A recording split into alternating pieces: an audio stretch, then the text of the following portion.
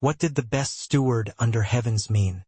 His orders were second to the emperor in court, and he was the supreme commander of the three armies. He was literally beneath the emperor and above the world. He was the epitome of power, a prime minister and marshal in one, albeit with the emperor standing above him still. With how the imperial reign was built on this authority alone, it was no different than capitulating the very ground that was holding his throne. Dugu Zhantian's eyes twitched, looking at the emperor with a dumb look. Zhuge Changfeng was doing the same, albeit with a casual glance. The geezer's plan is obvious. He wants to give Zhuo Fan a power even above that of the four pillars. As a prime minister, he had figured out the old schemer on the spot. The emperor wanted to balance the factions. His reign had been steady all these years because of Dugu Zhantian and me. But won't this trouble addict, who goes on withdrawal if he doesn't cause a mess once every 3 days, have all this power go to his head and blow everything sky high? Or maybe... Zhuge Changfeng squinted, scoffing inside. The old coot can't take it anymore. He wants to speed up the chaos by getting the monkey added incentive to do just that, and flip the board while he is at it. While Lung Wuchang tensed, his heart was resentful. He had already guessed what the emperor was up to, but that didn't mean he liked it. He was regent estate steward, the one famed across the whole empire as unwanted contriver. Yet for a neophyte to suddenly call himself best steward under heavens didn't sit quite right with him, to say the least. Though Zhuo Fan's deceit and shrewdness had him pensive, by right, that title should be his. Sunk into depression, Lung Wuchang took a deep breath, twice, to regain his cool. He looked at Zhuo Fan with jealousy and greed. Present the violet mantle. The emperor had spoken. A servant responded on point, presenting a plate with a purple cape and golden thread. The cape was unraveled, presenting a golden dragon with its 4 claws in the corners, while also a hint of a possible 5th claw, on a visibly empty pattern. The imperial family's robe was characterized by dragon claws. It was a symbol of their rank, authority, and power, for made one a prince, while 5 lifted him to be the son of heaven, an emperor. This cape was proof that Zhuo Fan was just shy of having the entire empire at his feet. Such controversy would never have stood, since it held a strong feeling of outrage and rebellion against the current court. Yet the emperor himself bestowed Zhuo Fan with this contradiction. It went on to show that along with the best steward under heavens, Zhuo Fan was truly beneath the emperor, in both name and power.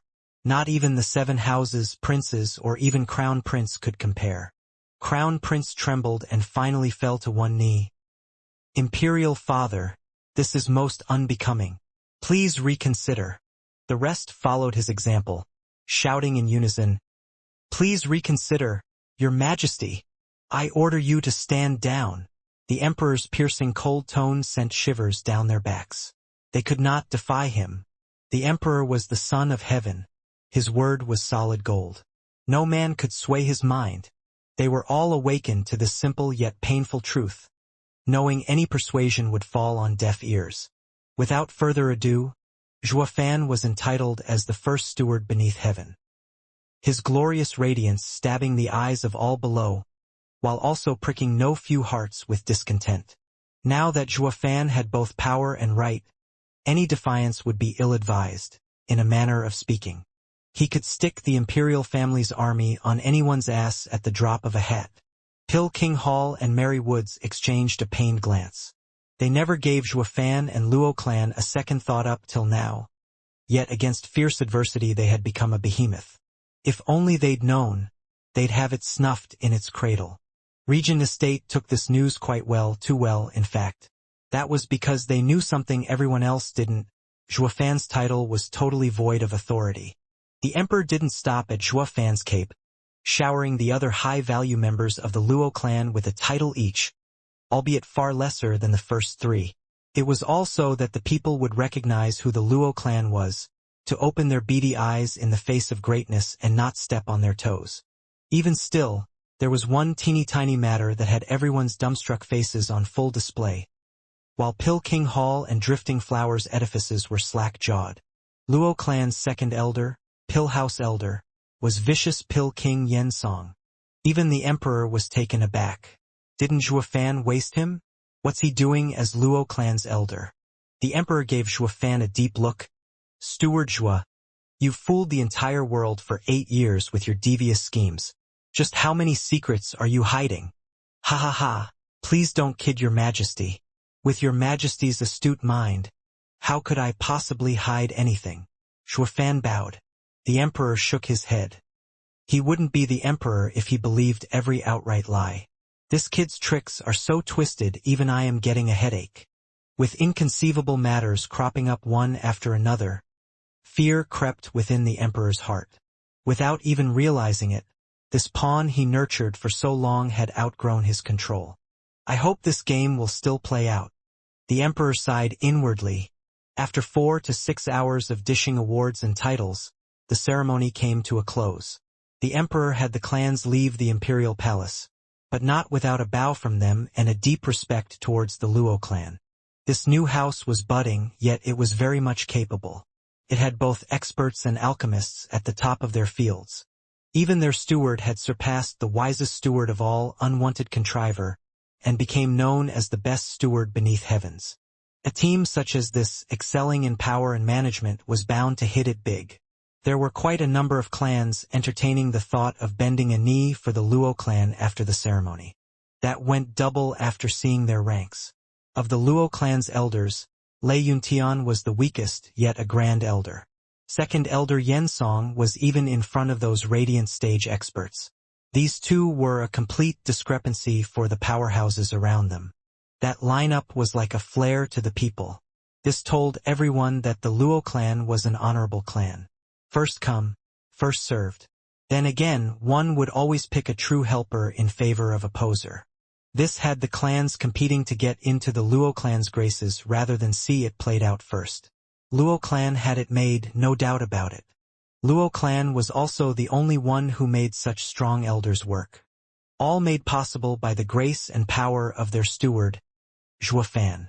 Was there anyone among the elders who dared show discontent for their positions? To another clan, such a huge discrepancy in power would have ended up in infightings. Didn't might always make right? Yet in the Luo clan that right was worth shit. Any and all that dared preach such an outdated philosophy were served a huge piece of humble pie on a silver platter. Zhuofan, walk with me. Zhuofan was leaving with the Luo clan when an aged voice called him.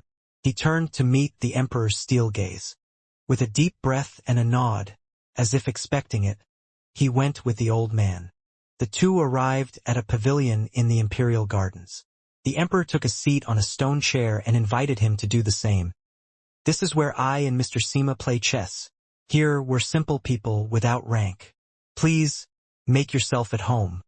With a raised eyebrow, Zhuofan plopped his butt on the chair, then took a casual bite out of a fruit he picked from the platter. He really was at home. The servant at the side almost blew a gasket. That was His Majesty's courtesy, not for you to take it literally. Not even Mr. Sima, being friends with His Majesty for ages, would be so crass. Not that the emperor cared, smiling as a grandpa did for his doted grandson. Zhuofan, I've heard so much about you, but this is our first meeting. The emperor smiled. Zhuofan just nodded. The emperor laughed. I first heard of you from my third son. He said that Luo clan has a clever steward helping them and that I needn't worry. Thus I supported this new clan. As for your ability, I never gave it a second thought. How strong can a third-rate broken-up clan's clever steward become? I mean, the scope was just so limited it was impossible for it to grow. Wouldn't you agree? The emperor chatted as he looked at Zhuofan with a smile. Zhuofan gave a curt nod again. Sure enough, before meeting face-to-face, all information was about the clan itself. How one's view changed depended on one's position. Since no clan had ever come out of a border town like Windgate City, what scope, what ambition could this one have? Even he would jump to the same conclusion given the chance. He'd have the same disinterest in Luo clan and himself upon hearing of them. It was this lack of vigilance that made people like him be the ones in control. Or if Hell Valley or any other house focused on his clan, death was certain, unable to grow into what it was today. There was no one to blame here. Hell Valley was not some fool to let the Luo clan slip through its fingers. It was Zhuo Fan's uncanny mind to come up with some of the most insane and mystifying plans. However, killing Yu Geeki in Blue Expanse City gave me quite a shock. With a deep breath, the Emperor looked to the heavens, a faint smile traced across his face. The only thing on my mind in those days was how could the third mind of Tianyu, Hell Valley's schemer, die at the hands of a nobody. It was then that I began to take notice of you. I reckon I was among the minority who held you in such high regard. Zhuo Fan secretly sighed. He planned to keep his head low back then, to build up his strength and avoid unwelcome scrutiny. But then Ninger showed up and the circumstances forced him to go all out. Then Hell Valley followed up with their kill order, harassing him on every step. Come to think of it, he wasn't all that level-headed as he believed, but a mindless savage charging through. But I liked the charge, so staunch, so invigorating. In reply to his thoughts, the Emperor patted his shoulder. You don't have to feel sorry, I understand. A patient man like you would never face such strong enemies so early. But as gold can't dull its radiance, or how a diamond can't hide among the sand, you too will meet with these events, whether you like it or not. Only your radiance is perhaps a bit too gaudy. Even I was almost blinded. Ha ha ha, the Emperor continued. After my poor heart calmed down at last, months later, you pulled another one. You wrecked Drifting Flower City and killed 3 house elders. That scared me. I wanted to build the Luo clan up to strike a balance.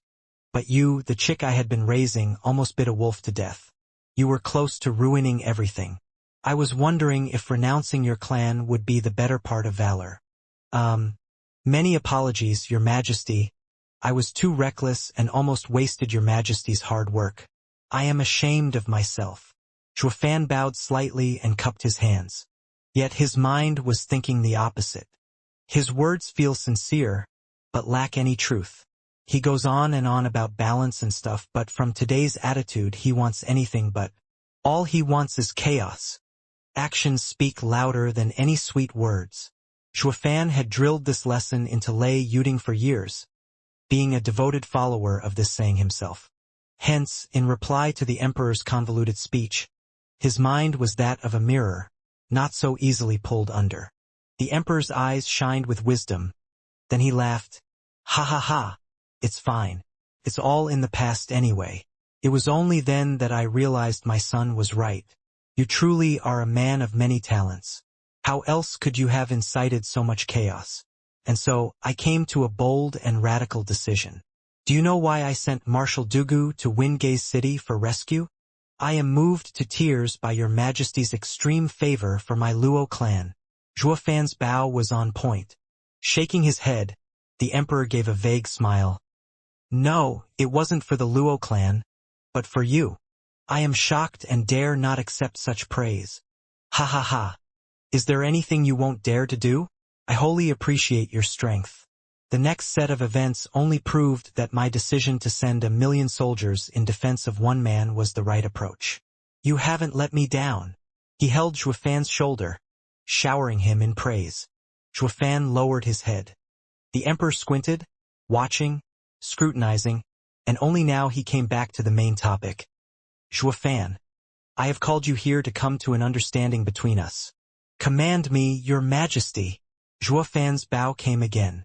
What do you think of becoming the Prime Minister? Shuddering, Zhuo Fan was stunned inside, but he put on a quizzical face.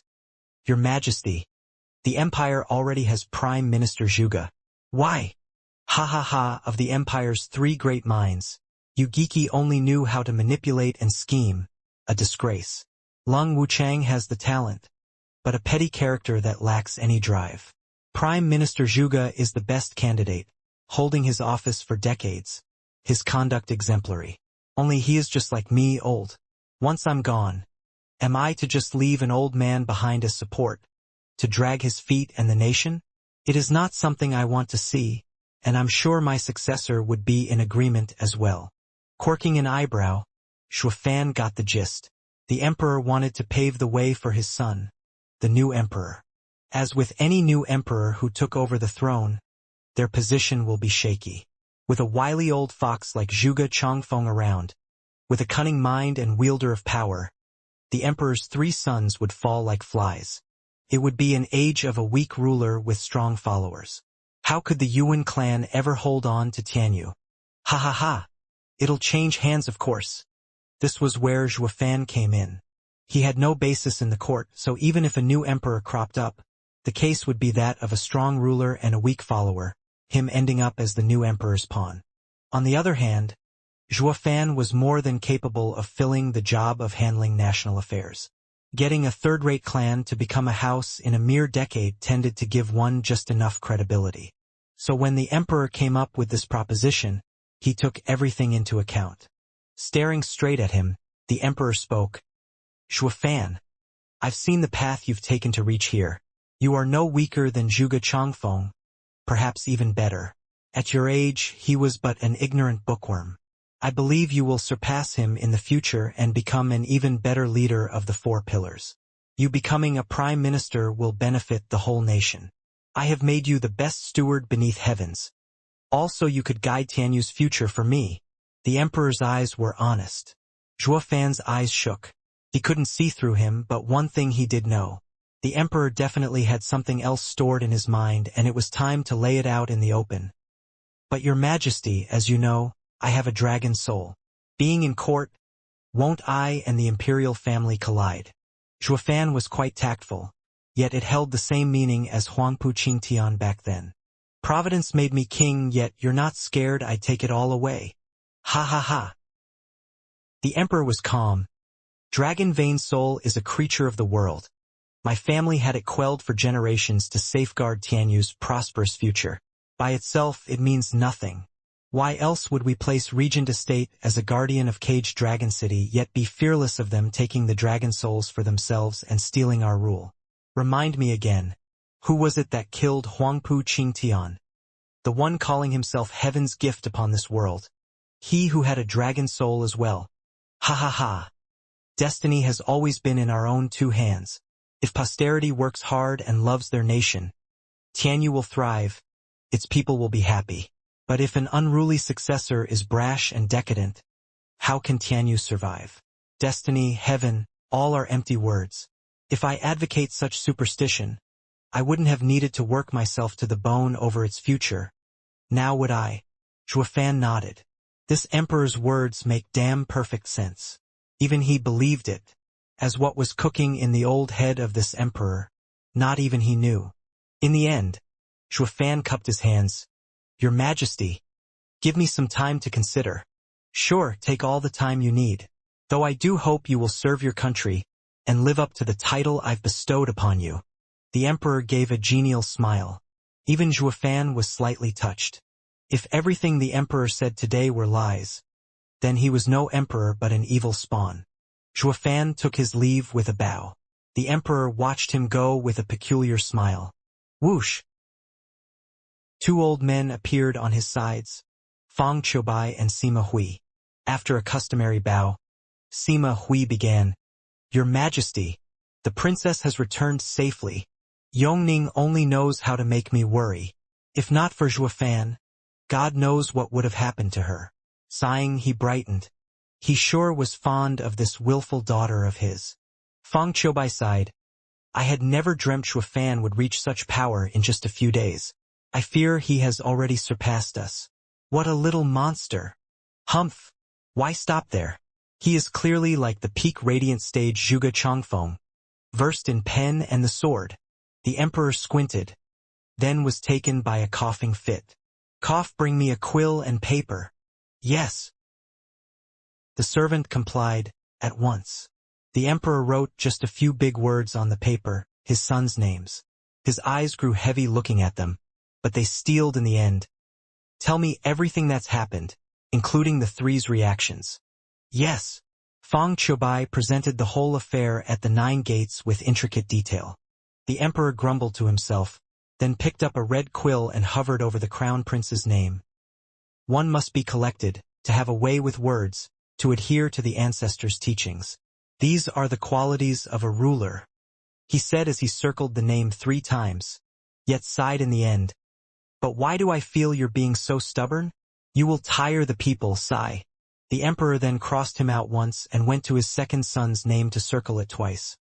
You are bold and benevolent, firm and ambitious, yet rude, rash and greedy. One day you will end up being used, humph. The emperor crossed him 3 times, his beard trembling in anger. He is not fit for power. Finally coming on to the 3rd name, he hesitated, yet only drew a question mark. Your Majesty, what? Fang Qiubai was stunned. The emperor spoke. I know you side with him, but my 3 sons need to be observed for longer, especially the 3rd. I fail to comprehend him, lest the road I've paved with so much sweat and blood will lead to the nation's collapse in the hands of a decadent successor, and I will never know rest. Sighing, the emperor grew sad. He hoped, no, wished there was one among his sons just half as shrewd as Zhuofan. He would then pass on his title in peace. Captain Pang, I am from the Jia clan of Westfall City. I've heard so much about the great Luo clan and wish to give my respects to the young regent. Please pass this message along. A youth in lavish clothes stood before a lofty gate as he made a deep bow to Pang Yi. He had just finished when a kick smacked his ass way out of bounds. A wretched man spat in contempt. Humph! Another third-rate clan comes out of the woodworks to latch onto the Luo clan? Not on my watch. The man switched to an amiable face on the spot as he presented a vial to Pang Yi. I hail from the Bai clan of Cold Edge City. I only wish to have the fortune of serving the Luo clan. Please send my kind regards. This is a 5th grade pill, Heaven Pill. It will assist you in entering the profound heaven stage. I'm sure you must find my meager goodwill laughable. Pa! Not before getting cut off with a resounding slap to the face, which sent him spinning 3 meters into the air with a swelling face. In his place was an upright and icy old man. Humph, Bai clan? Just some thieves under Hell Valley now wanting to get into the Regent of Prosperity's good graces. That's the same as letting a spy in. My humble self comes from Seashore City's Wang clan. I will never allow such a disgrace to foul my eyes. The old man walked forth aloof and self-important, flicking his sleeve and bearing only respect. I pledge my life to safeguard the Luo clan. I will make sure no bastard sets foot in. PFF. The old guy's act was cut short with a groan. He looked behind him to see a rough palm slam his chest. Captain Pang eyed him coldly, his smile wicked. Did I let you in? He put more force into his hand and threw the old guy a dozen meters. The old man crawled to his feet and started cursing. How can you resort to violence so easily? Attacking when you feel like it. I even helped you get rid of a spy. You mean that guy? Captain Pang mocked. What spy is he when we haven't even taken him in yet? The old guy was about to yap on, but the flood of people came from behind in waves. The crafty ones even kicked him for good measure, to lessen the competition. Damn geezer, don't take the high road with me for your own social climbing. Your Wang clan must really want to get in the Luo clan's graces to have come so early. Yeah, so stop blocking the way. We, the Fang clan, pledge ourselves as Luo clan's errand boys. We call dibs. Oh, Captain Pang, here is my clan's legacy, a 4th grade spiritual weapon. Please pass this message to the regent. Pay, you call that a gift? The Luo clan, head of the 8 noble houses, uses them for toothpicks. Captain Pang, I present to you a genuine and uncontested 6th grade heavenly treasure. I hope you could put in a few words for us to the young regent. In front of the huge building, people were coming from all around in droves, turning the entrance into a flea market. The plaque above the gate had Regent of Prosperity's compound, written on it in bright gold. It was the place that the emperor bestowed upon Luo Yunhai in the imperial capital. By the way, it was also his current address, with the Luo clan receiving the greatest honor in the ceremony. Not that the power it displayed while sitting on the head of the 7 houses had anything to with it. They were, by right, uplifted to the rank of the head of the 8 houses.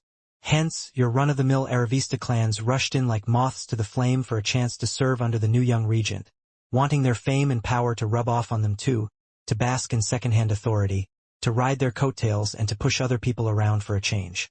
But with how a literal flood was at their gates and Zhuofan had yet to return, Luo Yunchang dropped the headache on Captain Pang to stem the waterworks.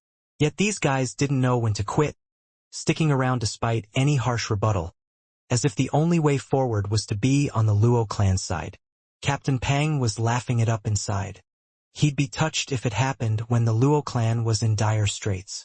But now, humph, they're nothing more than selfish pricks. This is... A bewildered voice announced Zhuofan's coming, guided here by an imperial servant. But the horde of people had him blank out for a second there. He got the drift the next second though. Sigh, the world is full of hypocrites.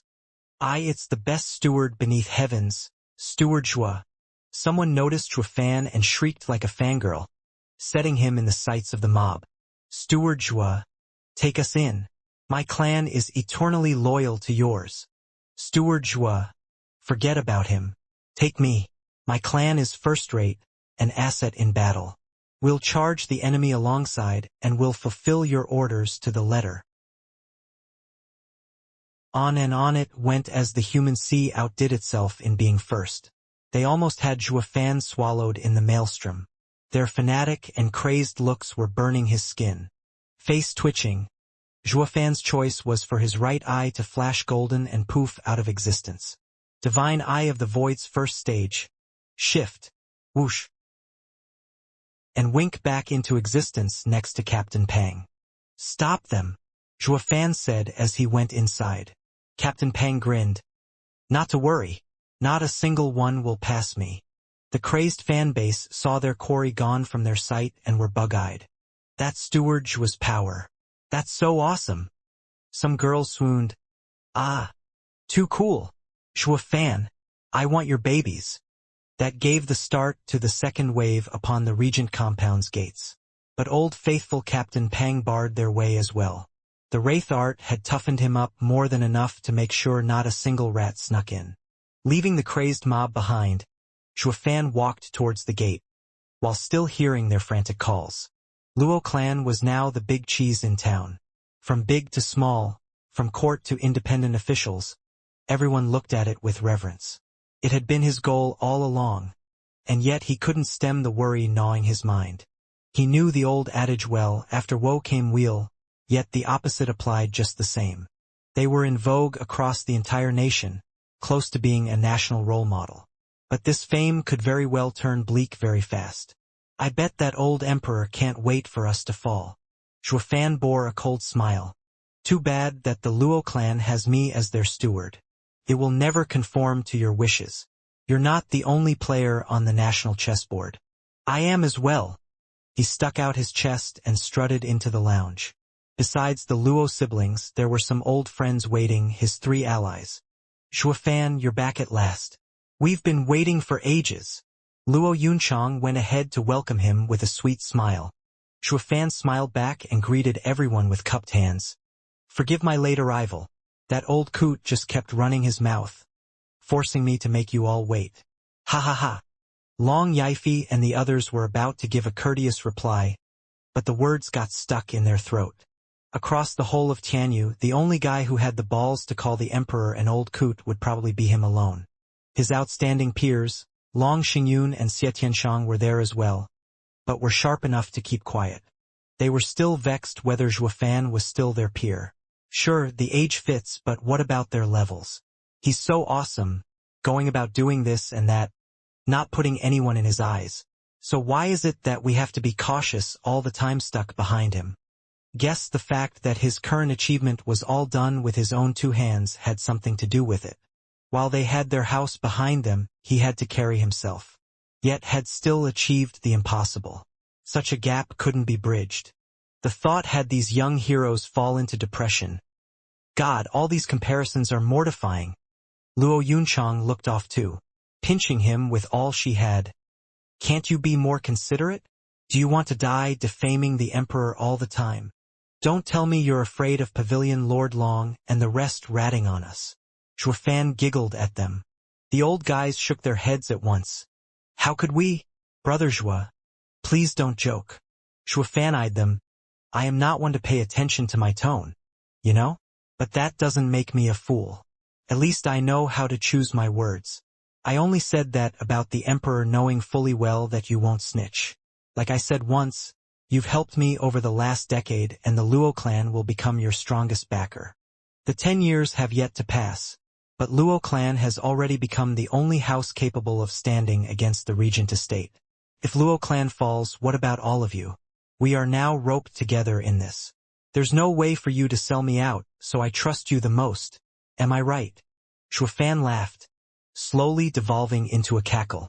All while the oldies bobbed their heads. They felt quite awkward before this new house. Now that Luo clan was far above them, with a whole future ahead of it, they felt insecure, thinking they'd be thrown away like dead weights.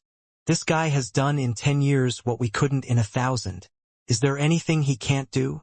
All the more reason that these veterans, instead of having the same guts they showed before Regent Estate, made double sure to weigh every word and gesture before letting it out. That went double for Zhuofan. It dawned on them that Zhuofan's ever self-important reaction, his kingly air, was on a whole another level than even Huangpu Tianyuan or Lang Wuchang. Reading them like a book, Zhuofan smiled. No need to be so tense. We're all old friends having gone through thick and thin. Luo clan will never forget that. Unlike Regent Estate, you can feel safe with us. We won't turn on you once we reach the top. Oh, how come I don't see Edifice Lord Chu? To ease the tense mood, Zhuofan switched topics. Yet this question had grandmother and the rest sputtering, trying to find the right answer.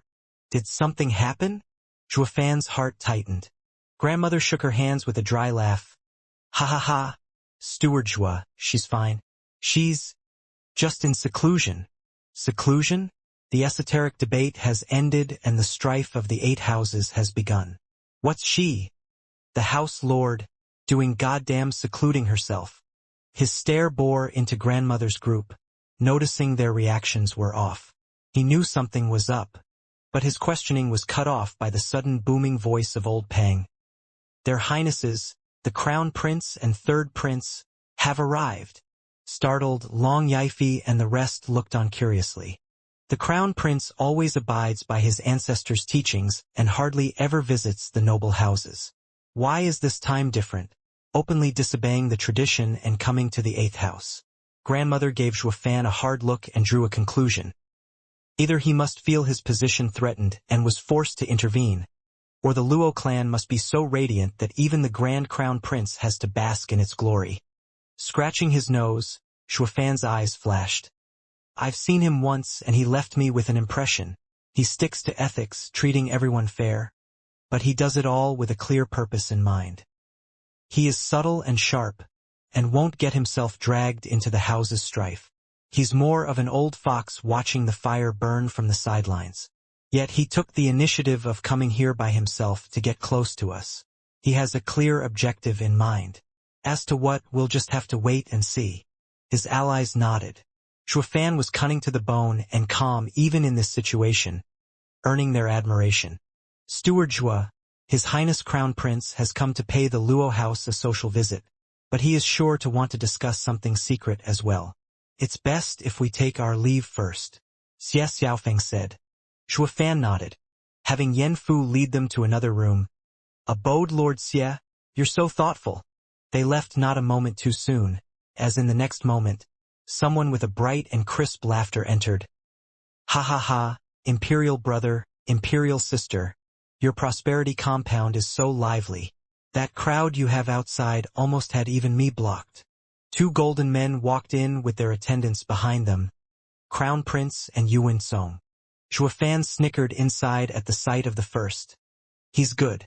The Emperor just made Luo House's siblings a regent and princess, and grabbing the excuse, he came out of the woodworks in an instant, thus making the 2 feel awkward about shooing him away, though they had no reservations about the second guy.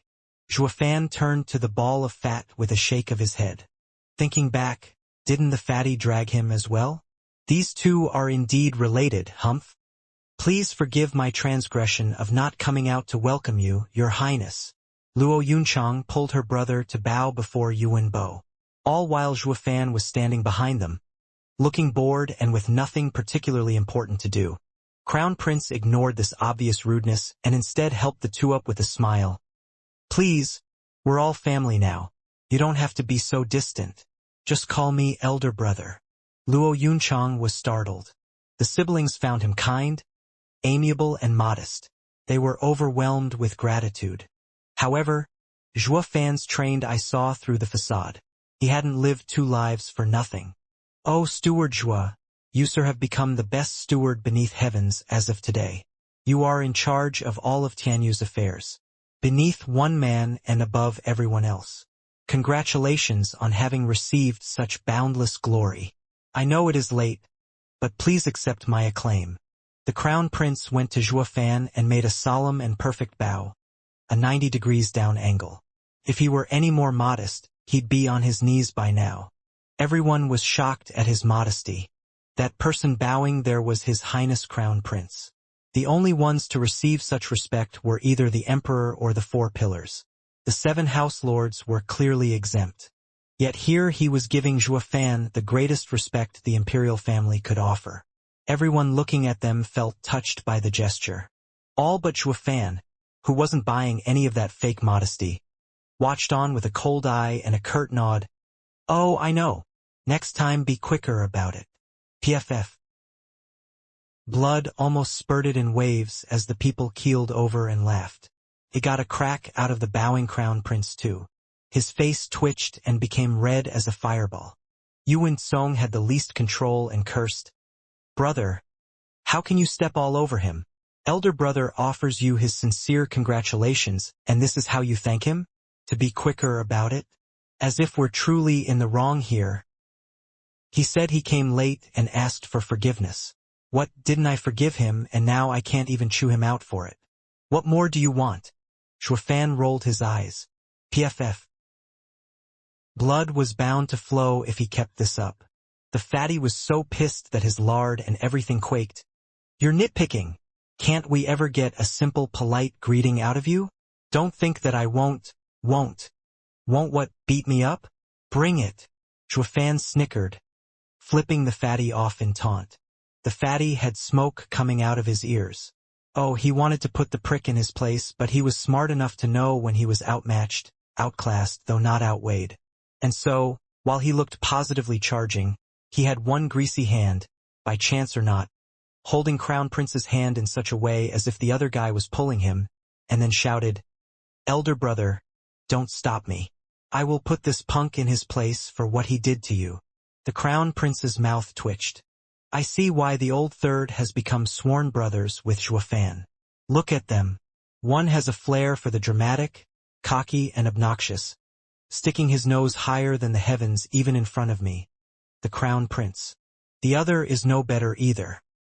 He's got no power yet still wants to play pretend, pulling me into his act while he's at it. These two are like 2 peas in a pod. A bromance made in heaven. Contrary to his thoughts, he knew Zhuo Fan had the power to match the attitude. His only choice was to make friends with the guy. Thus he laughed. Ha ha ha. Steward Zhuo is so fresh and reasonable. I truly admire you. Old third. That was my sincere apology, and what Steward Zhuo said was right. You can't interfere. Humph. Consider yourself lucky that the elder brother has let you off. Next time, humph. The fatty flicked his sleeve, speaking that line like second nature, all while being close to having a panic attack inside. Oh, mommy, I'm free at last.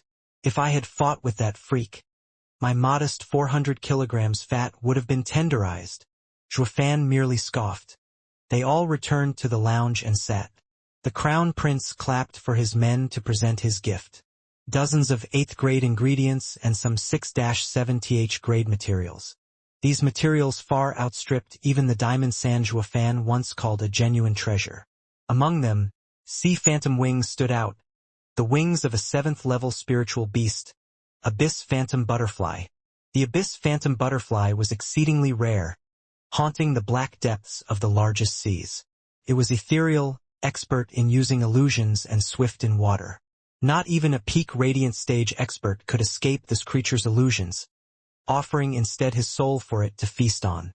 And these wings retained that special trait.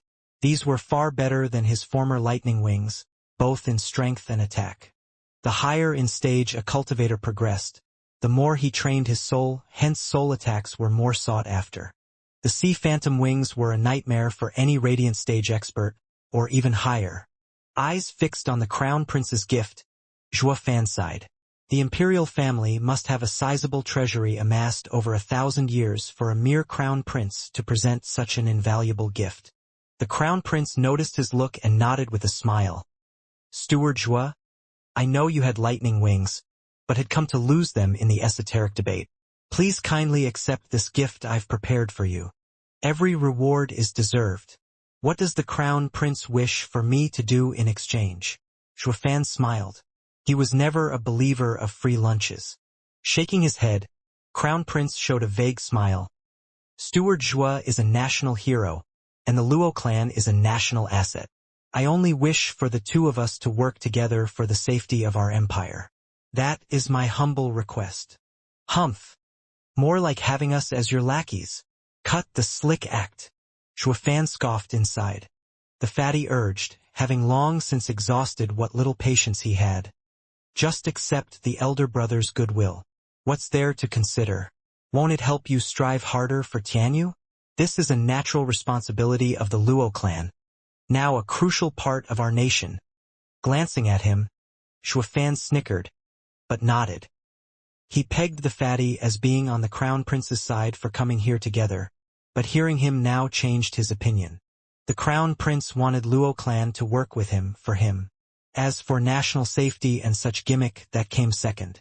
But the fatty's dumb act, played out in ignorance, changed its content, making Luo clan working for Tianyu and thus accepting the gift fully deserving.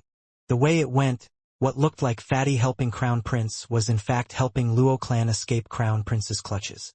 Striving for Tianyu and siding with the crown prince weren't semantics. Thus the crown prince's gift became a waste. The fatty was hiding himself. He is quite the shrewd guy. I wonder if the crown prince can read between the lines.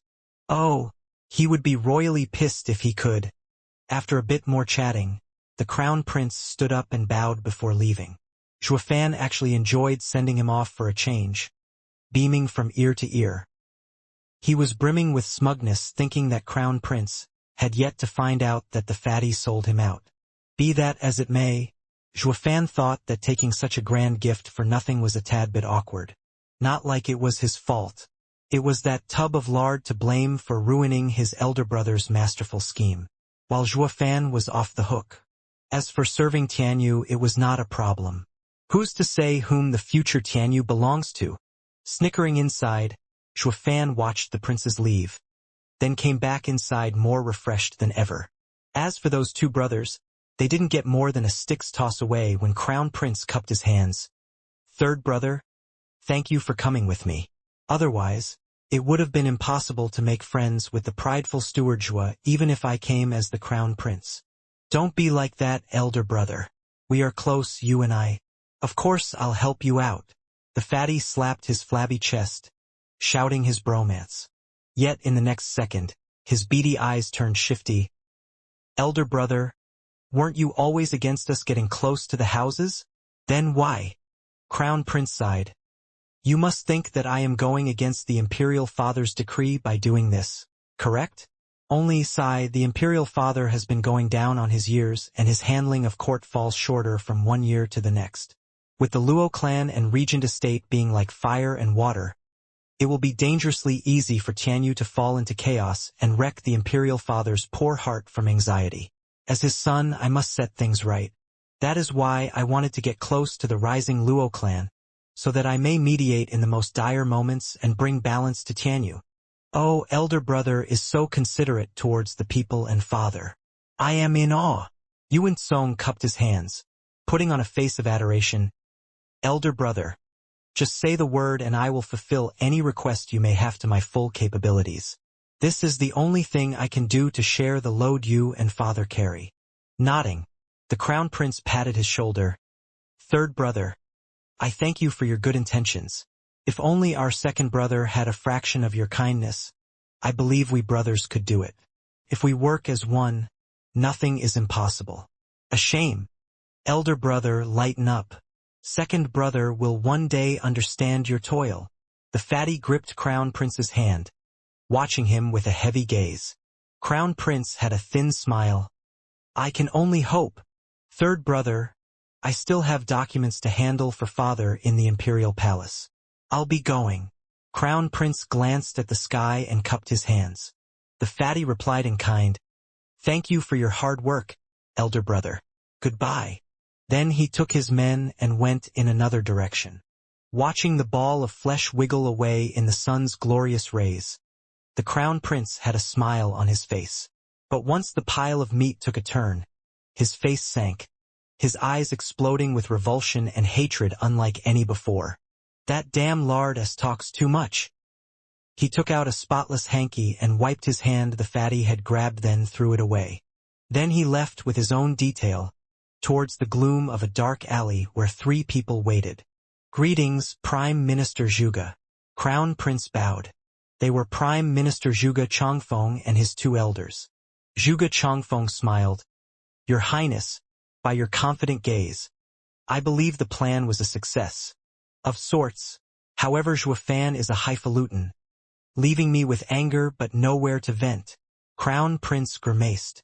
Zhuge Chongfeng laughed. Your Highness, please bear it. Zhuofan is a prideful youngster who has yet to experience true failure. Even Lung Wuchang suffered at his hands. His pride is warranted. This is just how people with talent are. But will this cocky man one day take your position and become Prime Minister? Crown Prince frowned in disbelief. Zhuge Chongfeng nodded. You heard it yourself, how the Emperor bestowed him the best steward beneath heaven's title. And what does that mean? Becoming Prime Minister. His Majesty is paving the way, a capable official for the new Emperor. Zhuofan may be unorthodox and crass in his methods, unlike me, but we are the same in one aspect. We are more than qualified to be the Prime Minister. I understand, Prime Minister Zhuge. Crown Prince nodded, but a dark cloud still loomed over his face. But I just can't stand Zhuofan's attitude. Just thinking how I'll tangle with him day after day once I'm crowned is infuriating. Zhuge Chongfeng had a look of ridicule for him. Your Highness need not worry about this for now. Perhaps you won't even get the chance. Crown Prince shook like a quiver as he cried. What are you implying? Nothing. Just a guess about His Majesty's thoughts. Ha ha ha. Zhuge Chongfeng's eyes flashed. Every ruler plays favorites, leaving to his successor the people he wants. This goes double for the officials. Some will be demoted, others promoted, all to win the people's hearts.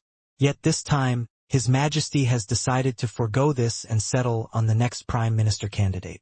Now, why do you think he did that? Crown Prince shook his head bewildered. Zhuge Chongfeng resumed with a hidden gaze of contempt.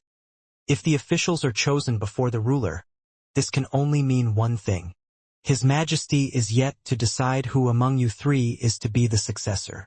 Put another way, anyone would do with Zhuofan at his side.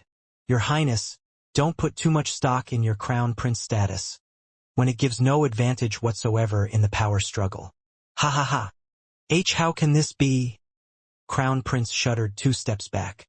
Now do you see why I suggested getting close to Zhuofan? The official decides the Emperor.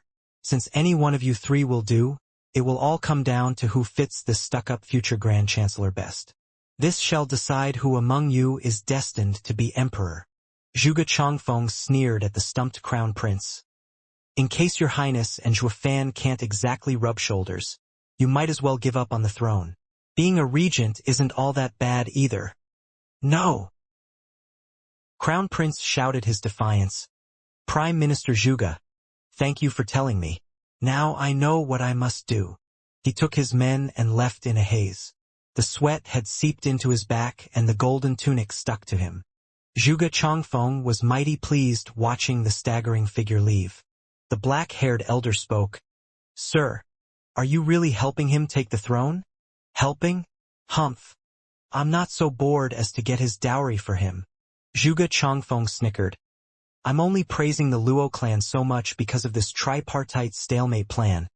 Have the tigers tear each other apart while he reaps the benefits. But does he think I'll just stand by and let him do that?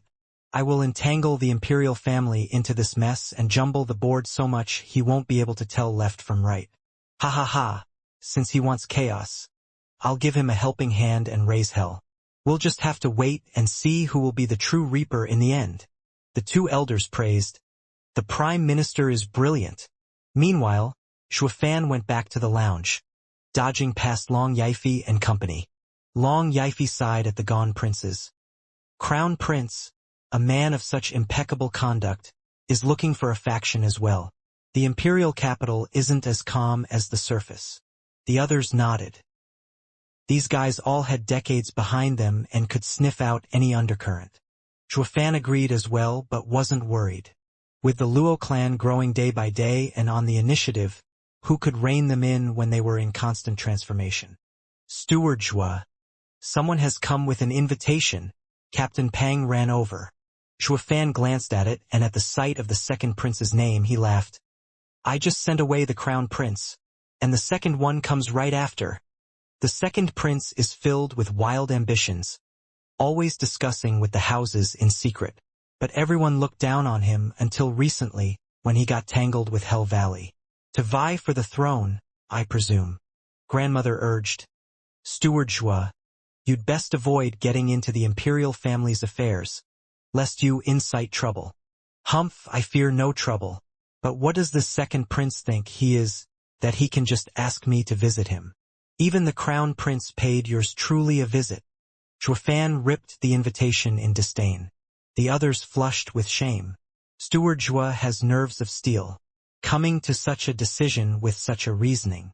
While they were weighing the pros and cons and how to ease up on refusing the guy, Shuafan, on his high horse as he always was, never failed to look the part of the egotistical boss. Oh! Checking the second invitation, Shuafan read, Perish, the third pillar, demigod Yun Xuanji. Narrowing his eyes, Shuafan pondered. Now that he thought about it, he had yet to pay this 1,000-year-old mystifying clan a visit. And here it was knocking on his door.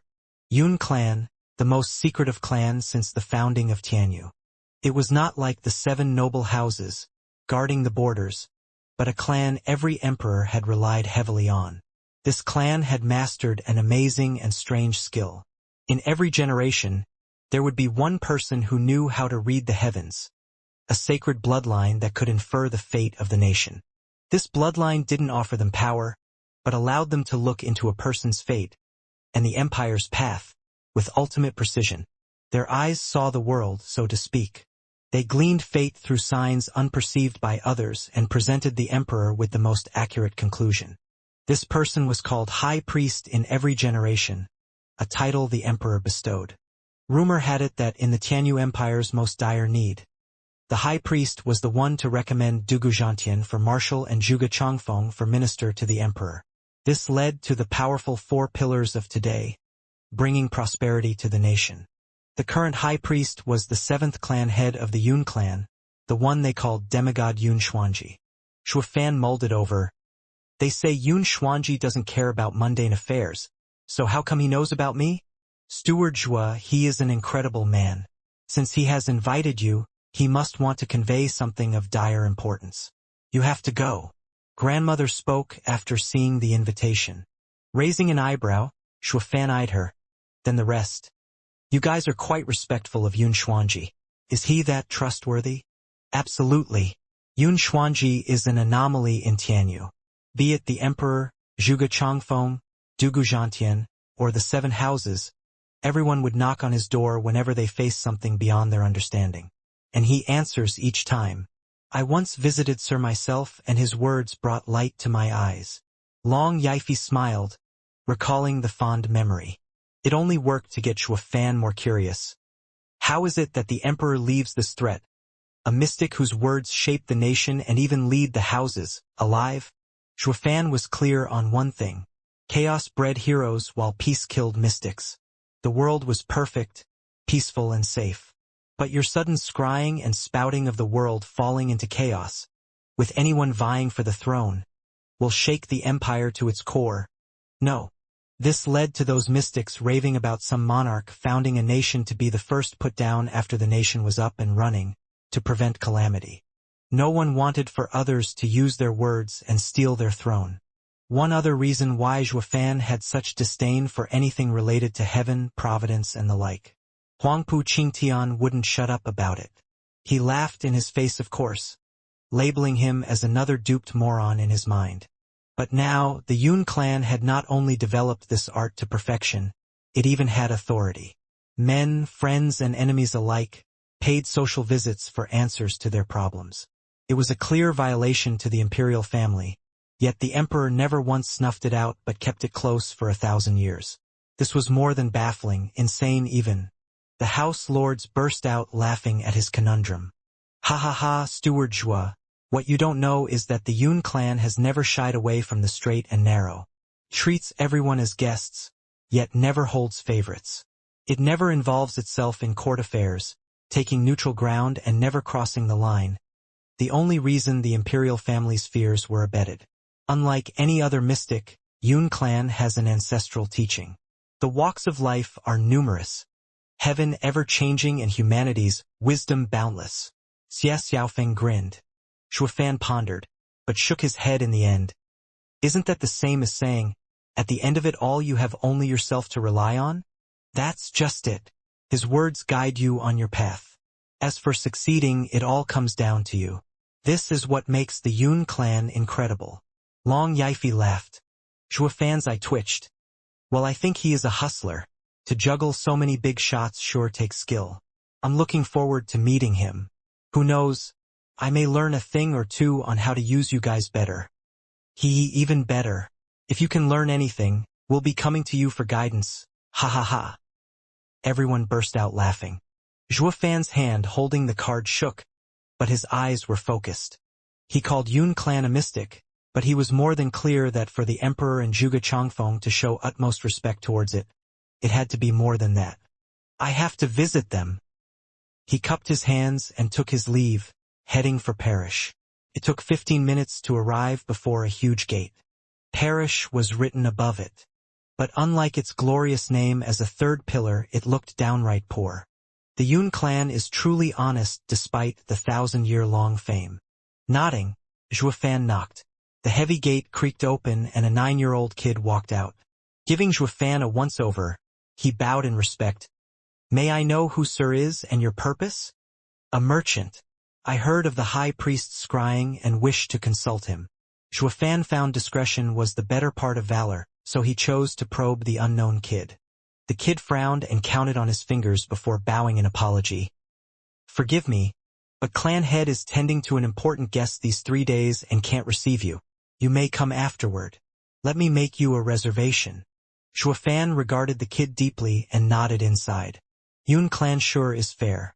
So lofty yet hearing the people's needs. Even their kid is polite. At the very least, it knows how to raise their clansmen.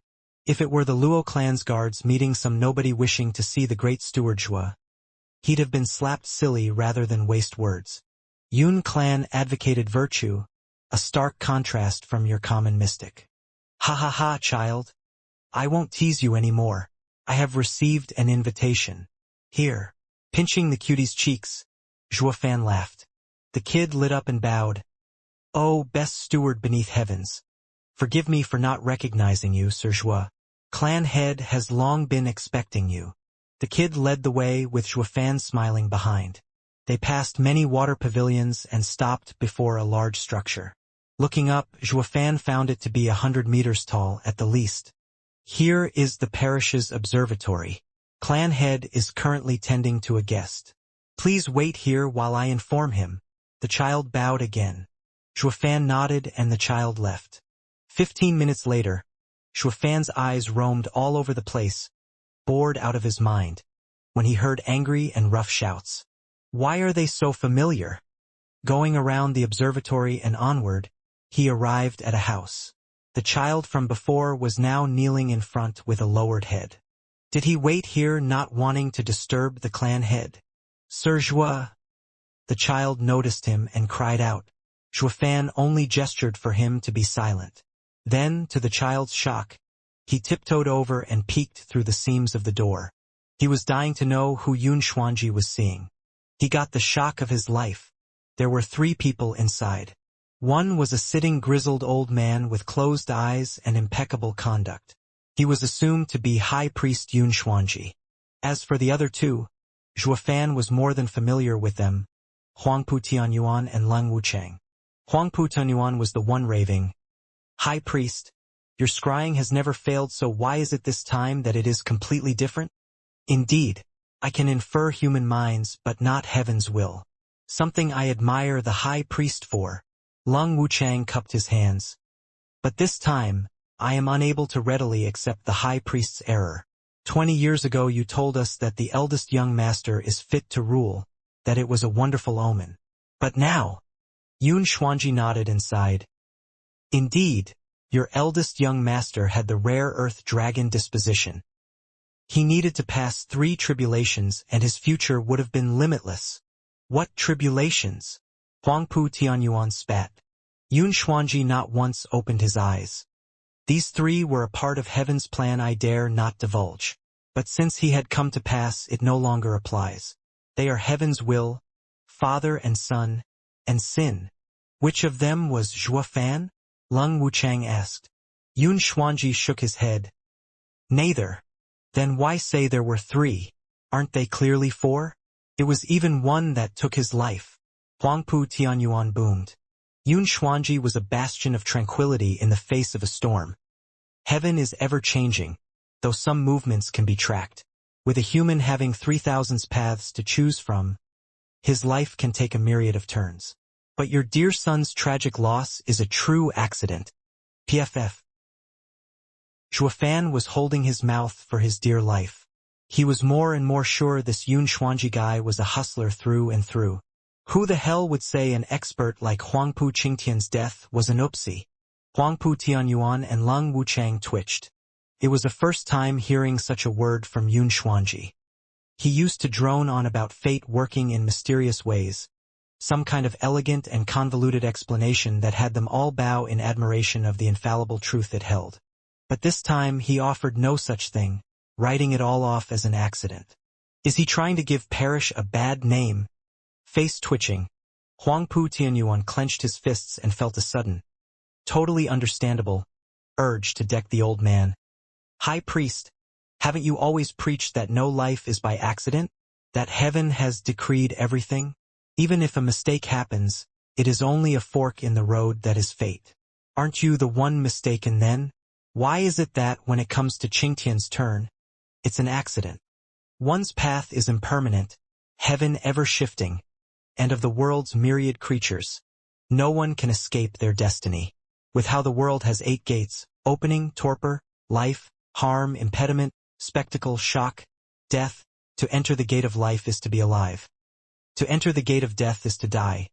To enter the gate of torpor is to lag in lethargy and be in a slur. To enter the gate of spectacle is to have a bright future. But in any case, it always revolves around taking one of the 8 gates, never outside them. Thus one can't escape their destiny." Yun Xuanji took a deep breath. After speaking of how mysteries had intricacies and intricacies had mysteries, he sighed. "However, as there are myriads of living beings, an anomaly is bound to appear. There comes a time when a singular man stands outside heaven's control." Huangpu Tianyuan's eyes twitched, clueless where he was going with this rant. Leng Wuchang, however, did get it. "You mean to say, Zhuofan isn't part of heaven's schedule?" Huangpu Tianyuan snapped his stunned eyes on Leng Wuchang. "What does that mean?" Yun Xuanji never elaborated, resuming after a long pregnant pause. "We shall stop here. I have spoken too much already. You are now on your own. Show yourselves out." "This coot's kicking his guests out." Huangpu Tianyuan choked, and a blazing fire scorched his heart. He really wanted to thrash this geezer. Not making a word of sense, and now he was giving them the boot? The two's minds went out of commission for a second there. Leng Wuchang was the first to act though, stopping his lord's assault on the defenseless old man and bowing. "Thank you, High Priest, for your counsel. I understand fully, and we shall now take our leave. We shall come again another time." "Hey, Sir Leng, understand what? I didn't get anything out of that rant," Huangpu Tianyuan roared. Leng Wuchang waved. "Estate Lord, let's go." The high priest has already given us clear advice. Zhuofan is an anomaly, neither friend nor foe. He has nothing to do with us. You're calling all that nothing? He has killed so many of our people. And you want to just forget about revenge. Huangpu Tianyuan watched Lung Wuchang in shock. Why is Sir Lung speaking in riddles like this coot? Lung Wuchang merely pulled him outside. Estate Lord, I will explain everything when we get back.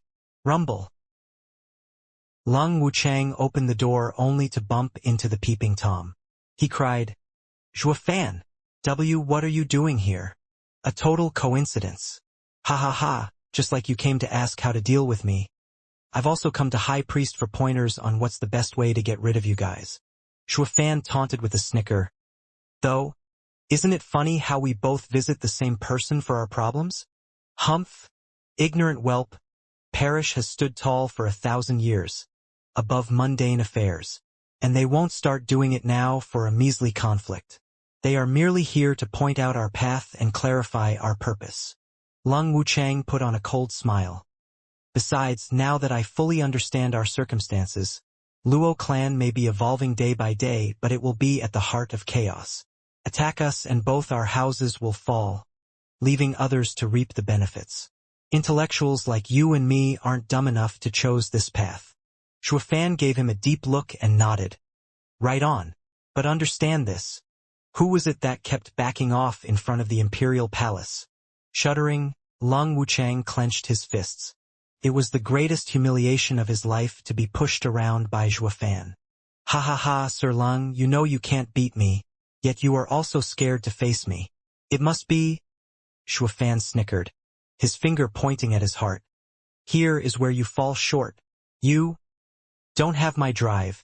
Just a mere counselor unable to achieve anything noteworthy. Ha ha ha. The mockery was jarring to Lung Wuchang's ears. His eyes bloodshot, his fingers digging into his palms, unable to hold himself back from trembling. It was a naked taunt and scorn, but all he could do was bear with it. They couldn't face Zhuofan as he was too strong. Besides the fact that he was now one of the big players in the grand scheme of things.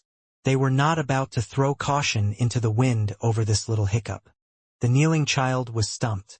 Living his whole life in the parish, all he had ever met were respectful and courteous people, even if hypocritical.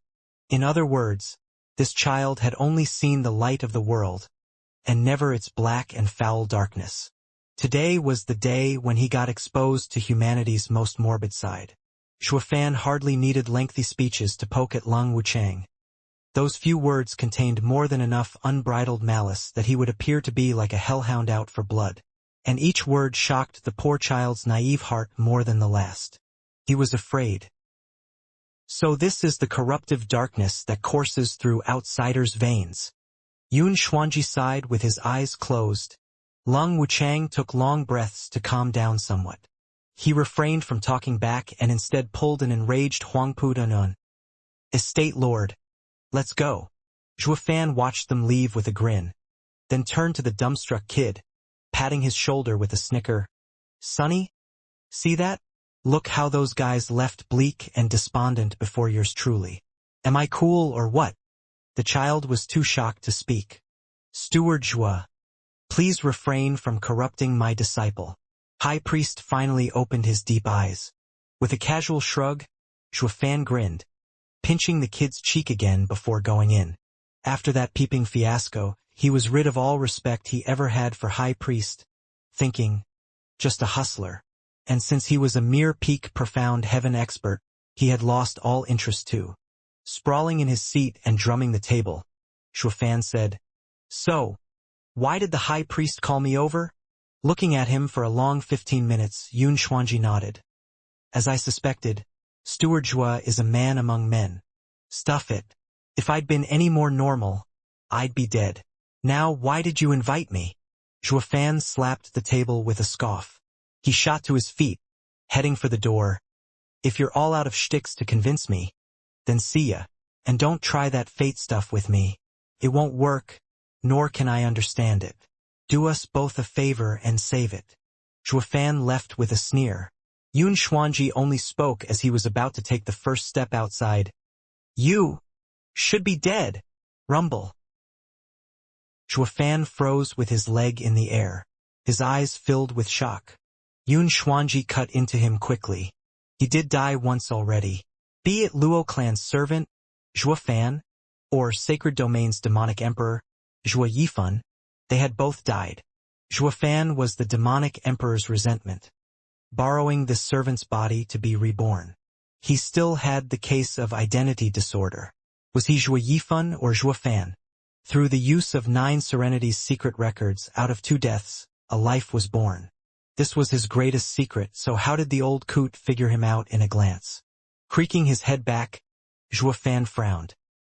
He now noticed the abyss in the old man's eyes hiding a faint flicker of light, like the night's furthest star.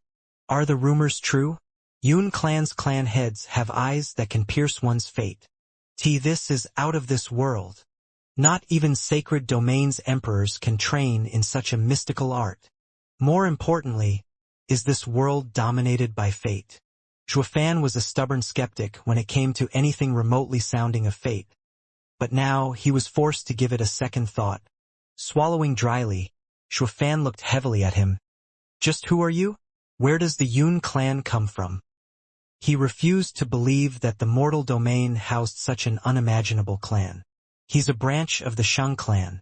He has to be. Yun Xuanji had a puzzled look. Steward Zhuo, what are you saying? Yun clan has always lived in seclusion, being weak at fighting. At the founding of Tianyu we were asked to come out of obscurity and have been treated as its parish ever since. To answer your question of where we come from, I can only reply with Tianyu. Zhuofan was thrown in a loop now. Can a clan of such incredible skill have such bland origins? Or have they lived for so long that they forgot about their own history? Zhuofan had a faint smile on and shamelessly plopped back in his seat.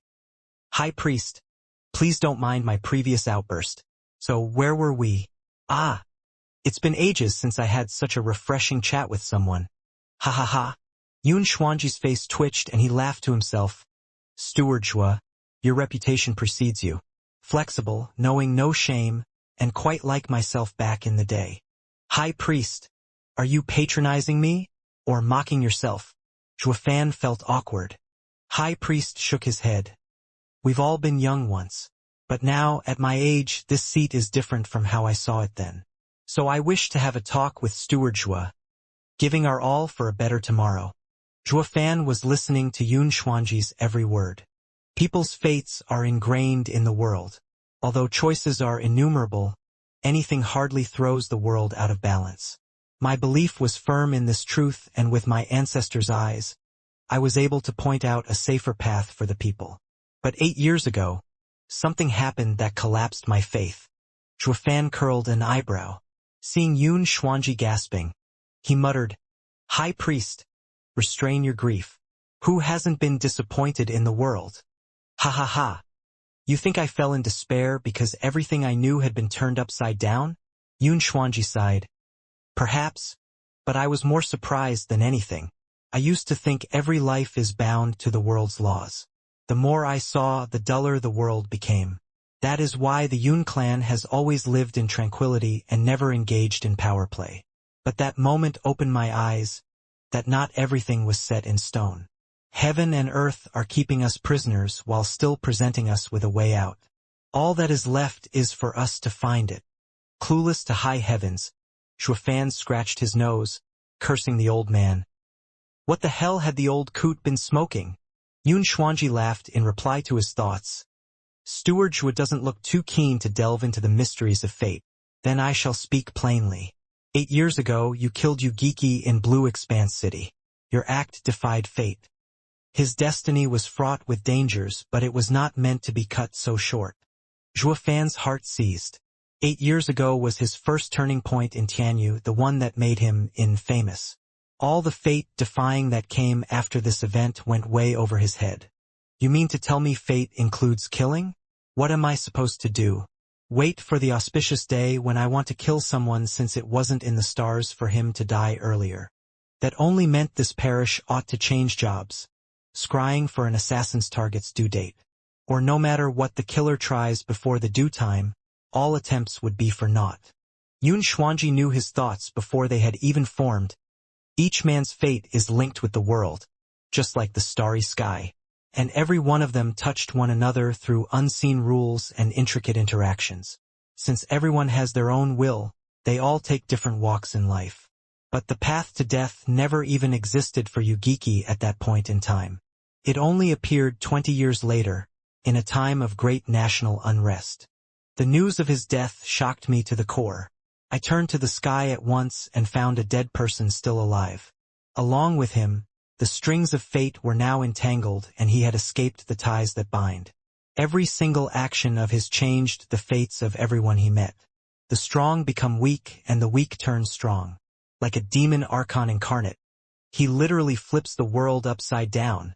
High priest, you don't mean me when you mention demon archon, right? Shuafan pointed at his nose, blinking his big puppy eyes. Yun Xuanji smiled. What do you think? Ha ha ha, you know better than anyone.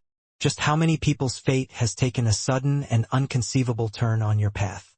Luo clan, a washed-up third-rate clan, is experiencing a complete rebirth as the head of the 8 noble houses. If not because of you killing Yugiki, Blue Expanse City's Shui clan would have never served under Sword Marquis's abode. Their third mislife would have run its sordid course. Drifting Flowers Edifices was destined to be Regent Estate's first victim in their house unification plan, greatly bolstering their power, all leading up to a huge civil war. All it took was one particular man, and Drifting Flowers Edifices made a comeback from the brink of death. Regent Estate's plans were thwarted, and on it goes. Need I say more? All of this sounds like fate's plan to me. Maybe I'm just Regent Estate's nemesis, the one to turn all of it around. Shuafan stuck out his nose as he spoke with sophistry. Yun Xuanji nodded with a smile. Perhaps, but my eyes still fail to see any trace of fate around you. As if you are walking between two worlds, having long since shed the shackles of destiny. Heart tense, Shuafan may speak tough, but he was already starting to believe it on the mushy inside. Although he was allergic to this bullshit called fate, this old coot was right about one thing. He truly was walking between worlds, that of the living and the dead. An ethereal stage losing his body could live on by possessing others with his soul. But that was no true rebirth, since he didn't die to begin with. While demonic Emperor Zhui Yifan had his soul pulverized, annihilated. Luo clan's servant, Zhuofan, of meager cultivation, was also struck down. Yet through the mysteries of the 9 Serenities' secret records, life was born anew from these two strangers housing one body. A life walking the thin line between the living and the dead, yet above the laws of this world.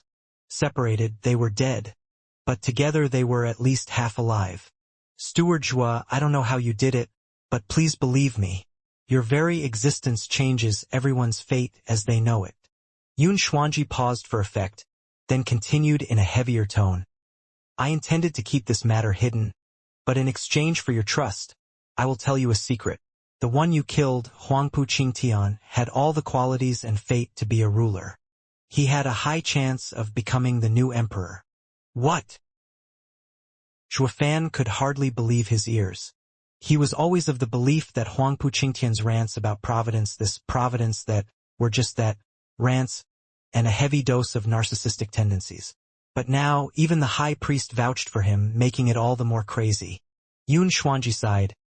I had seen into Huangpu Qingtian's fate, and a single glance told me that he had the disposition of an earth dragon. A prime candidate to be a king on this earth.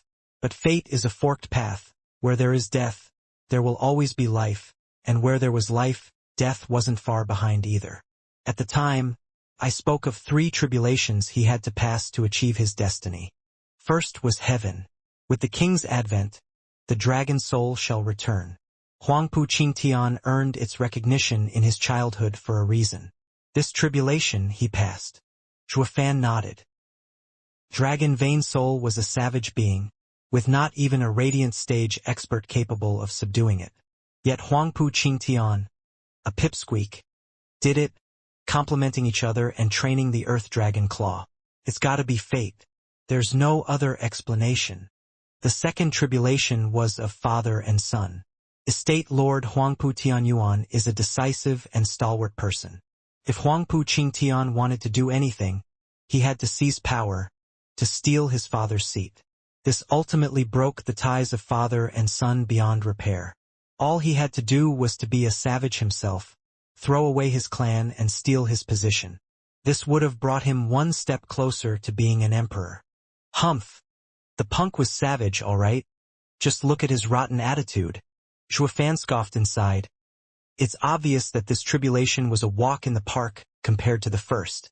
The final tribulation, the most crucial one, was sin. Huangpu Qingtian is a tyrant in character and actions. With everyone considered dirt, his sins weigh heavy on his shoulders.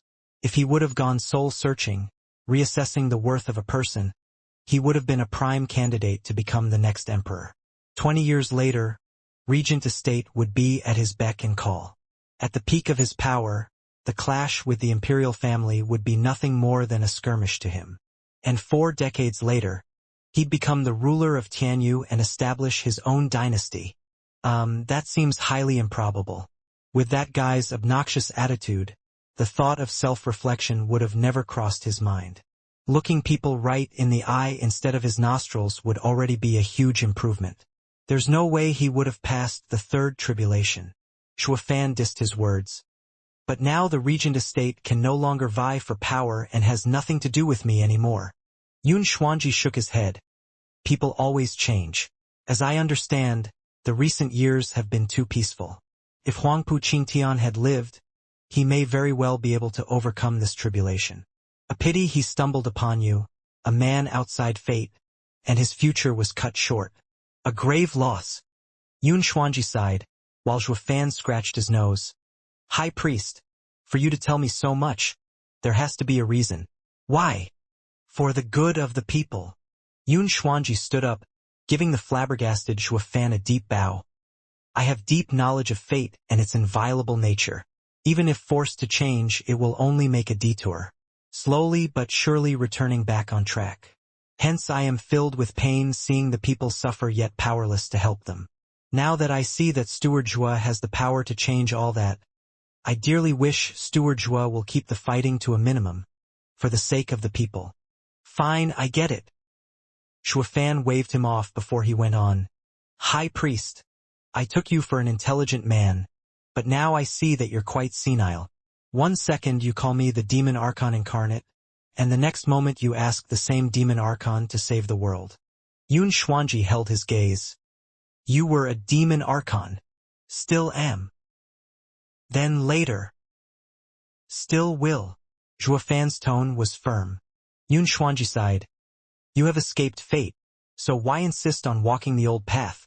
I do not know who you are, but looking at your past exploits that got you here, they're not at all the actions of an ignorant child, but those of an expert reborn. Going from there, a reborn expert must have faced true death once. But have you ever taken a moment to consider that this rebirth, and having escaped fate, is all about rediscovering yourself? Zhuo Fan shook from head to toe. Not only had he guessed Zhuo Fan's origins, but the heart of this old demonic cultivator. Rediscover. In less than 10 years, unlike his past life which was focused solely on cultivating in the sacred domain, he had met countless people, gotten in touch with all kinds of feelings he never knew existed that had given him a whole new look on life. These were all events he had never experienced before. Maybe this life was heaven's way of elevating his state of mind through countless events for the next time he became a demon emperor. That truth freed him of worry and brought peace. His death as demonic emperor may very well be a blessing in disguise. What's in it for me? Zhuo Fan was back to showing his trademark evil smile. He may have accepted Yun Xuanji's proposal, but on the inside he was still rotten. Yun Xuanji smiled after persuading Zhuo Fan's rebuttal into a half-agreement. As for the price, he had that covered. Steward Zhuo, changing fate benefits the nation. It is the highest form of good you can do. From now on, my clan will follow Steward Zhuo to the ends of the earth. Going against heaven's plan is the way for the future. We'll do anything to prevent Steward Zhuo from burning the world and ruining the lives of innocents. Zhuo Fan's face lit up. His heart tickled pink. The third pillar, perish, would answer to him alone. It was the best kind of help, with High Priest Yun Xuanji known to all as demigod. He could peer into heaven's plan, yet not through Zhoufan. Regardless, this way he would have accurate information regarding those sneaky devils that wanted to stab him in the back while he was assaulted by beasts from the front. Caught in his reverie, Yun Xuanji was the one to wake him. Steward Zhua, my clan has always been neutral, but for the sake of people I will make an exception just this once. Last night, I peered into the sky and found the Luo clan to be on a constant rise. The only ones strong enough to crush its advance are 4 powers. Care to elaborate? Zhoufan raised an eyebrow. Regent Estate, the Earth Dragon, Imperial Family, the Crouching Dragon, the Empire's Prime Minister, Zhuge Changfeng, the Hidden Dragon, and Yun Xuanji squinted and sighed, having reached this point and gestured to the north. My greatest worry and greatest menace upon the people, Chuanrong Empire, the vile dragon. Eyes squinting, Zhoufan cried. The same Chuanrong Empire that the imperial capital's factions have beaten down thousands of miles away from here? What do they have to do with us? Don't tell me they'll take this chance to attack? That still doesn't involve the Luo clan. That will be right up Dugu Zhantian's alley. I am unclear since I am not part of the court meetings and do not understand politics shrouded in cloak and dagger. I only read the night sky, and these 4 are the ones most likely to level the Luo clan. Yun Xuanji sighed. Wheels turning for a while, Zhoufan's eyes had a lost gaze in them, not seeing the connection. If I take Yun Xuanji's word for it, whose side is Chuanrong on then? Zhoufan's mind jumped back to the esoteric debate, thinking of the time in Beast King Mountain and the good days he spent with that foreign lass. He found her a little bit queer. Is someone within our empire spying for the Chuanrong Empire? How else do you explain another country's interference in times of Tianyu's civil war? He then turned to the first 3 factions. They all had the minimum power to cooperate with each other, and this had him grow extra cautious. I was too naive to focus only on the first 3 factions. Each of them is despicable and vile enough to pull outsiders into this country's problems. God damn it, are they that thick in the head to not understand the simple truth of keeping it in the family? First he cursed them and then rejoiced. He thanked his lucky stars that he came by Yun Xuanji today and found out about this important info, or this ace would have remained hidden until it would sting him hard. With a rushed bow he spoke. Thank you, Elder Yu, for your wisdom. I will make arrangements at once. I am not about to let outsiders encroach our lands and put our people in peril. Ha ha ha. For Steward Zhua to realize this truth, I am more than gratified. But before you go, I have a gift for you. Chuckling, Yun Xuanji turned to the kneeling child outside the door. Xiao Dongzi, go bring Shuanger. Right away. The child left. Zhuofan put on a puzzled look for the high priest. What treasure is he giving me? But all he could read from the old guy's vague smile was nothing. Moments later, the child came back with a brisk ringing of bells and a fragrance that assaulted Zhuofan's nose. It soothed his mind and cleared his heart. And then he heard the sweetest voice. Grandfather, you called? Zhuofan flicked his head back to meet the clearest eyes and fairest skin, sending Zhuofan down memory lane. Ninger. They were not, in fact, similar at all. She was prettier than Xianxia by a long shot, but Zhuofan found one trait identical. Both of them had that innocent vibe, like the highest snow on the tallest peak, unmarred by decadence and evil plaguing this world. Shuanger, come. Yun Xuanji had a cooing tone as he gestured her over. She is my granddaughter, Yun Xuang. Zhuofan made a curt nod and a silly smile found its way on his face. He felt too similar to when Xianxia was around, and for no particular reason he became chipper. Hi. I am Luo Clan's steward, Zhuofan. Hello. Yun Xuang smiled back and bowed, shaking the little bell on her wrist. Yun Xuanji approved, then dropped the bomb. Steward Zhua, Shuanger will be your servant, tending to all your needs. What? Zhuofan and Yun Xuang's eyes were about to pop out. Grandfather.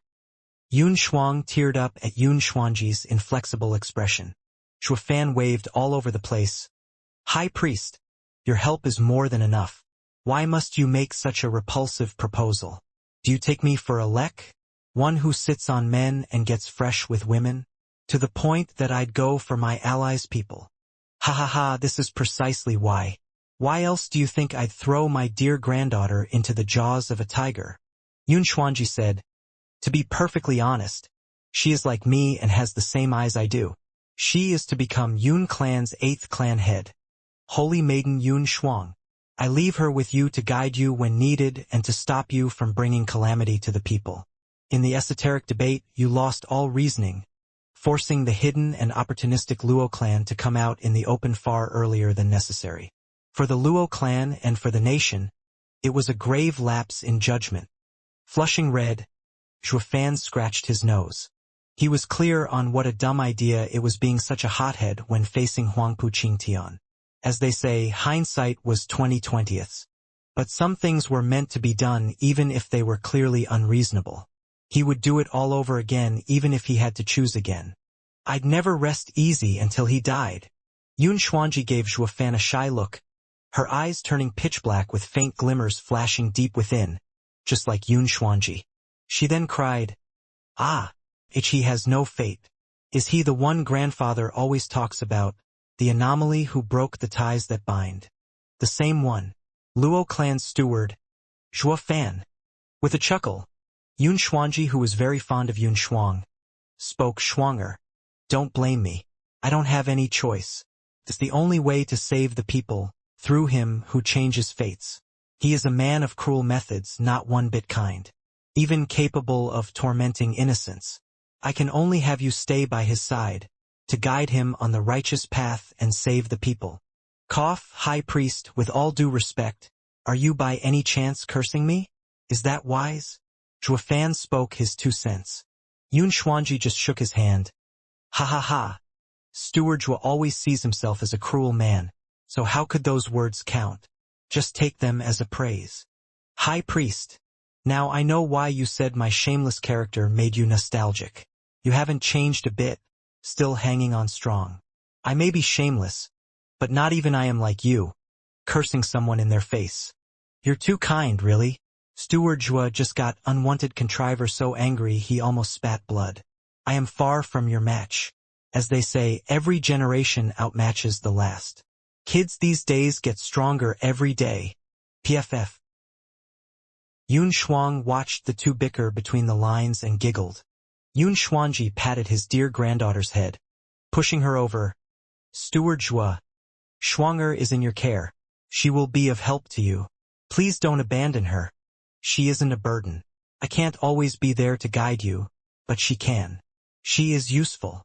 Quirking an eyebrow, Zhuofan felt that the old man was hinting at something while emphasizing her ability, but nodded anyway. The coot is right about one thing.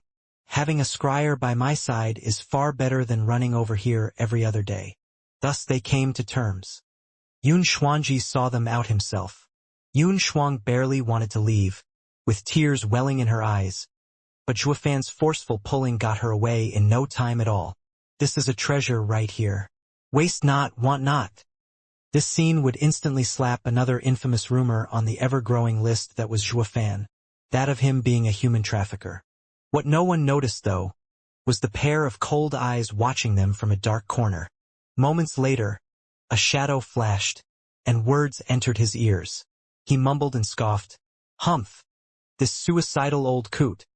Neutral for a century, and now he decides to make an exception."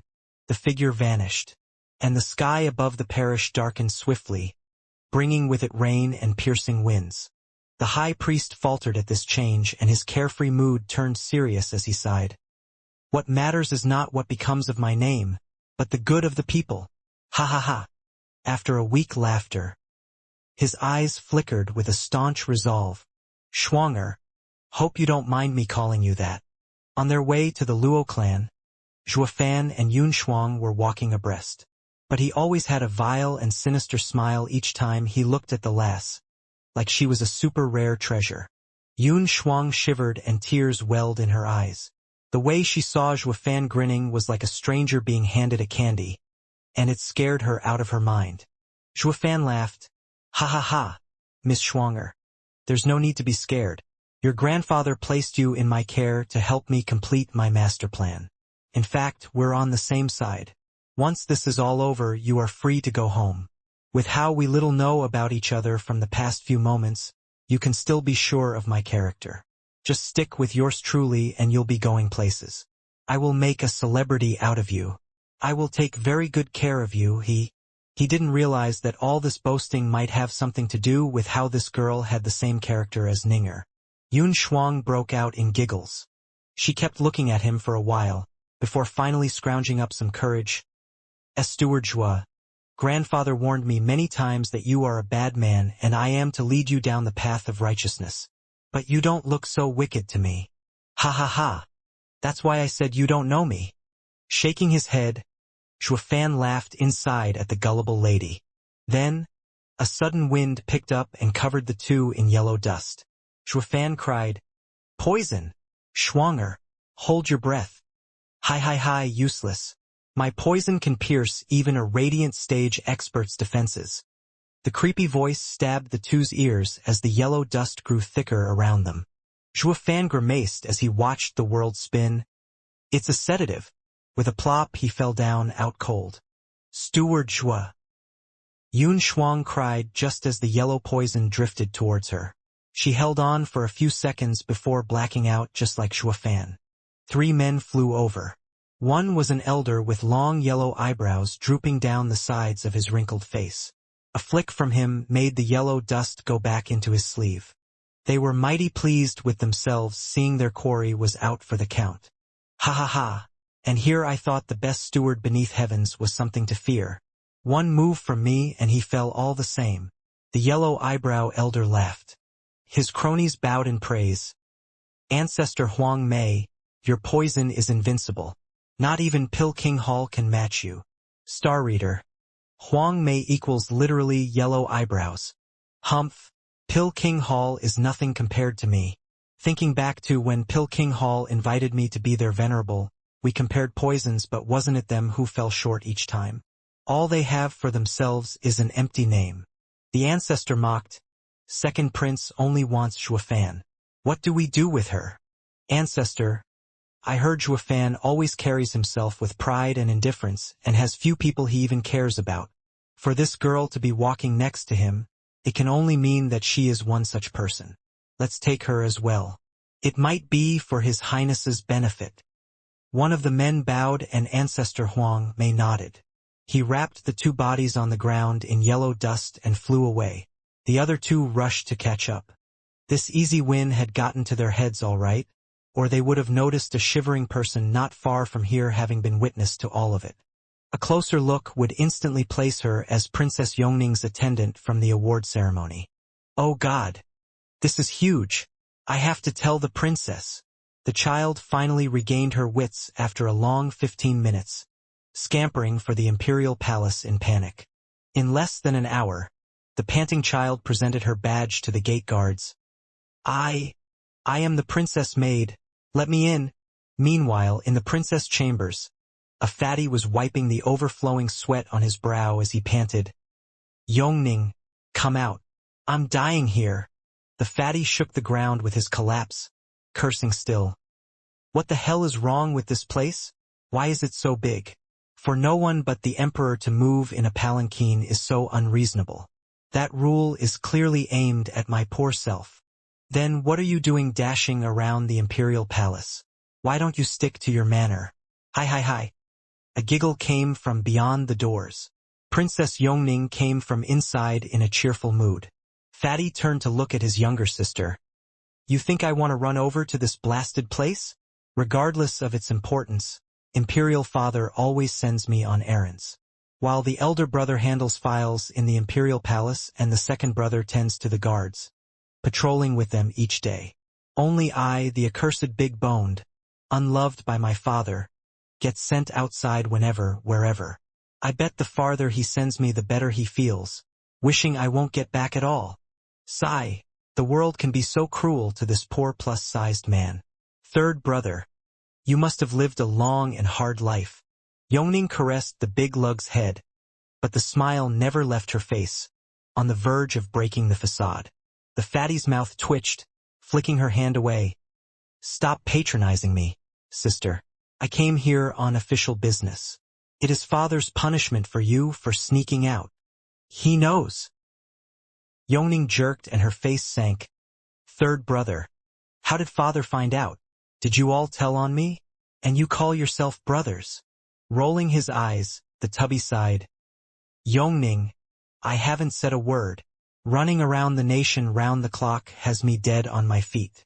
I don't even have time for anything else, much less report you. As for the elder brother, he's toiling hard as well. Pushing papers all day every day. When would he get the time off to tell on you? To say nothing of the second brother. You saw him growing up, how his only drive is elder brother. He's not so bored as to give you trouble. Then who told him my secret? Princess Yongning frowned. If I ever get my hands on that person, I'll tear them to pieces. Fatty was watching her in a daze, then shook his head. Yongning, you're no angel either. Even if we didn't know a thing, he'd still hear about it. Father is the emperor with countless spies under him. Aren't you a bit delusional thinking you can hide your actions in the imperial capital? You're right. Thanks to your reminder, now I know it must be those rumored shadow guards. Creeping about like ghosts, some clingy maggots and pestering pests. Am I right? Yongning clapped and vowed. They're the ones. Who else could have known I sneaked out? The fatty gasped, then put on a bitter smile. Yongning, are you sure you aren't playing with half a deck?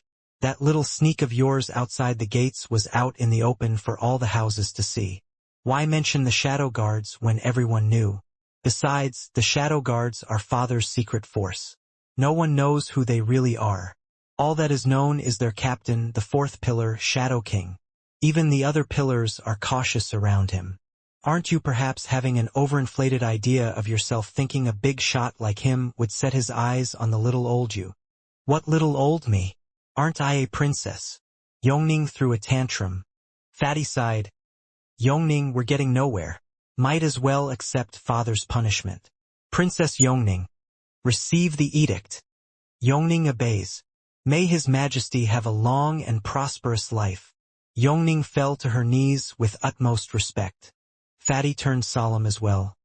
By order of the emperor, Yongning has sneaked out of the palace and lost all semblance of propriety. You are hereby confined for 1 year, subjected to change depending upon your behavior. A year! Yongning fell to the ground in shock, her face ashen. A whole year stuck in the imperial palace. That was the heaviest blow she had ever received. Fatty regarded the downcast princess in pain and was going to say a few words, but a child rushed over in panic, crying all the time. Princess, something terrible has happened. What happened? Why are you panicking? Yongning sighed. What could be worse than being grounded for a year? And didn't I tell you to invite Xianxia to read me? Where is she? Gasping, she blurted. Didn't get the chance. Miss Xianxia and Zhuofan were kidnapped. What? Yongning and Fatty cried. I saw it with my own eyes, princess. Lu Zhu vouched. Who did it? The Fatty frowned. I heard them mentioning the second prince. What? Fatty and Yongning jerked at once. Fatty's face was whiter than paper. Second brother has really done it now. A prince engaging in kidnapping? And with the high priest's holy maiden and a house steward no less. Lu Zhu, you come with me. I am going to give him an earful, humph. Yongning scoffed, pulling Lu Zhu towards the emperor's study. Lu Zhu merely bobbed her head and followed, while Fatty ran out of the palace aghast. Third brother, where are you going? Shouldn't we tell father? Yongning shouted. It's too late for that. Fatty gnashed his teeth. Late? Yongning was bewildered. Since the second brother had them kidnapped, they should be safe for the time being. How can I rest easy? And I'm not worried for them, but for my second brother. Old second must have lost his mind to move against that savage. You can mess with the king of hell, but God help you if you step on Steward Zhuo's toes. That line said back in the esoteric debate wasn't just for show. Fatty wiped his brow and his face was flushed. His blubberbutt actually moved with uncanny grace for once. Gone like the wind. Yongning figured the situation was far graver and rushed as well. Whoosh!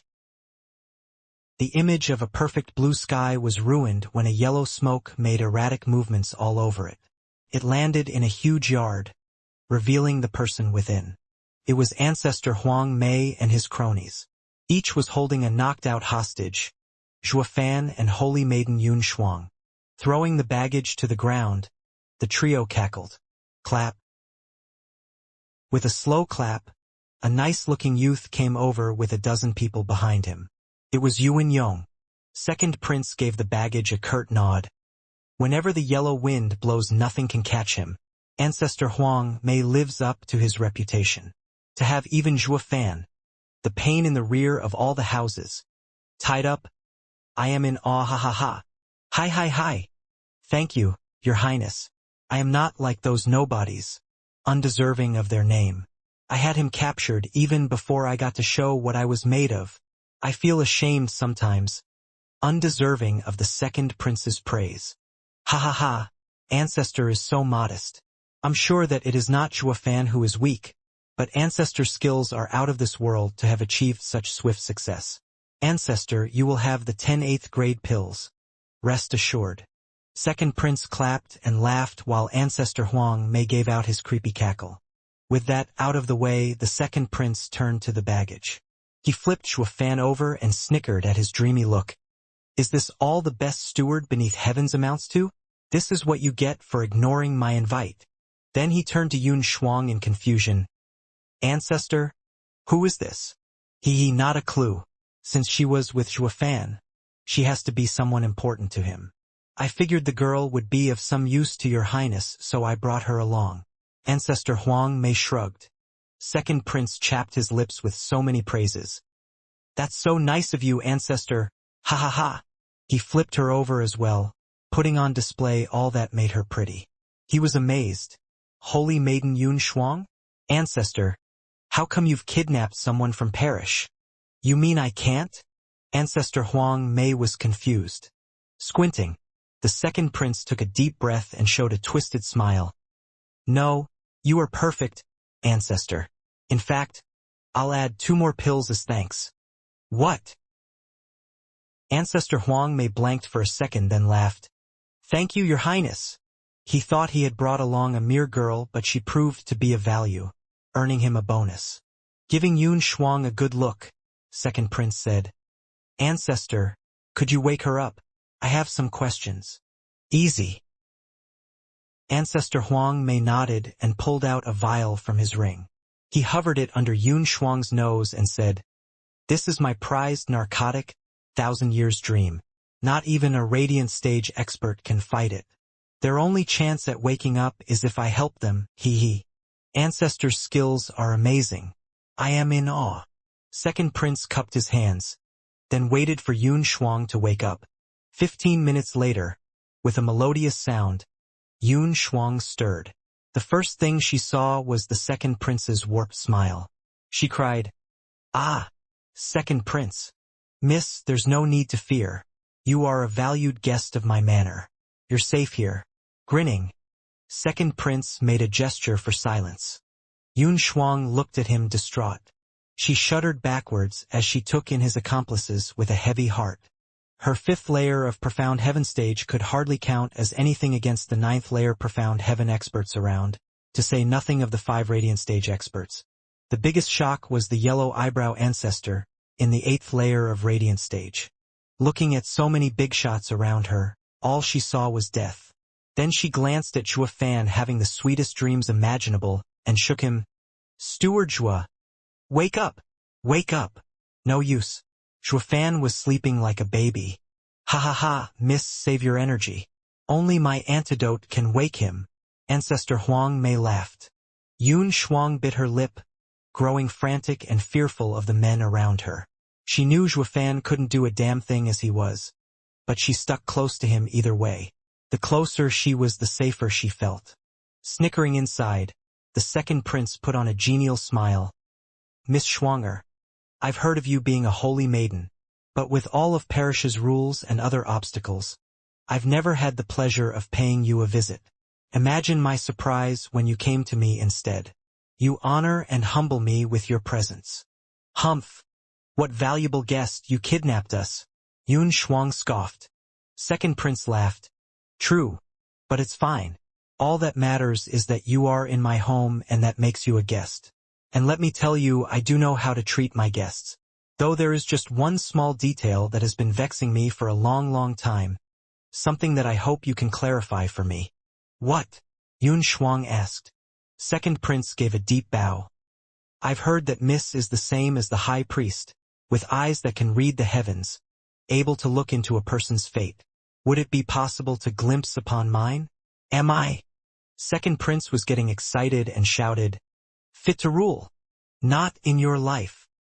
Yun Shuang was stubborn and shot him down there and then. By Yun clan's ancestral teachings, we have always been neutral. We look after the people, not the rulers. Peeking into the empire's fate is taboo and against the Yun clan's principles. I cannot help you.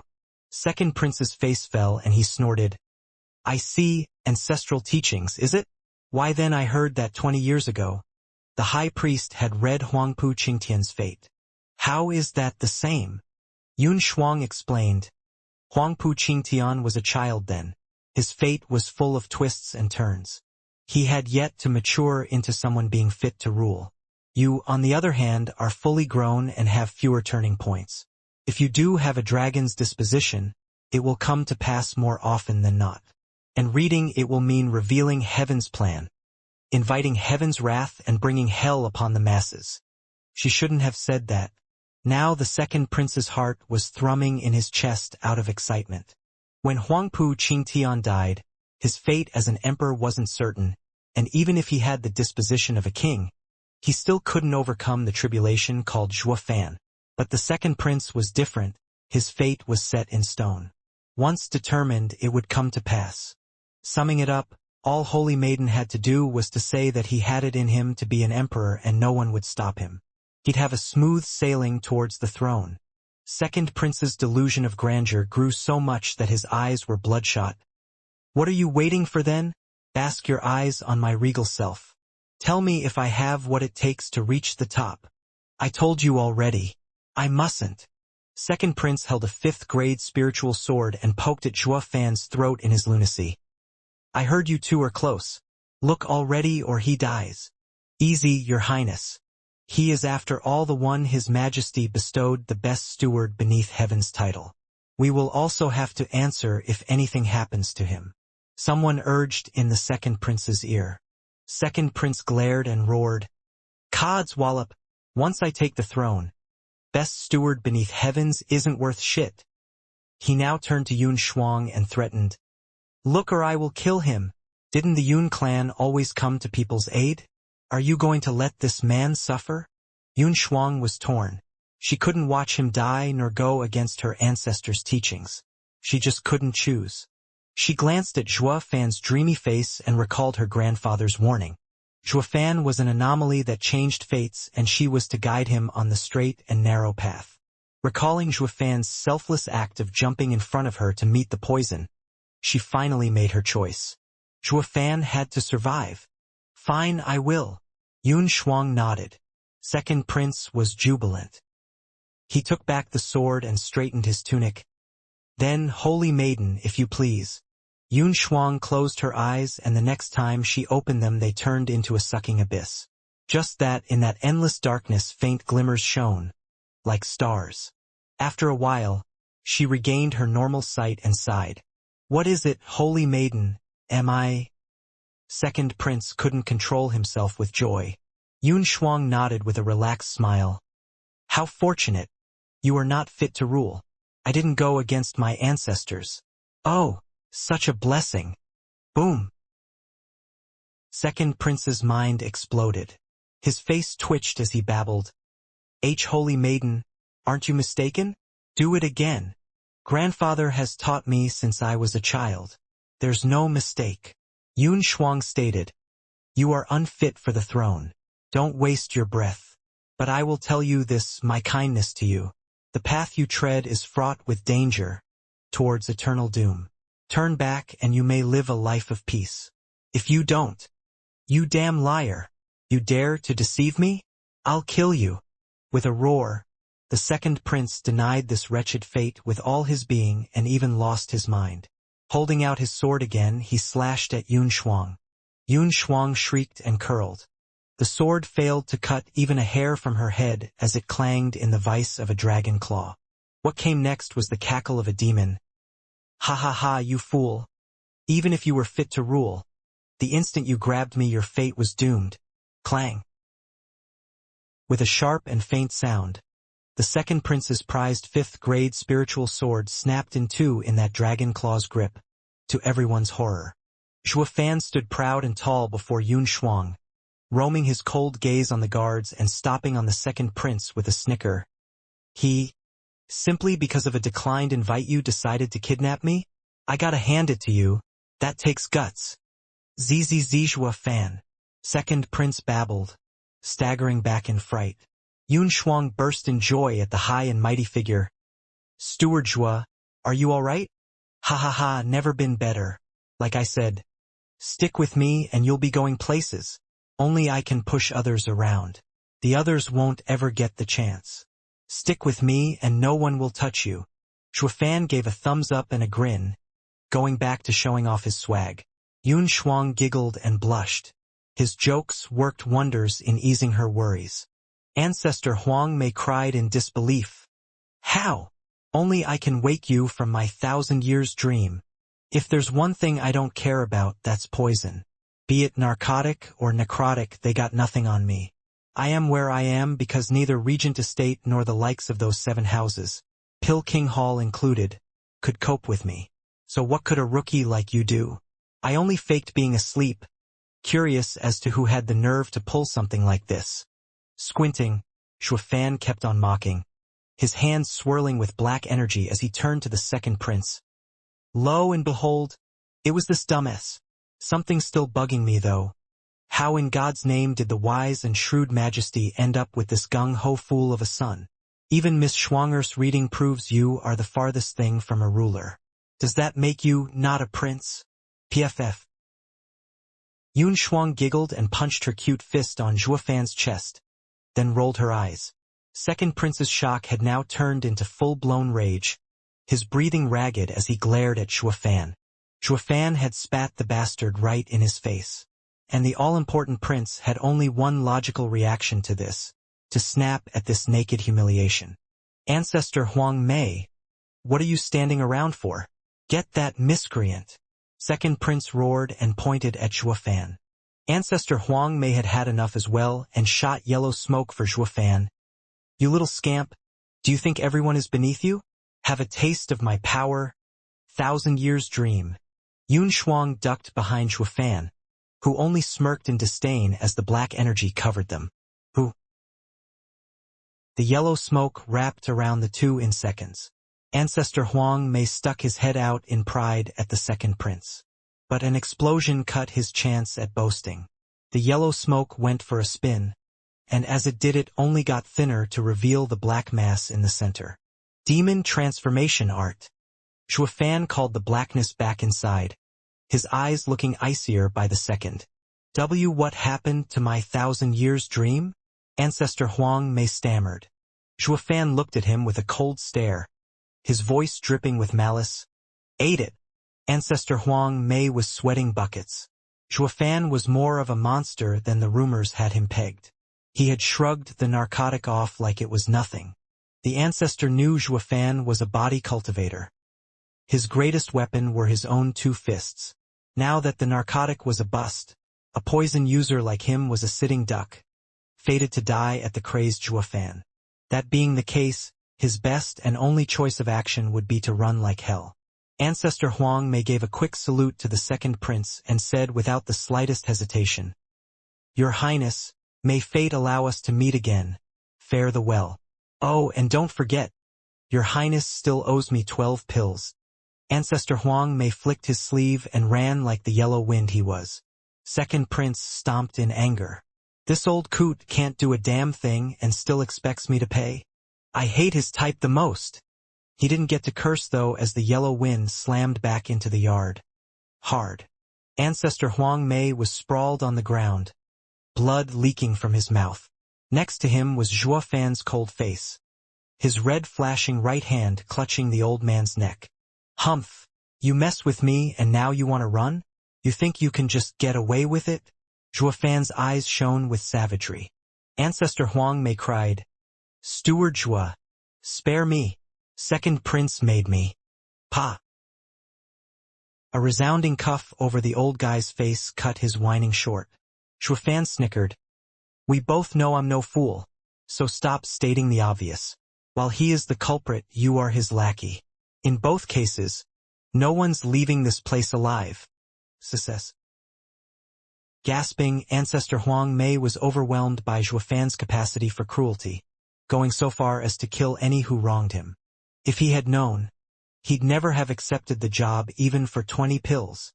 As the black energy oozed out from Zhuofan and he noticed the naked bloodthirst in his eyes, Ancestor Huang Mei turned white as paper, including his eyebrows, as he begged, Wait, Steward Zhua.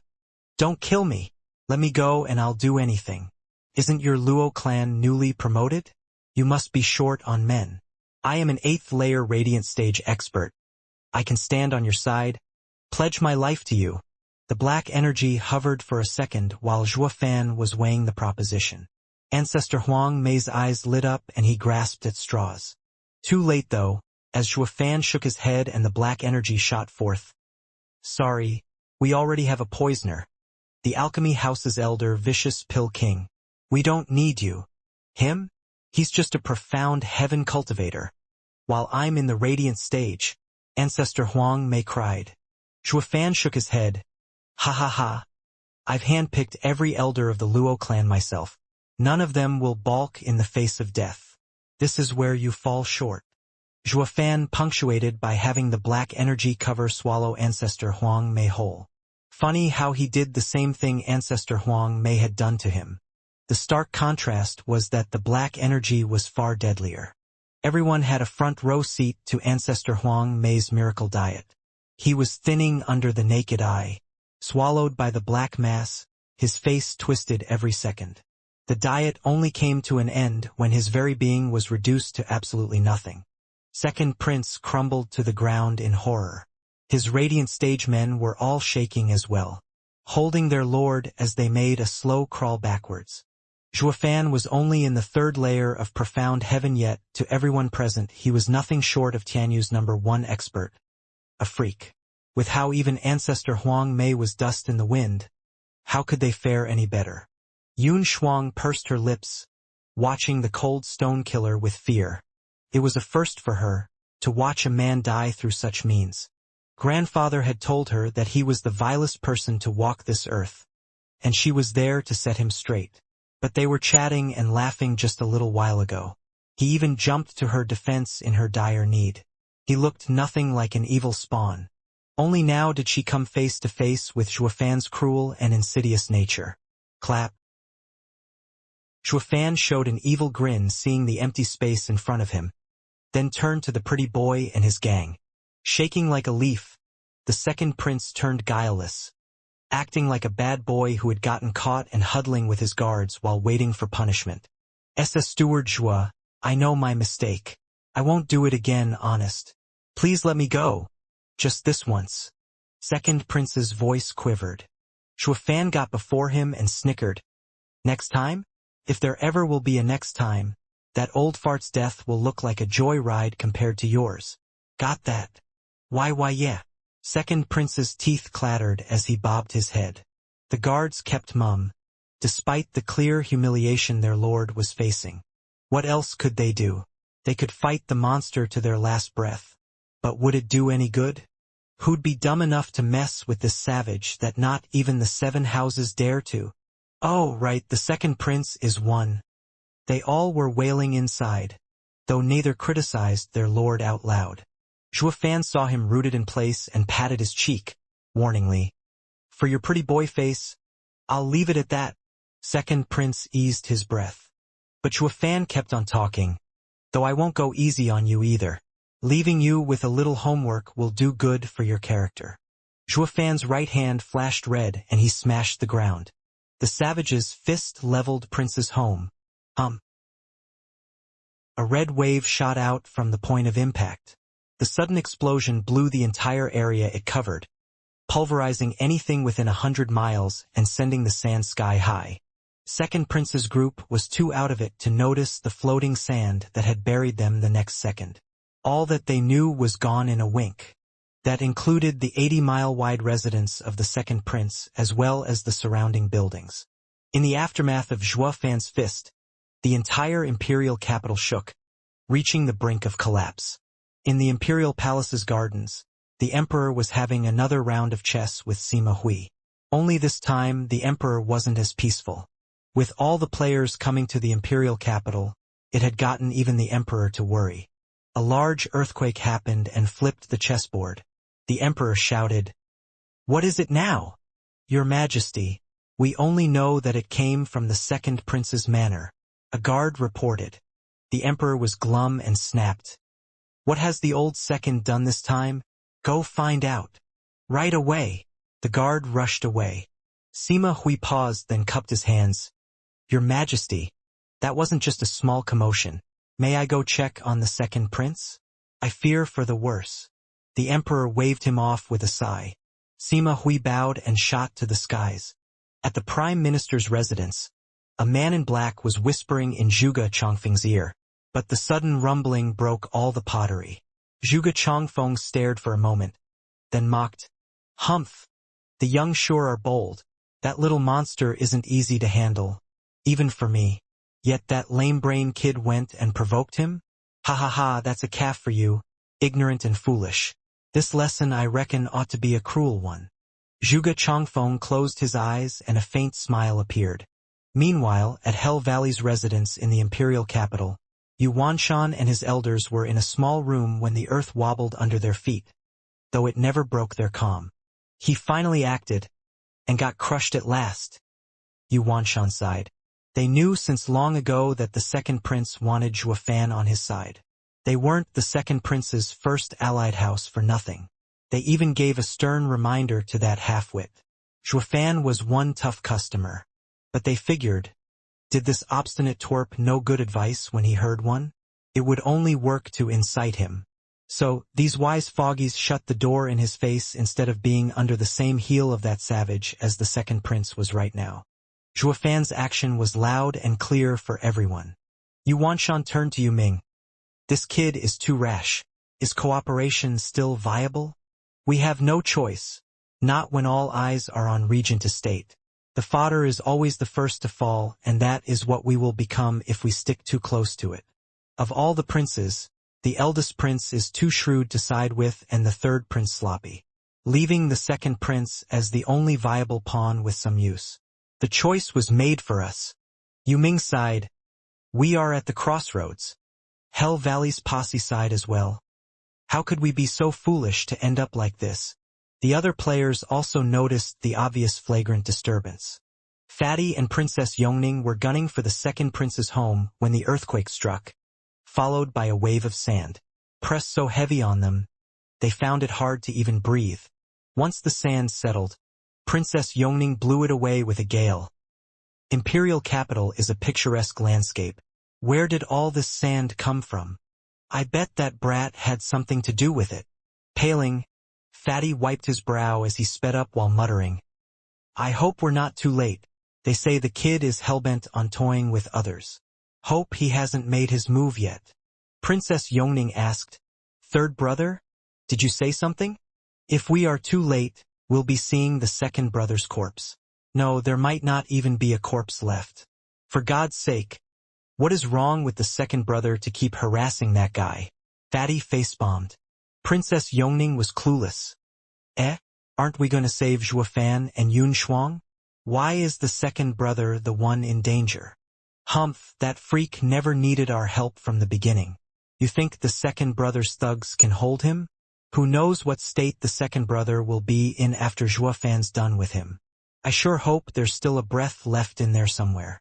The fatty shook his head and Yongning looked more than a bit puzzled.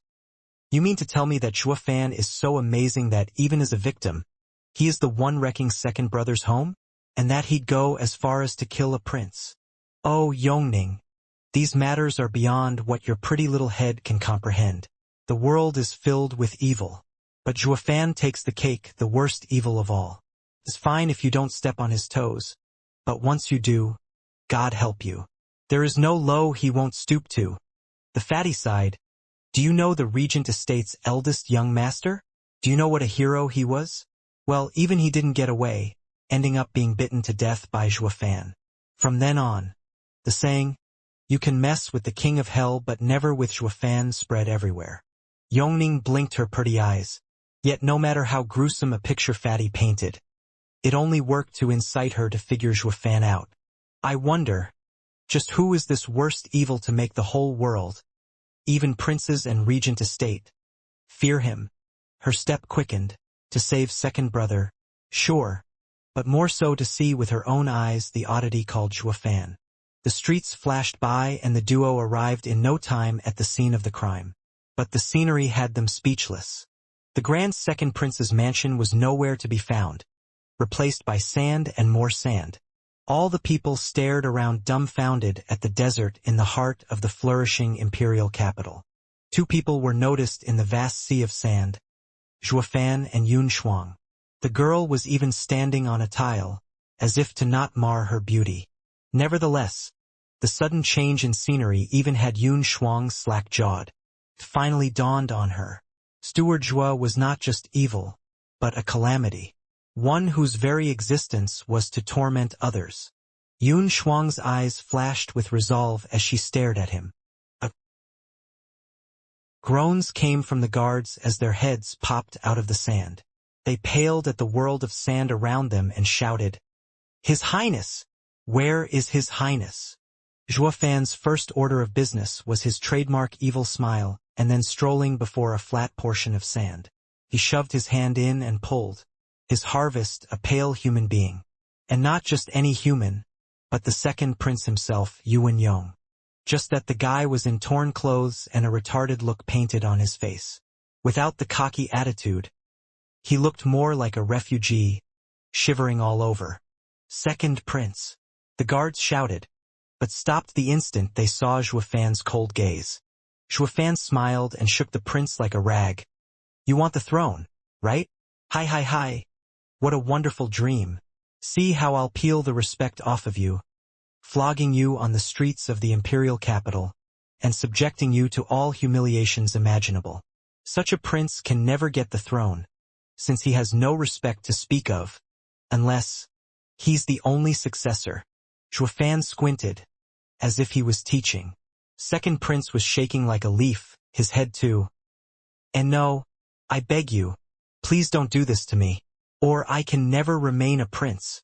Brother, please do me a solid and leave the second brother be. A simple laughter echoed. Zhuofan knew who he was, pinpointing the incoming wobbling ball of lard. Ha ha ha, fatty. You sure are a worthy brother. I'm sure you know of my temper by now. Yet this second brother of yours had the balls to kidnap me.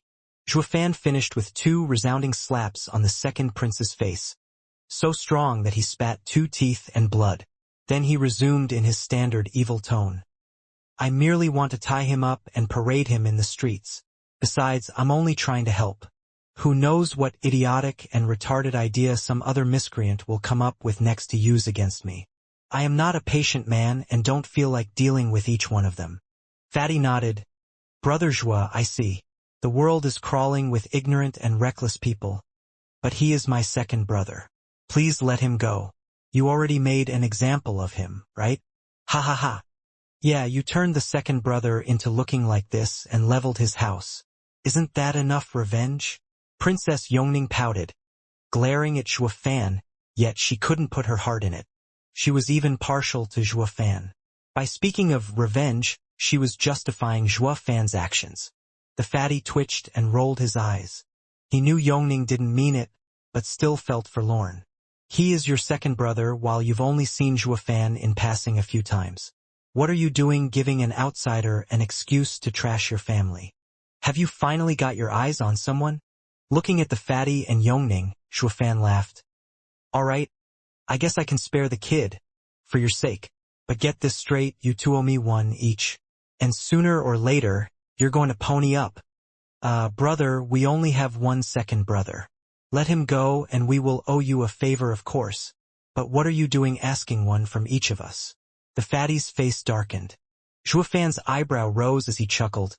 It's not my fault that both of you asked me to let him go. That makes it 2 favors. When the time comes and I need you, you better own up. Damn grubber. That was the unanimous thought on everyone's mind. But the more they looked at the second prince hanging by a thread in Zhuofan's claw, the more they had to nod. Zhuofan laughed and threw away his pawn. He went to Yun Shuang and said to Fatty, "Let's stop here. When I need something, I'll be sure to drop by. See ya," and left with Yun Shuang. Princess Yongning rushed to hold Yun Shuang back. "I and Shuanger are practically sisters, and wish to get together after not having seen each other for ages. I mean, Shuanger must be shaking from that terrible fright, and as her sister, it is my duty to look after her. Third brother, you go on without me." "Yongning, I am not really," Yun Shuang explained, but Yongning shot him a look. Zhuofan snickered. "Princess Yongning, Shuanger is a profound heaven expert, while you are far below her. Why would she need you?" "Humph, how about this then? When a girl suffers a devastating trauma, it is irrelevant to one's cultivation. What do you men know?" Yongning's eyebrows kept moving as he taunted Zhuofan. Fatty frowned. "Yongning, that's enough. You think I can't tell what you're up to? You're trying to get out of being grounded. Even if you do go with Miss Yun Shuang to Parish, Imperial Father will have someone drag you back." "Oh, Fatty, you're mistaken about something. Miss Yun Shuang is coming to Prosperity Compound, to be with the Luo clan and not returning to Parish." "What?" The two jerked in shock, then looked at Yun Shuang. She was the holy maiden of Parish, the next in line to be its clan head. Then why did the high priest send her off to someone else? Yun Shuang's eyes reddened and she nodded. "Grandfather had me become steward was attendant and tend to his needs." "Nanny?" "Needs." Star Reader. Nanny is the literal translation here. Loan word from Japanese, meaning what? Guess author tried making a funny. Fatty's eyes burned with a fire not even the second brother's plight could stir. "Zhuofan, you vile beast. I used to think you were only 90% evil, but now I see that you're capable of stooping so low as to even force yourself on innocent maidens. Talk. How did you blackmail the high priest into making such a humiliating decision?" Princess Yongning glared at Zhuofan and stopped in front of Yun Shuang, whispering, "Shuanger, don't worry. I won't let this vile demon lay his claws on you." Zhuofan glanced at the two and shrugged. Yun Shuang was waving all over the place. Beet red. "You've got it all wrong. It's not like that at all. Grandfather found Steward Zhua too evil and wanted me to guide him. That's why." "Oh, I see." The two royalties saw the light at long last. Fatty only gave Zhuofan a long look and sighed. "Miss Yun Shuang, your clan strives for the betterment of the people, which I admire, but I must stress one important fact. This person, or whatever you want to call him, doesn't have just evil proclivities, but is pure undiluted evil, a demon, a wretched, revolting, vile spawn that even hell spat. Hey, wasn't I only 90% evil? How did I become pure evil? I haven't forced a lady in my entire life. Now have I?" Zhuofan rolled his eyes. Fatty mocked. "What does that count? With your infamy, such an act is second nature to you." "You've got a point there." Zhuofan nodded pensively. PFF. The girls giggled next to Zhuofan. When Zhuofan didn't flip out, he was quite a nice-ish human being. He didn't bother with the details, nor was pedantic. Quite refreshing compared to some gentlemen. One would go as far as to say that he was leagues above those self-righteous officials. That, of course, applied to his time off of killing and unleashing mayhem. In any case, changing him is like moving mountains. Not getting corrupted yourself along the way is already a miracle. The fatty sighed.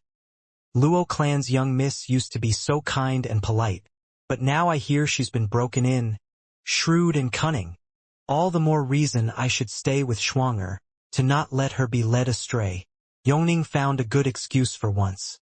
Fatty shook his head. "Do what you will, But don't think I'll take the blame when the imperial father hears about this. Yongning giggled and hugged Xianxia close. Even kissed her. Zhuofan didn't argue either, leaving with a salute to Fatty. As for Tubby, he had to stay behind to clean up all this mess and calm down the traumatized second prince. But the Fatty did care for his sister, not forgetting to give Zhuofan some stern warnings. Zhuofan took her with open arms, of course. Who knows, the apple of the emperor's eye might hold some use yet. In every moment of every hour, the only thing on Zhuofan's mind was the grand scheme of things. Even while trashing the second prince, he still knew when to stop, as to not yet set the imperial family against him. But letting him off easy was out of the question as well. Each and every word he spoke to the second prince was beautifully woven in meanings beyond mere rebukes. Second prince knew now that he was not cut out for the throne. And in his moment of despair, Zhuofan gave him a good nudge. Kill the rest and you'll be the true successor. The imperial family was boiling on the inside, and all he had to do was to be a patient angler. In the tripartite plan, everyone wanted out of the deadlock, but neither wanted to stick their neck out. That only leaves forcing them to stick out. The emperor uplifted the Luo clan with the same purpose in mind, and Zhuofan incited the second prince for the same thing. I'm only curious if Fatty figured it all out since he stopped me from giving further advice to the second prince. Not that it made a difference. The seed of a power play has already bloomed in the second prince's heart. Glancing at the dazed second prince laying on the sand, Zhuofan showed a grin, then walked away with the girls. Fatty turned from Zhuofan to his second brother and sighed. An hour later, Zhuofan arrived at the Regent of Prosperity's compound. All of the Luo clan was in awe after his short explanation of the facts. Zhuofan was out on a stroll to perish, yet returned with not just the great holy maiden, but a princess. Young miss, settle them in. I will be in seclusion for 3 days. Zhuofan said to Luo Yunchang and walked out back. Luo Yunchang nodded and took the guests to their rooms. On their way, she turned a hopeful gaze to Yun Shuang. Miss Shuanger, can you really read fate? N. Yun Shuang nodded, puzzled inside. Where is this young miss going with this? Does she also want to know if the Luo clan is fit for power? She couldn't be further from the truth. Luo Yunchang blushed as she said, Miss Shuanger, could you perhaps look into my fated marriage? Ah! Yun Shuang was stumped, then sighed. A girl's heart sure isn't like a man's. She smiled. Of course. Luo Yunchang laughed. Please tell me when my wedding will come. Yun Shuang nodded and her eyes turned into sucking abysses. Once she returned from her reading. Odd, your wedding should have long passed. It's not necessarily bad, but I find that it was broken at some point in time. Maybe. Her eyes shone for a second, then she shook her head. Forgive me, but I cannot see your wedding. Why? Luo Yunchang cried. Yun Shuang sighed. Because of Steward Zhua. Your wedding should have been 8 years ago. But Steward Zhua, who is outside fate, changed your fated marriage. This drove your current fate into chaos and I can no longer see it. You mean he broke my fated wedding? That makes him responsible, right? Luo Yunchang's eyes shined in glee. Yun Shuang was startled, then nodded. Ostensibly, he is of some fault. Great, thanks, Miss Yun Shuang. Luo Yunchang had never been happier. Yun Shuang was clueless. Yongning at the side, shook her head and said, Shuanger, what about mine? Meanwhile, in a dark, damp cell, a grizzled and bloody old man was nailed to a pole. His shoulder blades had been run through. He was robbed of his cultivation, and was on his last breath. He was the parish's high priest, Yun Xuanji. He was surrounded by shadows. High priest, you crossed the line. An aged and familiar voice came from behind the veil. The high priest gave a weak laugh. Yun clan has always strived for the people. We've never crossed it, unlike you. Did you talk about it to anyone, including Zhuofan? The voice turned cold. The high priest shook his head. That matter is too dangerous and can't be spread. I will never harm the common man. Well done. Whoosh. A chain flew from behind the veil and into the high priest's heart. The high priest shuddered and his head slumped. Ha ha ha.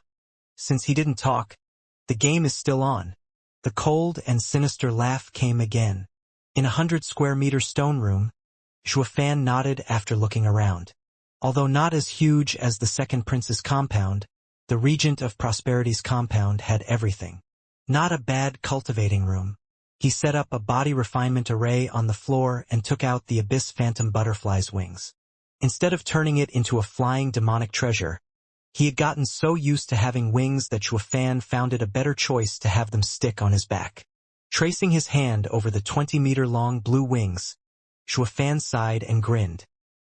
He was mighty pleased when the crown prince came bearing this gift. Staring at the dazzling light show from below and feeling the coolness from the array, Xuefan's hand moved through the gestures. Along with a flash of lightning, the wings slowly melted into the array. Xuefan trembled. Having since refined the Qilin leg, doing the same with a mere 7th-level spiritual beast's wings was a cinch. Even the shattering of his bones got no reaction out of him. Xuefan sat in the array for 3 days, with eyes closed uncaring for the outside matters. All this time the array worked its magic in reconstructing his body in every which way, but it always returned to his original form in the end. Xuefan opened his eyes and stood up. His back writhed and spectral wings unfolded, releasing a charming and enrapturing aura. With a flap, a gale took the room by the storm. It was then that the shades of blue shone all over and wrapped around Xuefan. As if he was walking among blue sunshine, Xuefan knew his body best. If there was any expert near him, the glow would have sent him to dreamland. It all depends on one's soul strength, but the least it can do is buy me a moment. Thus, this third layer profound heaven stage cultivator with his new 7th-level spiritual beast wings not only had his speed bolstered, but that blue glow around him made for a natural defense. It was a neat trick good in offense and defense independent of his actions. Xuefan laughed in pride. With a twitch of his brows, the wings withdrew and he walked outside. His mood soured though when his right eye stung. With a hum, a blue glare shot from his eye and 3 golden halos flashed within it. Divine Eye of the Void, 3rd stage. Xuefan was stunned and then laughed again. By sheer luck, his refining actually upgraded his Divine Eye of the Void. When he thought about the 3rd stage's skill, he knew why. It was because of resonance taking a different path towards the same goal. It would have taken him far longer otherwise. But since he got it already, he wasn't about to look a gift horse in the mouth. He got stronger, didn't he? He could finally put up a fight against an ethereal stage expert that had his blood boiling, briskly walking outside. He was on the lookout for a good sparring partner to test the 3rd stage on. Rumbling. He creaked the stone door open and the glaring sun's rays along with the fresh air lightened his mood. Now who'll fight me? Xuefan roared. Before he got to play hide and seek with Li Jingtian and his other elders, graceful curves approached, nudging him to be quiet. Steward Zhua, all evil begins with violence. Please exercise restraint. Xuefan was stunned. He turned around to see Yun Shuang there. Excessive is all I know. And how did you know I was coming out of seclusion? Xuefan frowned. Did your eyes reveal it to you? Be that as it may, they can't see you. I've been waiting here all this time for you to come out. With a smile, Yun Shuang struck the image of a fairy as she handed him a towel. Here, freshen up after your toil, and let it brighten your day. Hold up. What are you up to? Xuefan came to mid-wipe. Yun Shuang's sweet smile came along with her genial tone. I am your attendant. It's in my job description, and I do need to guide you towards good. To do that I will have to keep you happy all day, every day, lest emotions run amok and you'll turn evil again. I also got you this. Yun Shuang took out a booklet. Xuefan read the title, 3-character classic, Star Reader. A text written in the 13th century to help kids learn the language, made up of 3-character verses, easy to read and learn, i.e. kiddie stuff. It's for children. Xuefan blinked at Yun Shuang in daze. Yun Shuang nodded with a smile. People at birth are naturally good. It'll do good for your spirit. Try it. I won't read a goddamned word. I've roamed the world for too many years to have any use for a Bint's teachings. Zhuo Fan slammed the book on the pavement and shoved his finger in her face. Miss Xianxia, I didn't ask you to be a servant, nor a tutor to right my wrong ways. I only need you to read the heavens and tell me the future. All you have to do is tell me what the other players are doing and I can take it from there in figuring out their plans. With your eyes and my smarts we will have control over everything. That's your role. Yun Shuang gave him a long look. Her smile deflated and she picked up the book in sadness. Zhuo Fan shrugged and asked like nothing happened. Now, what have the factions been up to these days? I didn't look. Yun Shuang pouted, then stomped away. To save the people, you must have a righteous heart. Until you're re-educated, I won't even peek. You! Zhuo Fan gnashed his teeth and spat. Then what are you still doing here if you aren't looking? I'm taking you back. We're going to Yun Xuanji and having him look. Zhuo Fan pulled her outside. Yun Shuang was so distressed. Tears welled up in her eyes. Dragged around, her feet left deep marks in the ground. Luo Yunchang and the princess were chatting merrily when they saw them was by and caught up in distress. What's going on? Luo Yunchang only had to see Shuang'er in tears to know. Zhuo Fan must have shown his evil side again. Zhuo Fan did the same thing back then, at the foot of Blackwind Mountain. Though these crass and harsh outbursts had tended to die down over the years of spending time around his clansmen. While to outsiders, he had no restraint whatsoever, the vilest of the vile. Yun Shuang hadn't been around him long enough to see this side. Anyone who'd witnessed one of his rage episodes would be just as frightened. Shielding Shuang'er, Luo Yunchang glared at Zhuo Fan. Steward Zhuo, what did Shuang'er do for you to scare her like this? Yeah, Shuang'er is so kind, doing everything you ask of her. You must be at fault here to pick on our Shuang'er. Princess Yongning puffed out her chest, hugging Yun Shuang close. Apologize this instant, or I'm telling Imperial Father. Zhuo Fan looked at the three of them and sighed.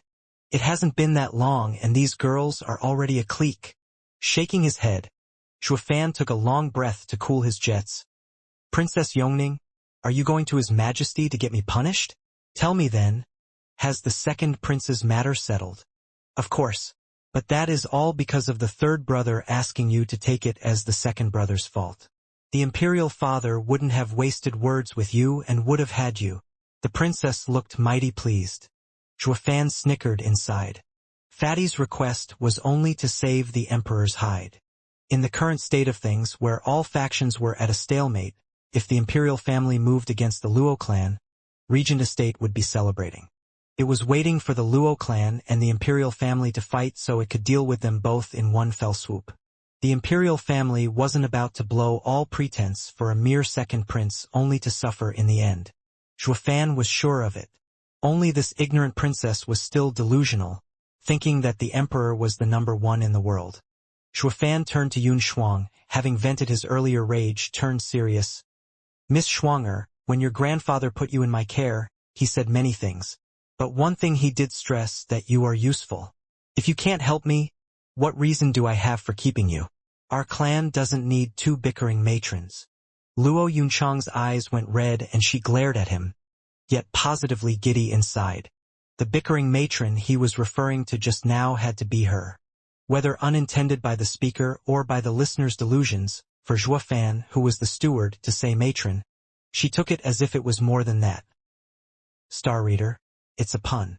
Guanjia is steward and Ganja Po Lit means steward's wife, but also busybody housekeeper. When Luo Yunchang looked at Zhuo Fan, her gaze drifted and her heart fluttered. Zhuo Fan, though, only had eyes for Yun Shuang, waiting for an answer. Yun Shuang broke out of the princess's and Luo Yunchang's hug, then stormed out of the door. Zhuo Fan sighed. This works out just as well. With Yun clan neutral, he didn't fear that Holy Maiden would end up in another faction. Yun Shuang opened the door and bumped into an 8-year-old child, throwing him to the ground. Yun Shuang cried, Xiao Dongzi, what are you doing here? Sister Shuang'er. Xiao Dongzi sobbed. Grandfather is dead. What? Yun Shuang seized and paled. The calm Zhuo Fan also froze, and then an incredulous look appeared on his face. Someone killed 4 Pillars High Priest, demigod Yun Xuanji? Who dares commit such an outrageous crime in the heart of the empire?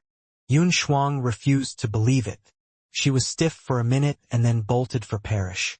Call the elders. We're going as well, Zhuo Fan shouted. Luo Yunchang nodded and called them. Li Jingtian and the power couple arrived. They were around the young miss and princess, protecting them as they went along to Parish. At the Parish, Xiao Dongzi took them to where Yun Xuanji received guests. But what they saw inside had everyone stunned. Yun Xuanji was still in his seat, but covered in blood. He was clearly more than a little roughed up. His eyes gouged and his head slumped. Grandfather! Yun Shuang held the body and cried. Luo Yunchang and the princess were taken in by sadness, going to her to soothe her pain. Having lost her father as well, Luo Yunchang could relate with Shuanger's pain. Her eyes grew red and tears soon fell. Zhuo Fan watched it all with a critical eye. Turning to Li Jingtian, what do you guys make of this? The Yun clan has stood for 1,000 years in Tianyu, always neutral and respected. Not to mention it is the 3rd pillar. Just who could have done this at such a crucial time? Li Jingtian frowned. Qiu Yanhai nodded as well.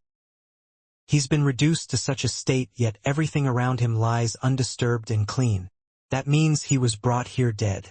Moreover, were his eyes scooped up because of their ability to see fate? If it were just for the eyes, Yun clan would have long since been kidnapped in the past 1,000 years.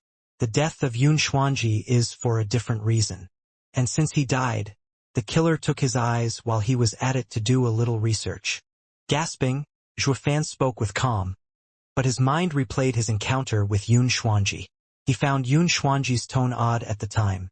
The way he gave his granddaughter away felt less like gaining a helper rather than fulfilling the old man's will. Did he see his end coming? Zhuo Fan squinted as his thoughts wandered.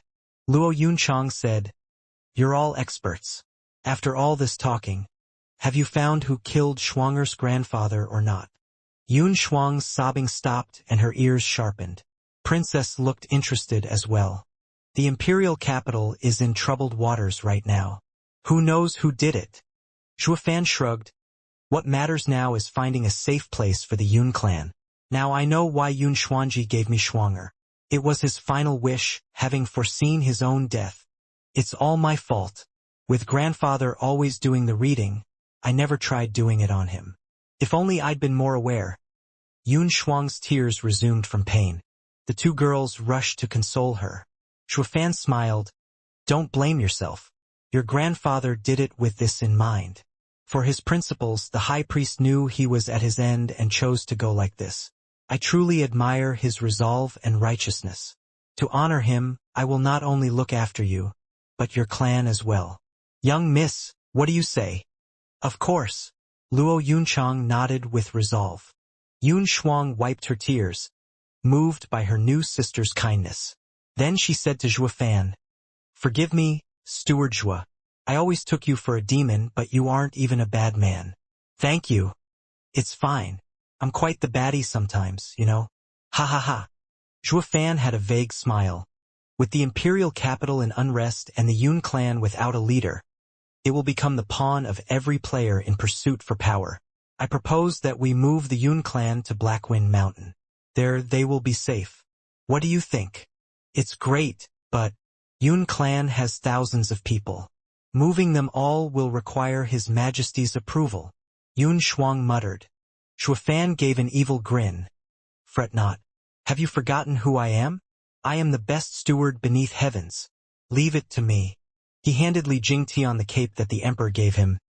Elderly, take this and leave with the Yun clan as quickly as possible. You 3 will look after them. Once outside the imperial capital, send someone to report what has happened to the imperial palace. Understood.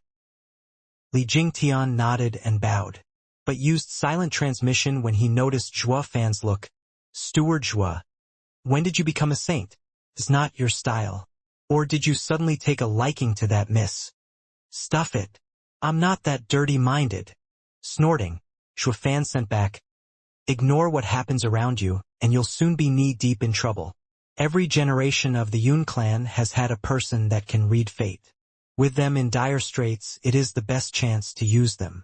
You can't even see something that obvious. Li Jingtian got it at last and gave Shuafan a sneaky thumbs up. Steward Shua, you're stupendous. You're reaping rewards from the hard work of others. Cut the crapola. They're here to take the heat, while we reap the fields. If the mastermind knew all his effort was in our favor, he'd probably have blown a gasket or two. Shuafan snickered. Li Jingtian said, Steward Shua, then you know who? Can't say, but this game sure is fun. Shuafan's eyes shone. Li Jingtian nodded and obeyed. With Yun Shuang as the clan head successor, she was most important. With her explanation, Yun clan accepted the transition, now marching for the Luo clan's domain. At the city gates, the guards were about to stop the mass of people, but Li Jingtian unfolded the best steward beneath heaven's cape, shutting them up. Everyone knew by now that the Luo clan had Shuafan as the best steward beneath heavens, who was of immense power. He moved the armies and governed the nation's affairs. A man such as him was not to be stepped on by a bunch of guards. Hence, under the three elders' escort, Yun clan left the imperial capital. 10 miles out, they had someone report to the emperor. High priest is dead? The emperor slapped the armrest of his throne, then slumped in it as tears flowed. High priest, you've helped me and the people so much. How? Now that you left, who will help me? Who will show me the way? Your Majesty, please restrain your grief.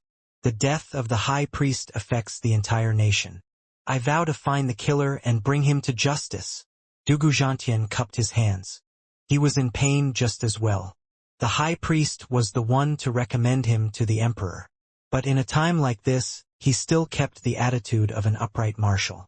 Sima Hui advised, Your Majesty, Marshal Dugu is right. We need to find the culprit. For the third pillar, high priest, to die in our own backyard. This is a grave insult to our empire. It must be one of those factions. Your Majesty should summon and reprimand them. That's right. I have put up with those deceitful scoundrels for too long. They've gone too far. The emperor shouted, Dugu Zhantian, seal the city. No one gets in or out. Call for the 8 noble houses, Zhuge Changfeng, and Yun clan survivors. I will question them personally. Understood. Dugu Zhantian bowed and rushed outside. The imperial capital was abuzz. The army moved like lightning in sealing the gates. The small-time merchants were clueless as to the reason and closed up shop as well. Within minutes, there was not a trace of people on the main street. It had turned into a haunted city. Shuafan and his people waited in the Yun clan, looking after the body. Hearing the disturbance outside, Shuafan grinned. Music to my ears. Humph. You just want the world to burn. Yongning scoffed.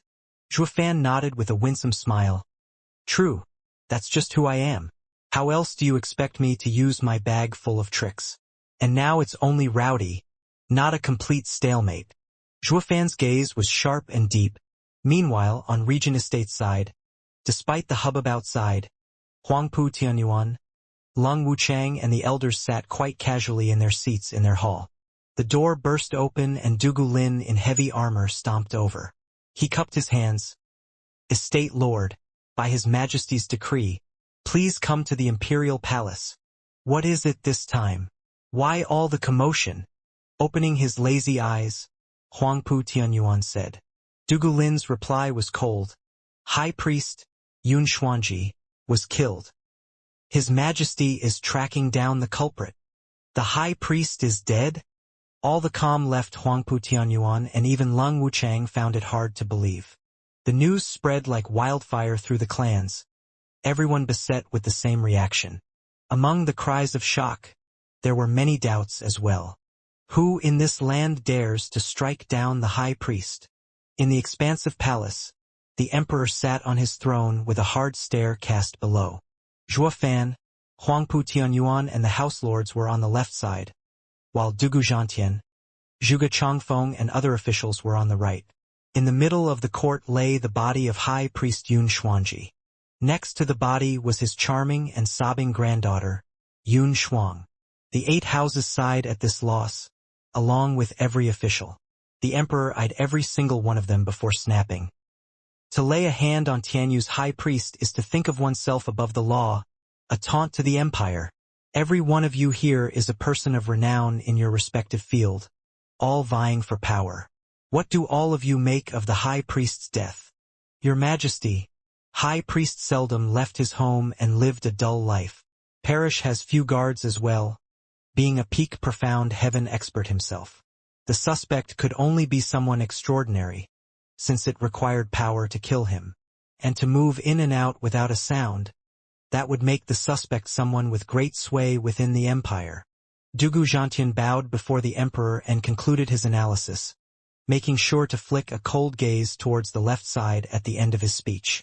Lung Wuchang caught it and snorted. Marshal Dugu's vague explanation clearly projects the blame on the 8 houses. But have you forgotten? Besides the 8 houses, Tianyu has another strong power, the 4 pillars. Especially the first 2. What did you say? Dugu Zhantian flared.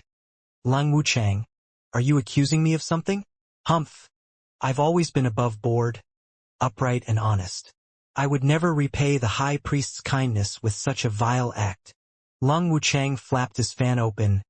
Old Marshal, take it easy. I wasn't talking about you.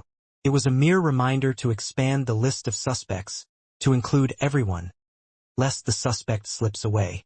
Humph, in any case, I had nothing to do with the high priest's demise.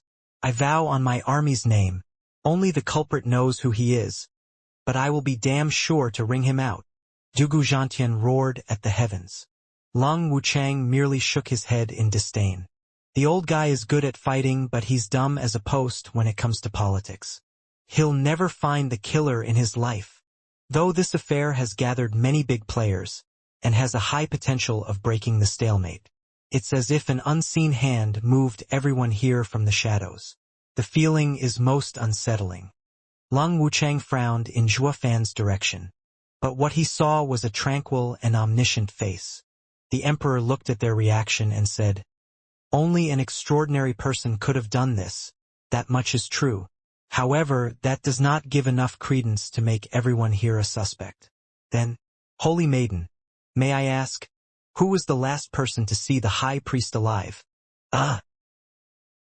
Yun Shuang's eyes drifted to Zhuo Fan and she continued after his nod. Your Majesty, it was the Luo clan's steward, Zhuo Fan. Success. The hall was filled with gasps and all eyes turned to him. The emperor had just named him to be the best steward beneath heavens, and now he was involved in high priest's murder. What validated him more as a suspect was Dugu Zhantian's analysis. This brash kid has run amok even in the imperial capital? Who hadn't heard of Zhuo Fan's handiwork? Wherever he went, he left chaos in his wake. He feared nothing and killed anyone that even looked at him funny. A demon archon. Did he kill the high priest after a dispute? Funnily enough, everyone believed it. But to go as far as to kill the high priest, painted a target on his back, making him the public enemy number 1. All their gazes turned morose. The emperor demanded, was it you, Zhuo Fan? Was what me? Zhuo Fan furrowed an eyebrow and smiled. If your Majesty is referring to the last person to visit high priest, then yes, that would be me mostly. But if we were to jump to conclusions and state that the high priest's killer and his last visitor were the same, that would be ill-advised.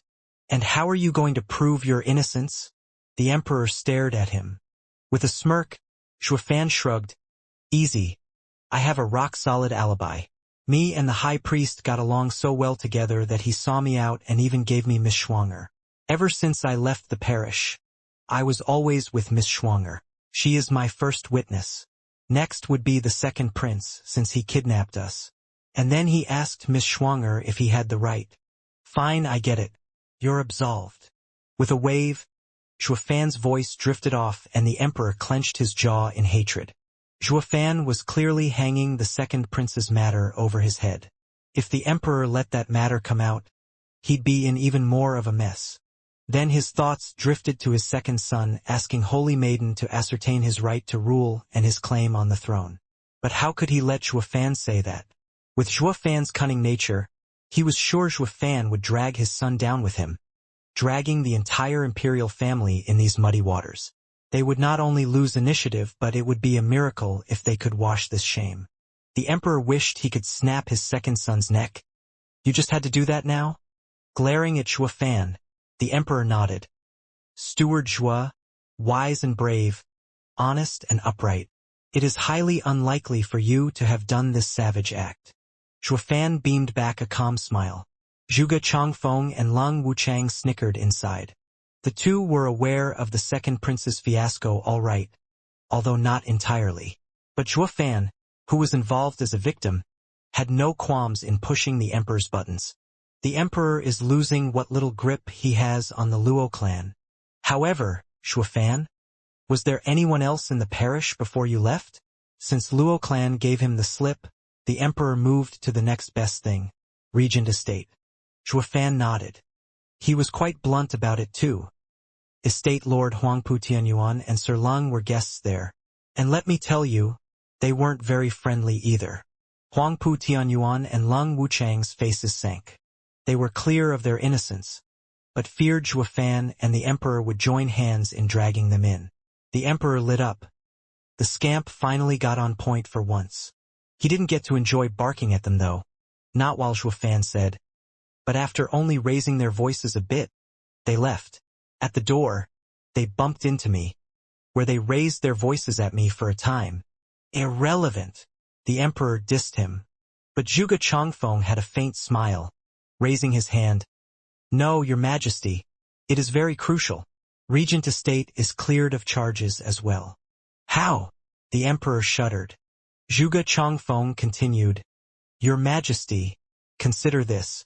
The two were furious yet didn't strike the high priest even when oblivious to the fact that there was someone outside. To not attack at that time, thinking they're alone, it goes on to show that they never wanted him dead. They are ruled out. That's a fairly good point. Fan raised an eyebrow, putting on the most innocent look he could muster. Zhuge Changfeng chuckled at his reaction. The emperor's eyebrows jumped in rage. He was livid. Try as he might, he couldn't find anything in his investigation to tie the rest of the people there to the case. He finished with telling them not to leave town. Fan was walking outside when Lang Wuchang left Huangpu Tianyuan behind and approached with cupped hands. Steward Zhua, we may be enemies, but thank you for that. Fan grinned at his meaning and deadpanned. We are enemies. Yes, but we also need to coexist. Besides, I didn't do it for you. I know that. But one needs to give thanks when it's due, Steward Zhua. Ha ha ha. Since when have you two been so close? As Lang Wuchang bowed, a cheerful laughter announced the coming of Zhuge Changfeng. Oh, Prime Minister Zhuge, thank you as well. It's nothing. Steward Zhua guided me. Zhuge Changfeng smiled. I picked up on Steward Zhua's intention of helping the regent estate when he recounted what happened at Parish and thought of lending Luo clan a hand. His Majesty's plan would have worked otherwise. Indeed, the emperor is using the high priest's death to summon the clans, an excuse to deal with the Luo clan and regent estate. Our houses may be strong, but the emperor took this chance to use the power of the court and to eradicate us both. This sudden development could have been the end of us. Fan squinted. Even with Luo clan in the clear and the regent estate becoming the patsy for murder, the emperor would have charged us to annihilate you, pitting us against each other. It drew every bit of power from the best steward beneath heaven's title the emperor bestowed upon me. I can't just bear the title and shirk responsibility now, can I? Ha ha ha, Steward Zhua is sharp as a tack, able to analyze the bigger picture with a glance. I approve. Zhuge Changfeng cupped his hands. Lang Wuchang sighed with a nod. If we three pool our minds, no one could touch us, not even the emperor. What a shame. There's nothing to feel sorry about. With how lonely it is at the top, it'd be boring. Fan grinned. Zhuge Changfeng and Lang Wuchang laughed. lamenting about the ill circumstances they met in. Interest made them enemies, but that didn't stop respect from forming. And now that they had worked together like clockwork to fight off the court, they felt like old friends. How often did one find a person after his own heart? What do you guys think? Who killed the high priest in the end? Zhuge Changfeng asked. Zhuo Fan and Long Wuchang exchanged a smile. Do you need to ask? It all became clear the instant the emperor asked me who else had been at Parish. When everything is said and done, the imperial capital is still in the hands of the imperial family. The others saw the wisdom in his words and nodded, their hearts clear of all doubts. The fourth pillar, Shadow Guard's Captain Shadow King, answers directly to His Majesty. He may even be around us right now. Zhuge Changfeng's eyes shone. Zhuo Fan and Long Wuchang nodded. Zhuo Fan had heard of this Shadow King. Unlike the first three pillars, the fourth was very secretive and never left a trace. Secretive to the point that only the emperor in all of Tianyu knew his face. Coming and leaving like a shade, worthy of being called just that. Steward Zhuo. A charming voice caught Zhuo Fan's attention. Yun Shuang rushed towards him in worry as she pleaded. Xiao Dongzi and the others are in danger. Please save them. Zhuo Fan knew that she was talking about her clan on its way to Black Wind Mountain. But how did she know they're in danger? Yun Shuang answered his thoughts. Intuition. Holy Maiden can read fate, so her intuitions must be true. Zhuge Changfeng nodded. Zhuo Fan sighed. Then I'll go take a look outside the imperial capital. Gents, please see that Miss Schwanger arrives at the Luo clan safely. Ha ha ha. Nothing to worry about. Long Wuchang and Zhuge Changfeng smiled. Long Wuchang frowned though. Is Steward Zhuo going to fight his way out of the sealed imperial capital? Ha ha ha, you're quite shrewd. I'm not that stupid to give the emperor an excuse. Laughing, Zhuo Fan's right eye flashed golden and he poofed out of existence. Long Wuchang praised. Zhuo Fan is a true freak, with freaky skills to boot. If he wants to leave town, no one will know. Ha ha ha, so true. How else would you have suffered at his tricks? Zhuge Changfeng nodded. Long Wuchang flushed. He gave Huangpu Tianyuan a word, then fulfilled his promise of escorting Yun Shuang to the Luo clan with Zhuge Changfeng. While he was at it, he made sure to investigate the Yun clan and Luo clan's ties. He learnt that the high priest left Yun Shuang in Zhuo Fan's care, to even assist him. Long Wuchang and Zhuge Changfeng shared a look and realized the high priest's cause of death. He crossed the line. What still eluded them though was why the high priest was willing to give his life for the Luo clan. Oh, we're here. Thank you so much for escorting me. Yun Shuang bowed deeply. The two returned the gesture. Then Long Wuchang asked, Miss Yun Shuang, what will you be doing with the high priest's body? Oh, as gratitude for His Majesty's favor. Grandfather will be laid to rest in the imperial cemetery. Yun Shuang spoke, subdued. Long Wuchang sighed.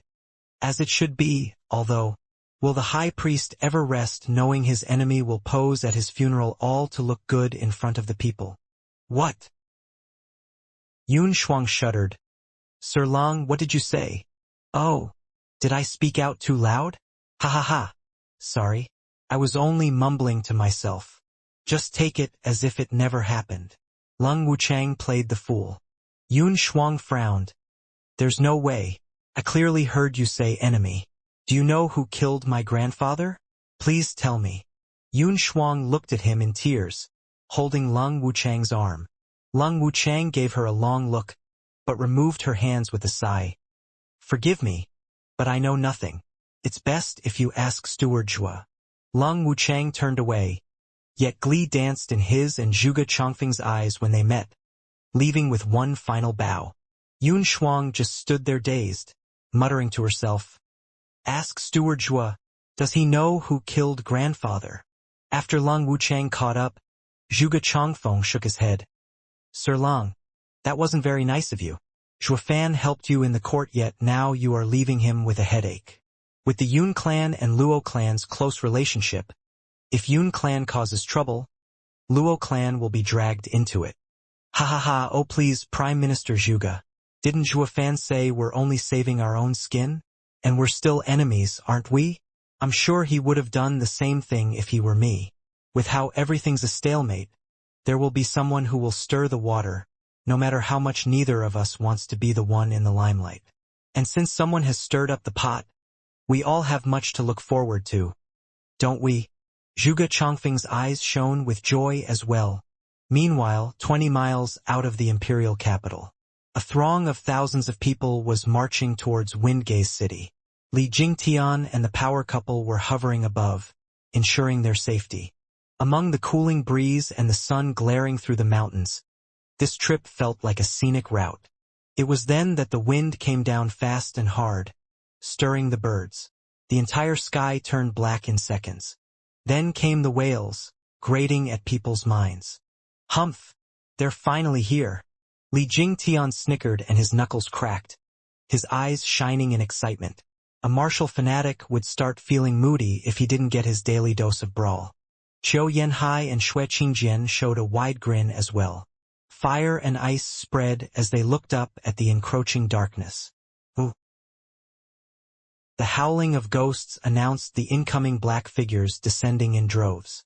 They all wore black armor and black helmets that hid their faces. Only the thin slits in those helmets showed heavy gazes, the only sight in this world of black and shuddering cold. They were not human but closer to Azuras from hell. With each of them wielding a half-a-meter-long curved blade, the image of demons was further engraved in the hearts of men. Swallowing dryly, the mass of people fell back. Although they had the numbers, these hundreds of black men released such an icy chill that it crumbled any notion of resistance. Li Jingtian frowned. These profound heaven experts aren't normal. They're about to act. Be careful. TCH, what can some weirdo profound heaven experts do? I refuse to believe there is a second freak like Xue Fan on this earth. Xue Qingjian snickered and shot forth. Qiu Yanhai was right behind her. Only Li Jingtian just stood there, affixed on these interlopers' movements. Look out! It's the Luo clan's ice and fire lords. The calm voice turned everyone in black armor serious. They held their curved blades ready, the blue glint on their tips indicating poison. On top of being a fourth-grade spiritual weapon, of course. Not that Xue Qingjian had a mind to care. With a laugh, she shot a white ray from her hand. Bang! Dozens of black men were encased in one huge iceberg then and there, and the subsequent explosion made sure only pieces of them were left. The Black Army fell back 2 steps, making Xue Qingjian laugh harder. What did I tell you? They're only profound heaven. They're not worth a single blow. Qiu Yanhai laughed as well, sucking up to his bossy lass. Lady's gaze is so sharp, seeing their bluff with one look. Unlike that scaredy cat old Li, less than even a woman, he shot a fire dragon, resulting in an explosion that turned another batch of dozen black guys to ashes. Xue Qingjian covered up her sweet and charming giggle. Yun clan eased up, knowing their safety was in the hands of 3 bodyguards. They will safeguard their journey to their new haven. Li Jingtian twitched, ticked off by the happy couple. Yet he just couldn't shake the feeling that these black guys were not the pushovers like they looked. In confirmation to his suspicions, the black guys watched their own teammates fall like flies. Yet all they did was to be on guard. As endless crackling commenced, the 3 elders watched in horror as the bloody pieces of bodies Xue Qingjian blew up shook. With a sinister energy signature, the pieces let out a black smoke, each black mass forming a humanoid shadow. The shadows reassembled as each of them picked up their curved blade. And just like when they arrived, they released the same creepy snicker. Hi hi hi. Luo clan's ice and fire lords are nothing to look at either.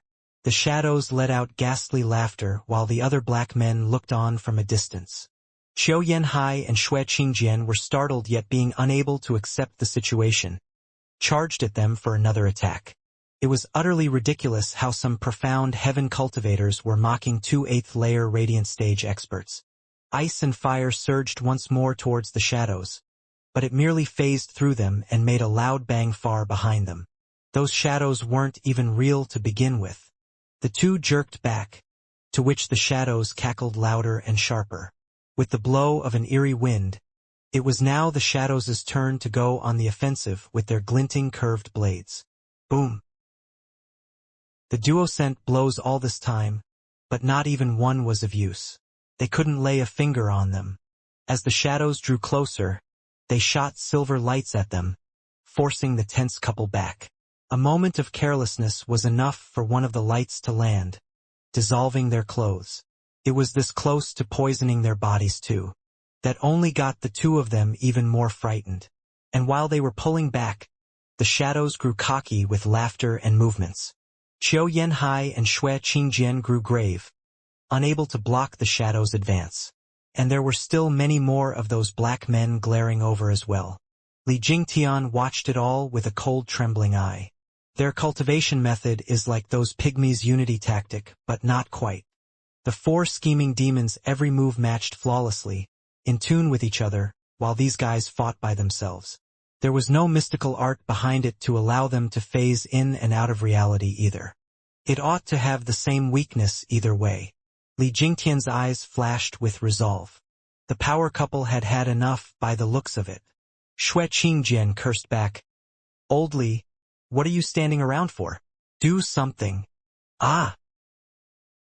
Xue Qingjian cried, getting scared by a curved blade flying at her neck. Qiu Yanhai was distressed, yet he was blocked by 6 shadows himself. All he could do was watch his dear wife get skewered. Li Jingtian roared. They have no bodies. Use soul attacks. The couple woke up to this obvious truth. Of course, we're radiant stage experts while they're only in the profound heaven stage. Killing with intent may not do them in, on account of their strong souls, but it should give them a pause. 2 hums later, a pulse flashed past. Bam! Like a tidal wave, it flung the black men dozens of meters back. The effect perked up the two. They were finally getting somewhere with removing these creepy guys. But it also stunned them as to how these profound heaven shadows had such strong souls. The duo's powerful souls were unable to even make them pause, and only pushed them back. Nevertheless, they could see a solution to their headaches, restoring their calm. While they were calm, the enemy was deadly calm as well, not one bit fazed about the fact that their weakness had just been found out. Fall in. From among the calm black observers, one aged and hoarse voice came. The cackling shadows gathered together. As they linked, they formed a giant net, floating in the sky. As more of them joined, their soul power surged. Squinting, the couple turned grave as they stepped backward. They had felt it too. The shadows' combined soul power had reached the radiant stage. Unity tactic, Li Jingtian gasped. The black men laughed in pride. A soul unity tactic to be exact. One made particularly with radiant stage experts in mind. Get ready, attack. The shadows snickered and released a sound at Qiu Yanhai and Xue Qingjian, who were balking under the pressure. As they pulled back, they fought back with their own souls. Much good did that do. Their soul attacks against the shadows' combined attack was like a breeze against a wall. The two panicked, sweating buckets. What's with these guys? They're way too creepy. No matter what they did, it proved to be pointless. Life and death art then. They had tried it earlier and it didn't do a damn thing. A stronger attack, but still very much physical. That left backing up more and more the only choice, leading to their increased vexation. And lead to the growing joy of the black men, cackling like victors. Whoosh! Li Jingtian flashed in front of the couple, facing the incoming shadows. Elder Li, what are you doing? Qiu Yanhai shouted. Grinning, Li Jingtian's eye shone. Isn't it obvious? Shutting them up. With jumping eyebrows, the couple was still clueless when Li Jingtian made a sign, staring at the shadows. Humph! Ignorant whelps. A Luo clan's elder isn't someone you can understand. Wraith style. Third move. Necro-dragon screech. Roar. Li Jingtian's roar sent the surroundings rumbling. The image of a dragon charged with claws and fangs bared, ready to tear anything to pieces. The shadows only noticed when the dragon was upon them. Boom! The explosion shook the entire mountain range and cracked the land. The shadows' perfect formation scattered like flies. They had no time to make sense of it as they blacked out. Falling to the ground, the shadows scattered. A singular strike wiped out a dozen shadows, laid to rest for good this time. It's a soul martial art. Look out! The black men moved back, losing their previous cool and watching Li Jingtian with trepidation. Unlike the ice and fire lords, Li Jingtian actually posed a threat. Sticking his chin out, Li Jingtian laughed, full of himself. Anyone else?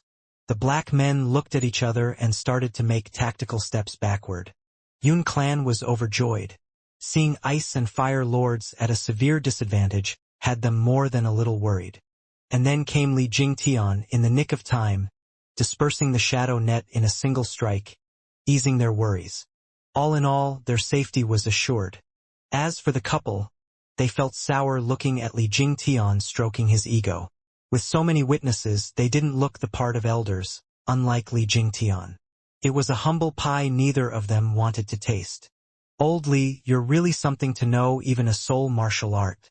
How come we've never seen you using it? Shui Qingjian grumbled, prickled by envy. Li Jingtian scratched his nose. You don't have to be jealous.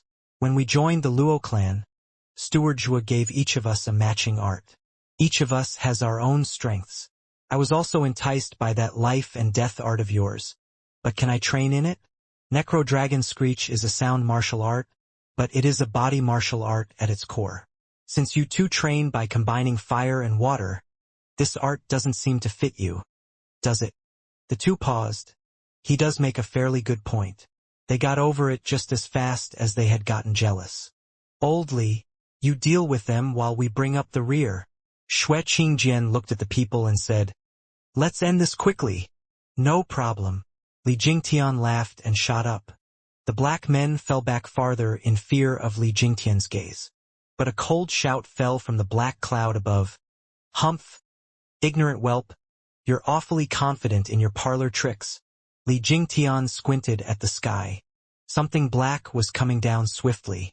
At a closer look, it appeared to be a pitch-black chain making rumbling sounds like lightning as it shot for Li Jingtian. The pressure it released was akin to bearing the full weight of the world on one's shoulders. Everyone's breathing faltered, their feet plunging into the dirt, and their waists bent from the mountain-like pressure. Even eighth layer of Radiant Stage experts like the odd couple shuddered, the ground cracking beneath their feet in all directions. As for Li Jingtian, who felt the brunt of it, had his face shudder and his clothes rustled. The wind snapped at his face as his feet also sank deeper into the earth. Shocked, Li Jingtian instantly made the connection that this man was unlike those men in black. The men in black were like ants compared to this secretive person. He was the true expert among them. The person was yet to show himself, but the power behind his first strike had put Elder Li on guard. Gnashing his teeth, he squinted at the incoming black chain and his power erupted. Black energy curled around him. Ghostly dragon claw. He chose to face the chain head-on. Eh? The voice from the cloud clearly stated his surprise in Li Jingtian's course of action, and praised. Youngster is quite brave. A pity. Bam! With an ear-piercing explosion, Li Jingtian's black claw tightened on the chain. Yet the chain kept on going, slamming him into the ground. The earth shattered, picking up a huge cloud of dust. Yun Clan cried out, frantic in their retreat. Qiu Yanhai and Shui Qingjian moved in front of the people, to fend off the incoming shock wave. When the dust settled, everyone gasped in horror. The mighty Li Jingtian was planted in a huge 100-meter deep hole. Pale and panting, he was even bleeding from his mouth. Most shocked was the power couple. They were more clear than anyone about Li Jingtian's power, holding their own against him only by using their combined art. Yet this powerhouse was in a sorry state after just one blow. What kind of power was that? Looking up at the black cloud, the two picked up a person drifting down while holding the black chain. He was 9 foot tall, covered in black armor and a billowing black cape. Just like those men in black, he wore a helmet as well, blocking his features yet not his outrageous aura. instilling fear in all of them, including the elders. The first thought that came to mind was the feeling of death. "Captain," the black men saluted. But instead of looking grateful to their boss for lending a hand, they reeked of fear. The captain ignored them. "The enemy this time is a sharp thorn. It is not your fault for needing me to step in." They all eased a breath, a weight off their shoulders. Their captain had outrageous demands off them. He demanded success on every mission they were sent on, which was pretty much guaranteed when this inhuman power that was their captain joined the fray. The captain had a rule, though, to not let the conceit get to their heads. He would never interfere in a mission. If he did, the mission was deemed as failure regardless of the outcome, and the men would be subjected to harsh punishment. Having experienced that appalling pain once, no one wanted to go through such torment ever again. No surprise then that their first reaction on seeing the captain step in was that of lament.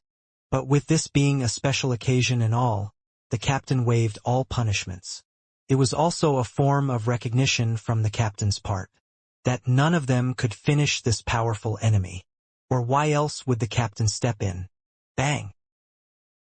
Li Jingtian threw the heavy chain to the ground and wiped the blood off his chest.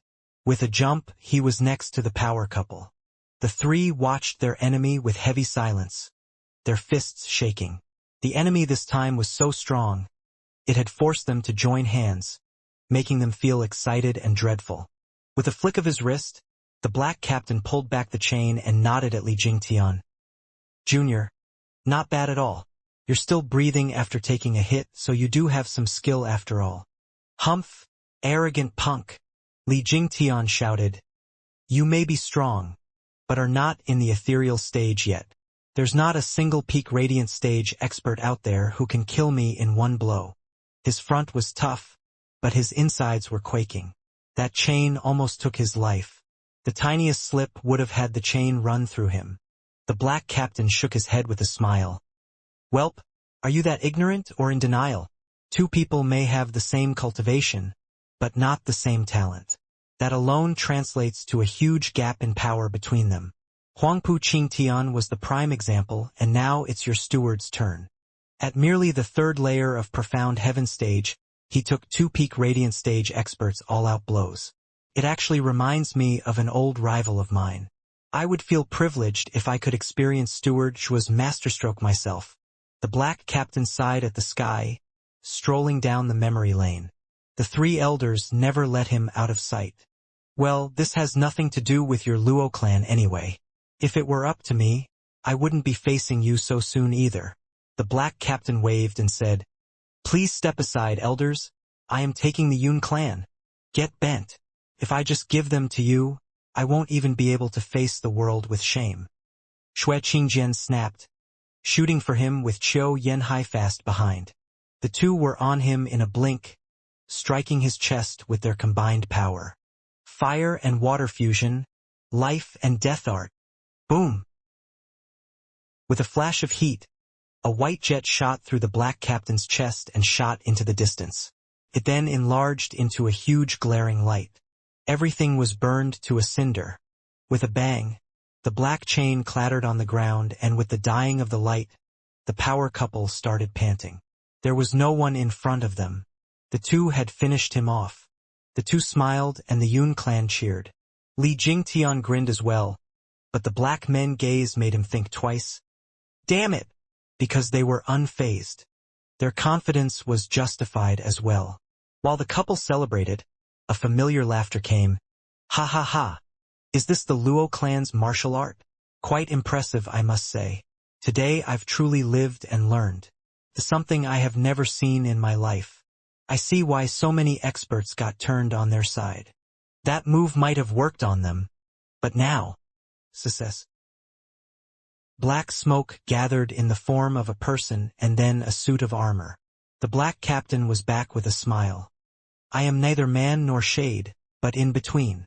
The same move won't work on me." The two's hearts seized. They should have known this by now. With the black men turning into black smoke to avoid physical attacks, their captain ought to follow the same logic. The earlier move was merely a test run to see if it had any effect, and indeed it didn't. and with the captain being far stronger than his men, it went without question that he could phase in and out as well. The black men had a hard time becoming real once they turned into shadows. While the black captain could do it at will, he was a true undying monster and a pain to deal with. The couple gnashed their teeth and fell back. Far too late, however. The black captain's wave brought the chain to his hand, and then it shot towards the couple. The two went flying with blood trailing from their mouths. They hit the ground hard, grievously injured. Humph! I warned you of this outcome. But since you struck first, you only have yourselves to blame. The cold eyes flashed in the darkness as the chain went for the two again. Li Jingtian covered himself in black energy and shot to intercept Wraith Style's first move, Soaring Demonic Dragon. Roar! With a black dragon image around him, Li Jingtian clashed with the chain, but it shattered his dragon. Li Jingtian was flung into the air and spat blood. Falling to the ground, he looked lifeless. At least he had covered for the power couple by sending the chain away from them. You two, cough. This is as far as I can help you? Li Jingtian was panting, blood seeping into the ground around him. Xiao Yanhai nodded in gratitude. Old Li, you're a true friend. Yun Clan was in tears, unknown if from fear or from the touching scene. Li Jingtian and the Ice and Fire Lords were usually at odds with each other. But when it came to fighting, neither left the other behind. The black captain paused. Then his tone turned angry for the first time and he snarled, What camaraderie, Mad Dipper?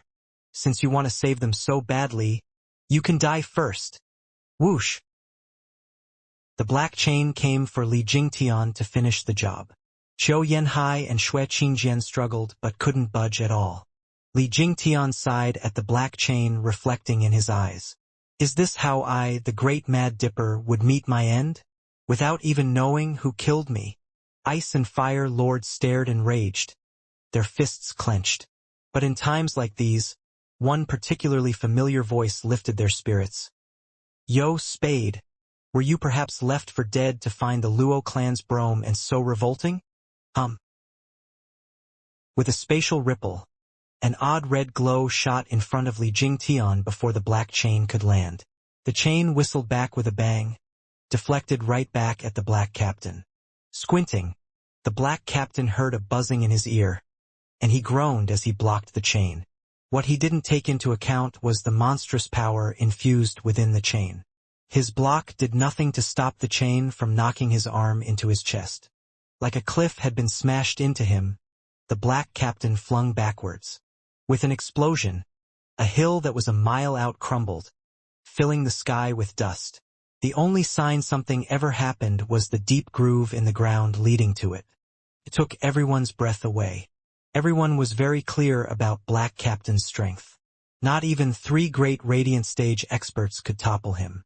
But for this dreaded man to be blown away, how terrifying would his opponent be? All eyes snapped to Li Jingtian. He was still hanging by a thread, but now a cold figure stood before him.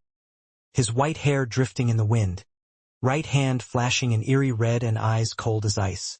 Luo clan's steward, soaring demonic dragon Zhuofan. The black men grew tense as they looked at him, their faces twisting slowly. They had all heard of Zhuofan's illustrious name, but seeing him was believing. What they had failed to grasp was the demonic dragon's power to push back their captain. It boggled their minds. They knew their captain better than anyone. Yet Zhuofan had flung that monster away in one hit. How is that even possible? The black men turned to the rubble behind them with hope. Captain! Success. Black smoke seeped from the rocks, reforming into a shadow. After a few more seconds, the armor took shape as well, returning back to his earlier daunting figure. The black chain flew back in his hand with a wave. Just what is that thing? Zhuofan's brow rose. Li Jingtian gasped. He saw Zhuofan calm but still advised, Steward Zhuo, watch out. He can phase in and out of reality. Normal martial arts don't work on him. The only way to fight him is with soul attacks. There is such a thing? In that case. His eyes flashed and Zhuofan gave him a deep look and laughed all of a sudden. Having everything figured out, Elderly. You guys rest. I'll take it from here. Zhuofan walked on with a thin smile. The black captain did the same, dragging the black chain behind, the clanking sound announcing his enemy's eulogy. The audience never left the two out of their sights. Their very lives depended on the one who came on top among these powerhouses. You cannot lose, Captain.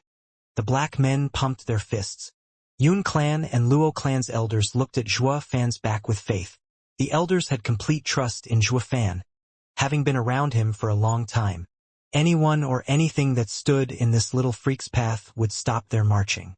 He had never lost when he was weak, so how could he lose now when he was at the peak of Tianyu's power? No one dared to blink, lest they missed the two's clash. Tap. The two stopped 30 meters away from each other. Zhuofan sized him up and snickered. The girl's intuition sure was spot on. The other faction even sent someone like you. I thought Elder Li and the two elders would be more than enough. Ha ha ha. How naive of me. You never wanted the Yun clan to fall into someone else's hands. The future of Yun clan is crucial to all factions. It cannot be left to the Luo clan alone. The black captain gave him a cold look, flicking the chain with a trembling hand. That punch sure was savage, reminding me of an old rival of mine. Zhuofan curled an eyebrow, a no-brainer for him to guess who this old rival was. He mocked the black captain. Did you win or not? Shuddering, the black captain flashed with unbridled rage. His fists clenched and he spat. I lost that day, but don't think this match will be the same. That remains to be seen. Zhuofan snickered. Unlike him, I am far more complex, not to mention a headache to deal with. Are you that certain of victory? Ha ha ha. The black captain's hand tightened and he flung the chain towards Zhuofan's left side. Laddybuck, see for yourself. The black chain snaked in the air and was at the left side of Zhuofan's face in a blink, sneaky and swift. The chain was out of reach of the right hand, fully grasping Zhuofan's weakness in one glance. You old fox. Zhuofan grinned, being mentally prepared. This guy had only seen him use the right hand once and already knew to stay clear. The attack on his left side spoke volumes of this guy's experience. Facing such a guy half-assed would give you a one-way trip to hell. And thinking that facing him even full-assed would be a pain, Zhuofan had to take it seriously. In any case, while the black captain knew Zhuofan's right arm was tough, the guy was clueless that his left arm threw a mean punch all the same. PFF. With a groan, the nimble chain landed in a dragon claw. The black captain cried, Earth Dragon Claw? Hee hee. Right on. Zhuofan mocked him and yanked the chain. The black captain went with it, making a half-circle in the air before crashing into the ground. Hard. The bang left another 1,000-meter-wide crater. Zhuofan grinned. The Yun clan was jubilant and the black men panicked. Captain! Whoosh!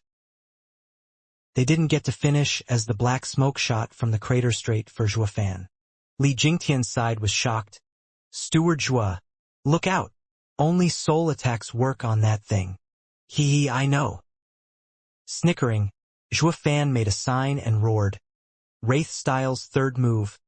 Necro Dragon Screech, Purple Lightning Flare. Roar. Unlike Li Jingtian's dragon image, Zhuofan's dragon was melded with purple lightning, the same lightning Zhuofan stored in his divine Eye of the Void. For some odd reason, his purple lightning stock was restored when he cultivated. It was endless. How convenient that it happened just in time to deal with this pesky black captain. This was Heavenly Emperor's purple lightning we are talking about. A power above Yuan Qi, and the same one that had struck a sacred beast dead. It doesn't matter if it's soul or flesh. They'll both get skewered. With how Zhuofan used it in tandem with a sound martial art, this attack had turned into a literal killing move. Bam! The black smoke was poised to attack Zhuofan when the dragon reached him. He had yet to regain his bearings from the previous hit and the purple dragon slammed into him next. The purple lightning pierced the black mass, drilling an excruciating pain into the skull of the black captain. Then came the constant rumbling from the impact of lightning on every part of his body, akin to explosions from within. All the audience heard was an endless cry of agony, as the black captain rammed himself left and right like a headless chicken. By the time it all came to an end, the shadow reformed, but on all fours, panting from exertion. The black men were shell-shocked. Not for the life of them could they recall when their captain was in such dire straits. Shuafan snickered. "Spade. Now do you know the difference between me and him? Hi. Everything in this world has a weakness. Don't think for a second that your phasing body will get me exhausted from using only physical attacks. Humph, I know all too well just what kind of specimen you are. It would have been another matter entirely if you were in the ethereal stage, but it just wasn't meant to be. Humph, enough with the theatrics. What can a mere spirit puppet do? Why, you know." Eyes trembling, the black captain watched Shuafan like a monster. This is a secret art that was lost 5 centuries ago. How? I'm just that clever. Slanting his head, Shuafan showed a cocky grin. Soul puppets are special, but not invincible. You may not have a body, but I have my own way to make sure that you'll stay dead. You showed off in my presence and you beat my men. Don't even think of escaping. Shuafan cackled and 3 golden halos shone in his right eye. Divine Eye of the Void's 3rd stage, Mirage World.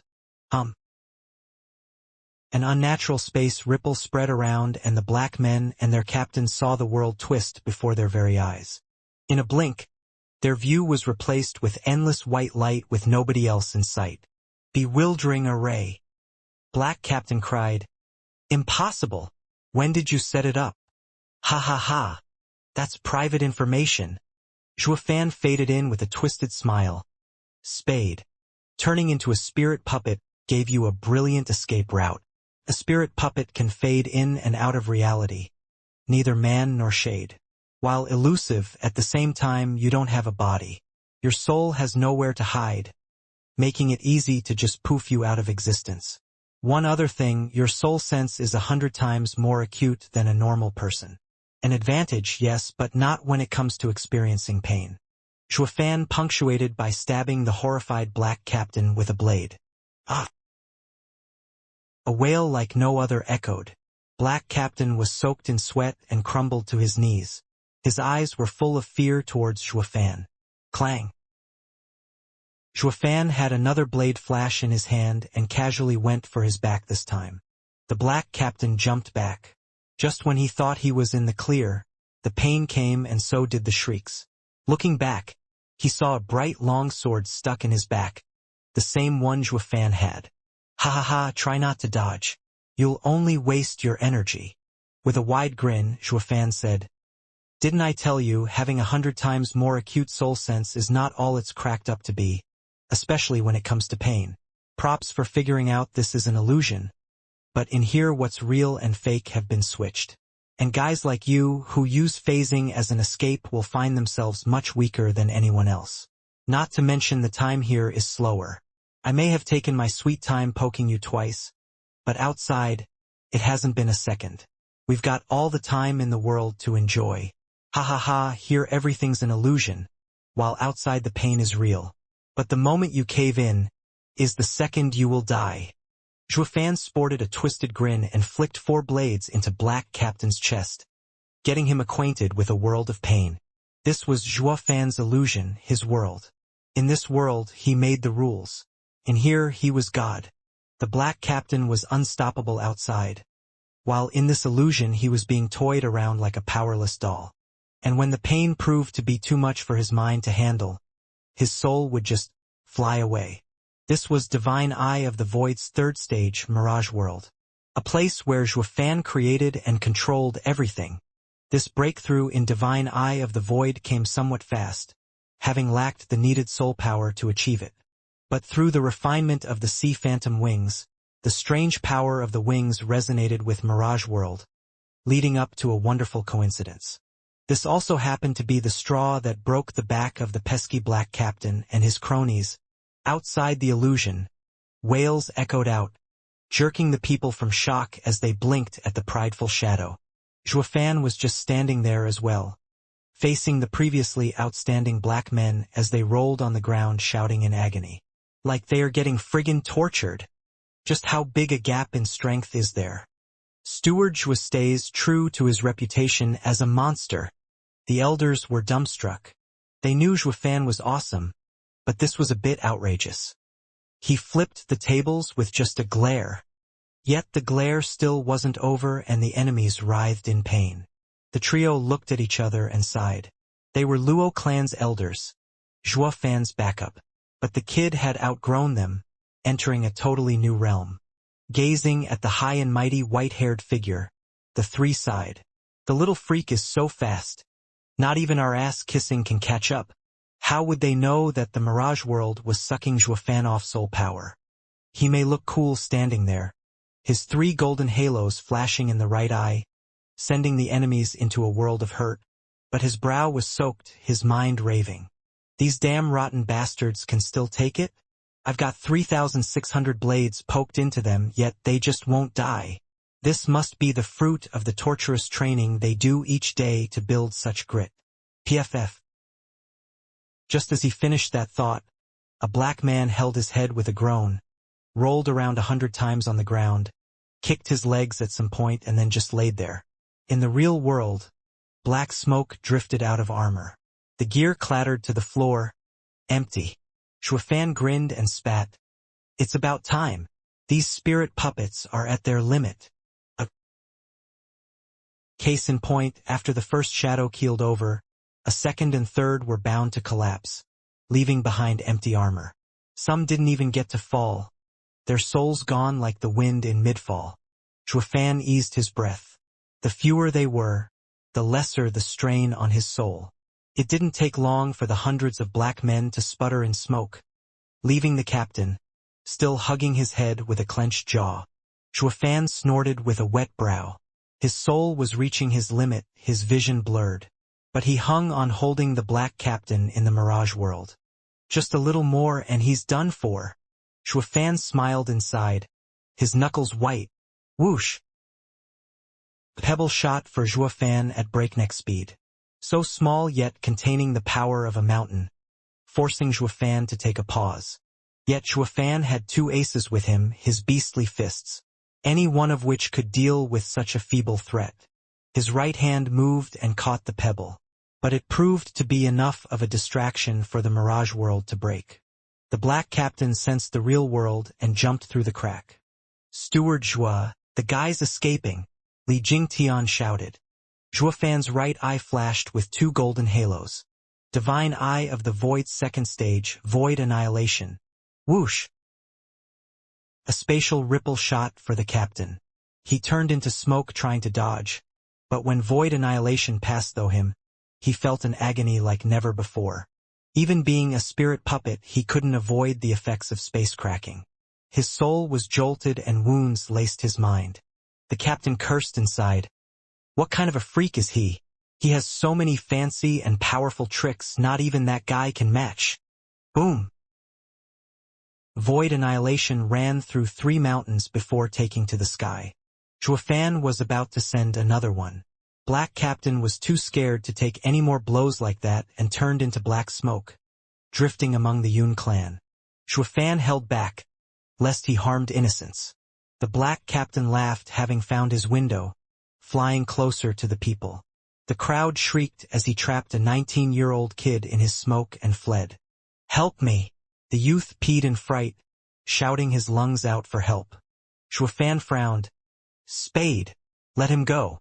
Yun clan is under Luo clan's protection. Harm him and we will become mortal enemies." "Humph! Do you take me for a fool? You'll kill me regardless," the Black Captain shouted. "Zhuofan, you got me this time, but we will meet again. See you around." The Black Captain turned into a black wind and wrapped tighter around the wailing youth. He was gone the next second. Yun clan watched in worry while Zhuofan stomped. He looked positively annoyed, except for that vague quirk on his face. The Black Captain was long gone, yet Zhuofan looked at the clouds still. Yun clan was touched by his desolate back. "Steward Zhua is working so hard for us. He is so heartbroken at the loss of one child." Having rested all this time, Li Jingtian was feeling better. He propped his weak body up and sighed. "Steward Zhua, you don't have to blame yourself. He only got one man, Claptrap. Who's blaming himself here? Shuafan snorted. The kid is already an adult, yet he hasn't even awakened his blood. A waste. It makes no difference if he's gone. But we are here to look good for the Yun clan, so we can't harm their people. That sadness and self-blame routine is there to make them respect us more. Yun clan will be far more willing to follow us now. Li Jingtian's face twitched and he nodded. Steward Zhua is Steward Zhua. He will never change. He is clearer than anyone about what to do for his own interests. My apologies, everyone. I could not protect you all and let that fiend take someone. I am ashamed. Shuafan gasped and said in a heartbroken tone, watching them with a painful look. Li Jingtian next to him felt his face jump around from all the twitching. For the sake of Luo clan's future, Steward Zhua has curbed his mean streak to win their hearts. Or that black captain would never have gotten away even with a hostage. Yun clan bowed in gratitude. Steward Zhua, please, you don't have to say it. If not for you, all of Yun clan would have ended in misfortune. You have no reason to feel remorse. It should be us thanking you instead. But what we don't understand is what could have happened for us, who look after the people, to incur such a disaster. The Yun clan shook their heads. Shuafan hid a snicker, bearing only his laments. The world is fraught with evil. Even if you are innocent, the tallest tree always gets the wind. Yun clan is a special clan that everyone has their eyes on. Now more than ever, with the imperial capital saturated with scums of society, many clans are coveting the Yun clan. Startled, the Yun clan reflected on these words, then sighed with remorse. They knew now that it was their bloodline that had brought this calamity. Who didn't want to proclaim themselves king? Who didn't want to see fate, to act by the heavens' will? But they had the imperial family's protection over the last millennium to curb these thoughts. And when all the top dogs gathered in the imperial capital, they could feel the noose tightening on their throats. It started with clan head Yun Xuanji, a show of the culprit's cruelty and savagery. They did not know who did it, but one thing was clear. Staying put would have been obliteration. Clueless as they were, the herald of their calamity was the one in front of them. The demon-turned-savior, Steward Zhua. Yun Xuanji ended up dead because he had forsaken his neutral ground and exceeded his standing. It had nothing to do with the rest of the clan. It was actually Zhuafan who incited fear in them, coercing them to flee into his asylum. Yun clan was made up of simple people, who were not sharp enough to guess Zhuafan's multi-layered machinations. So seeing that Yun Xuanji trusted him, they did the same and fled. But who was the Yun clan? They literally birthed the high priest every generation. They guided the development of the nation and its policies. And now that they had run away with Zhuafan, who the hell would answer all those riddles and conundrums?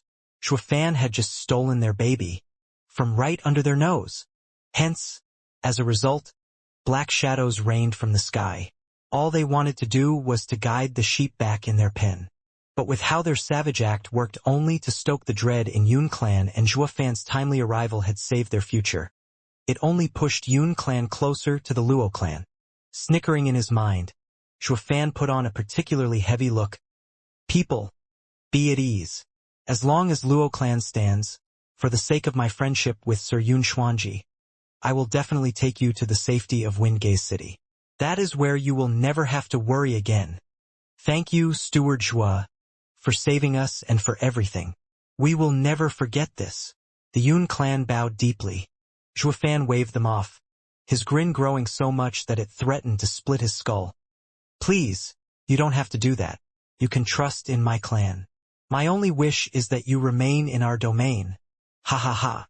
Through promises, vague threats and nudges, Yun clan had become his die-hard lackey, as if the only one in the whole wide world to save them from doom would ever be Luo clan. However, among those who wanted the Yun clan for themselves, Zhuafan was the first to act, stealing them from the imperial family's jaws. After a few more pleasantries, Zhuafan took out a vial of recovery pills for the elders. Took them 6 hours to stabilize their wounds. Zhuafan was in no rush to return. He'd only leave when the elders were at least in their peak state. Steward Zhua, I heard you call them spirit puppets. What are they? Li Jingtian inquired. Shuafan derided. A bunch of sorry-ass lame-ass losers. No one would willingly become a spirit puppet unless forced into a corner.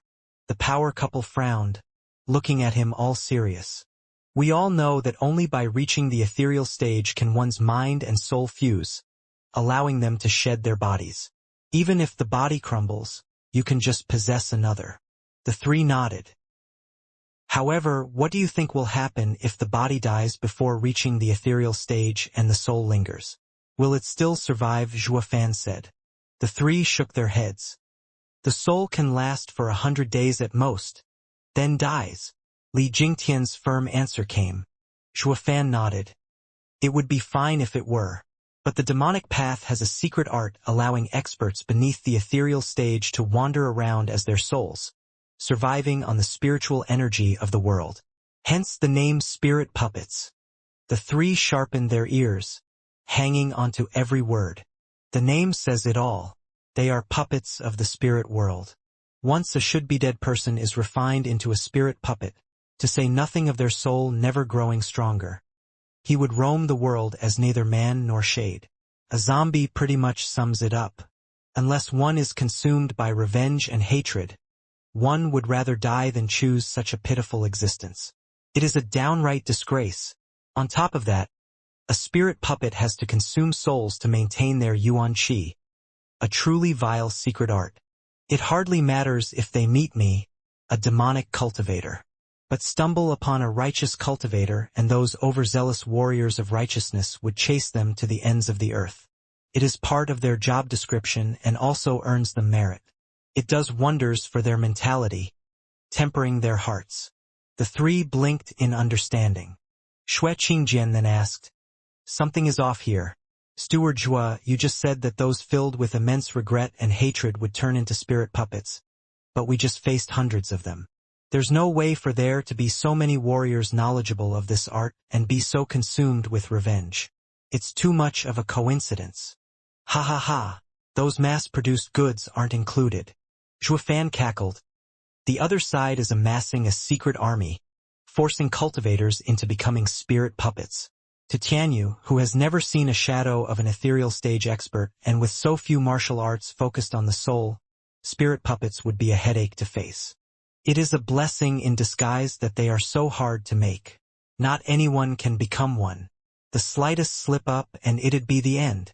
Elderly, you know how the kids old Pang is training in the Wraith art have a low success rate. Well, this one is even lower. Ha ha ha. Li Jingtian was stunned. Ever since joining the Luo clan, Captain Pang and he had received close training in the same art. Of course he knew about the young guard's Luo clan was rearing as well. For one guy to come out of a batch of 100 was already promising. But with the spirit puppet's chance of being created even lower, isn't it the same as Zhuofan wiping out 100,000-strong army of theirs by killing those hundreds? Li Jingtian had a sour taste in his mouth. Zhuofan laughed, seeing through him. You don't have to worry. They have plenty more where that came from. Ha ha ha. But Steward Zhua, you have no trouble dealing with them while we are hopeless. Teach us how. Xue Qingjian noticed Zhuofan's casual attitude and cutely said. The others looked on with hope. It was tough to say if it was from their incapability to deal with spirit puppets or from the need to learn more of Zhuofan's secrets. Sticking so close to Zhuofan for so long had taught them that his bag of tricks ran deep, in both quality and number. Far better than the entire Tianyu could ever provide. Nabbing one or two of them was the greatest fortune the trio could ever hope for. This was one of the reasons these experts were so casual about staying with Luo clan. To say nothing of a martial fanatic like Li Jingtian, who practically lived for power. With how Zhuofan had had his head deep in official matters, and being lazy on top, he felt disinclined to teach them. Today was the best chance to squeeze something out of him, and they weren't about to miss it. Glancing at them, Zhuofan smiled. No need. Spirit puppets are merely at the 3rd level. Low-level spirit puppets are soul-based. No different from a wraith. With your strong radiant stage strength, your intent is enough to destroy them. Mid-level spirit puppets can enter weapons or armor, making them their vessels and using them to somewhat resist soul attacks. Like those black men. You can't one-shot them, but giving them a deep wound is still easy. The crucial thing is the Black Captain, a peak-level spirit puppet. He can phase in and out, with a soul so strong that only a specialized martial art can defeat him. The three bobbed their heads, like eager children. I reckon strong guys like him are limited to just him. And since I've harmed him, he won't be showing his face anytime soon. You can rest easy. Zhuofan waved his hand. The three got his gist and sank into depression. The kid doesn't want to teach us. Shui Qingjian pouted, shaking Zhuofan's hand in a bratty voice. Steward Zhua, we can forget about these crotchety geezers, but what about little old me and my precious body? Who am I to blame if that miscreant scars it? If you are that scared of having your secret leaked, sister will visit you in the dead of night. Will you teach me then? Star Reader. Secret here can also mean a cheat/hack. Zhuofan's face twitched at Shui Qingjian's rosy cheeks. Sister Shui, please have a modicum of dignity and act your age. Your man is right behind you. Steward Zhua, why are you being so testy? We're all on the same side, I don't mind. If you still find it lacking, I can join you as well. So will I. Qiu Yanhai exposed a disgraceful grin, followed by Li Jingtian's shout. Ugh! Zhuofan almost had a case of the Technicolor yawn, waving all over the place. Fine, fine, I'll take it as my loss. I'll teach you something. A profound ranked martial art focused on souls. Finger of Death. Who? Black smoke floated by a waterfall in the mountains. It reformed into the crooked shape of the Black Captain as he gasped for life. He was still holding onto the kid who was now unconscious. Ignoring the hostage, he took a gulp from the stream. With a crack, like that of a gear turning, the waterfall slowly came to a stop. The pond had a vortex in the middle, draining the icy water to reveal the muddy ground and a stone gate 10 meters below. Black Captain jumped in with the kid and pushed on some ostensibly random stone for the gate to rumble open. The gate closed behind him as he entered, with the sky-high waterfall resuming its flow and the pond filling back up again. The captain hobbled through the pitch-black twisting path. Even with all the jolting, the kid never woke up. A faint candle light sprung in the distance and the captain hesitated, but then walked on even faster. In the glum room, around 60 square meters in size, skipping a torturer's tools of the trade being laid around, a golden sheet ran through the center, dividing the room in two. Plop! The Black Captain threw the hostage down and knelt before the cloth. I have failed you and await my sentence. You failed. The aged voice from beyond carried shock. For even you to fail. Sigh. The sighing Black Captain was lost for words as well. His eyes dimmed and he collapsed. The voice came again. And you're also wounded? Whoosh. A black flash reached the Black Captain before the aged voice could, giving the captain a pill. When his breathing evened, the man with a bamboo hat eased a breath and said at the curtain, Please relax, sir. Senior has sustained heavy injuries and only needs time to heal. What, heavy injuries? The old man was astounded. Just who is capable of harming you to such an extent? Not even Gu Santong could do this. The man behind the veil was quite aware of Black Captain's specialty, a phase in and out. He couldn't deal with Gu Santong, but that little freak's ridiculous strong arm could do nothing just as well. There's actually another person in Tianyu that can rout him besides Gu Santong? The Black Captain sighed. It's Zhuofan. He has that kind of skill? Ha ha ha, and more to spare. Even I had to step in but played right into his hand. The captain sounded morose. That brat is a deadly combination of an extended range of skills and ample experience. I used to think my secret art was lost 5 centuries ago, that no one in Tianyu knew of it. But he saw through me with a glance, and then toyed with me. I only escaped with my life by taking one of the Yun clan's members hostage. The captain sighed, his eyes consumed by dread. He'd been running amok across Tianyu for centuries. Yet a pipsqueak like Zhuofan showed up, robbing him of all repute and turning him into a bottom feeder. Zhuofan is an even worse headache than Gu Santong. The captain sighed. Gu Santong is all brawn, but does have weaknesses. While Zhuo Fan not only has Gu Santong's savage power, I couldn't find any weak spots either. It's the first time I've met with such an opponent. The man in the bamboo hat nodded. Senior is correct. Without having seen him for myself, I would have never taken Zhuo Fan to have such unbridled strength. All of the senior's attempts were foiled. He then used some unknown art to trap senior and almost cost him his life. Knowing my limits, my only hope was to make a distraction. I am glad to know it helped free senior. So it was you who helped me. I wondered why his focus slipped. This gratitude, I will surely return. The black captain cupped his hands at the bamboo hat guy, who only shook his head. He had only added that little tidbit to get some credit. It's fine now that you know I did my part. Just remember me next time you split fees. As for revenge and whatnot, it was the farthest thing from his mind. The veil fell quiet for a long time before the voice returned. The others. Black Captain sighed. Dead. By your hand. By Zhuo Fan's. Black Captain squinted and spat. He is truly savage, killing them on the spot and saving me the trouble. Ha ha ha, he didn't do it for you. It is a warning. He doesn't want a falling out and went easy on us. The voice behind the veil came. The two were clueless and the voice explained. With Zhuo Fan's guile, it would be easy for him to track you down. Since he wasted all of them, it proves that these men had no use to him, that he knows all too well who we are but does not want to expose us. What?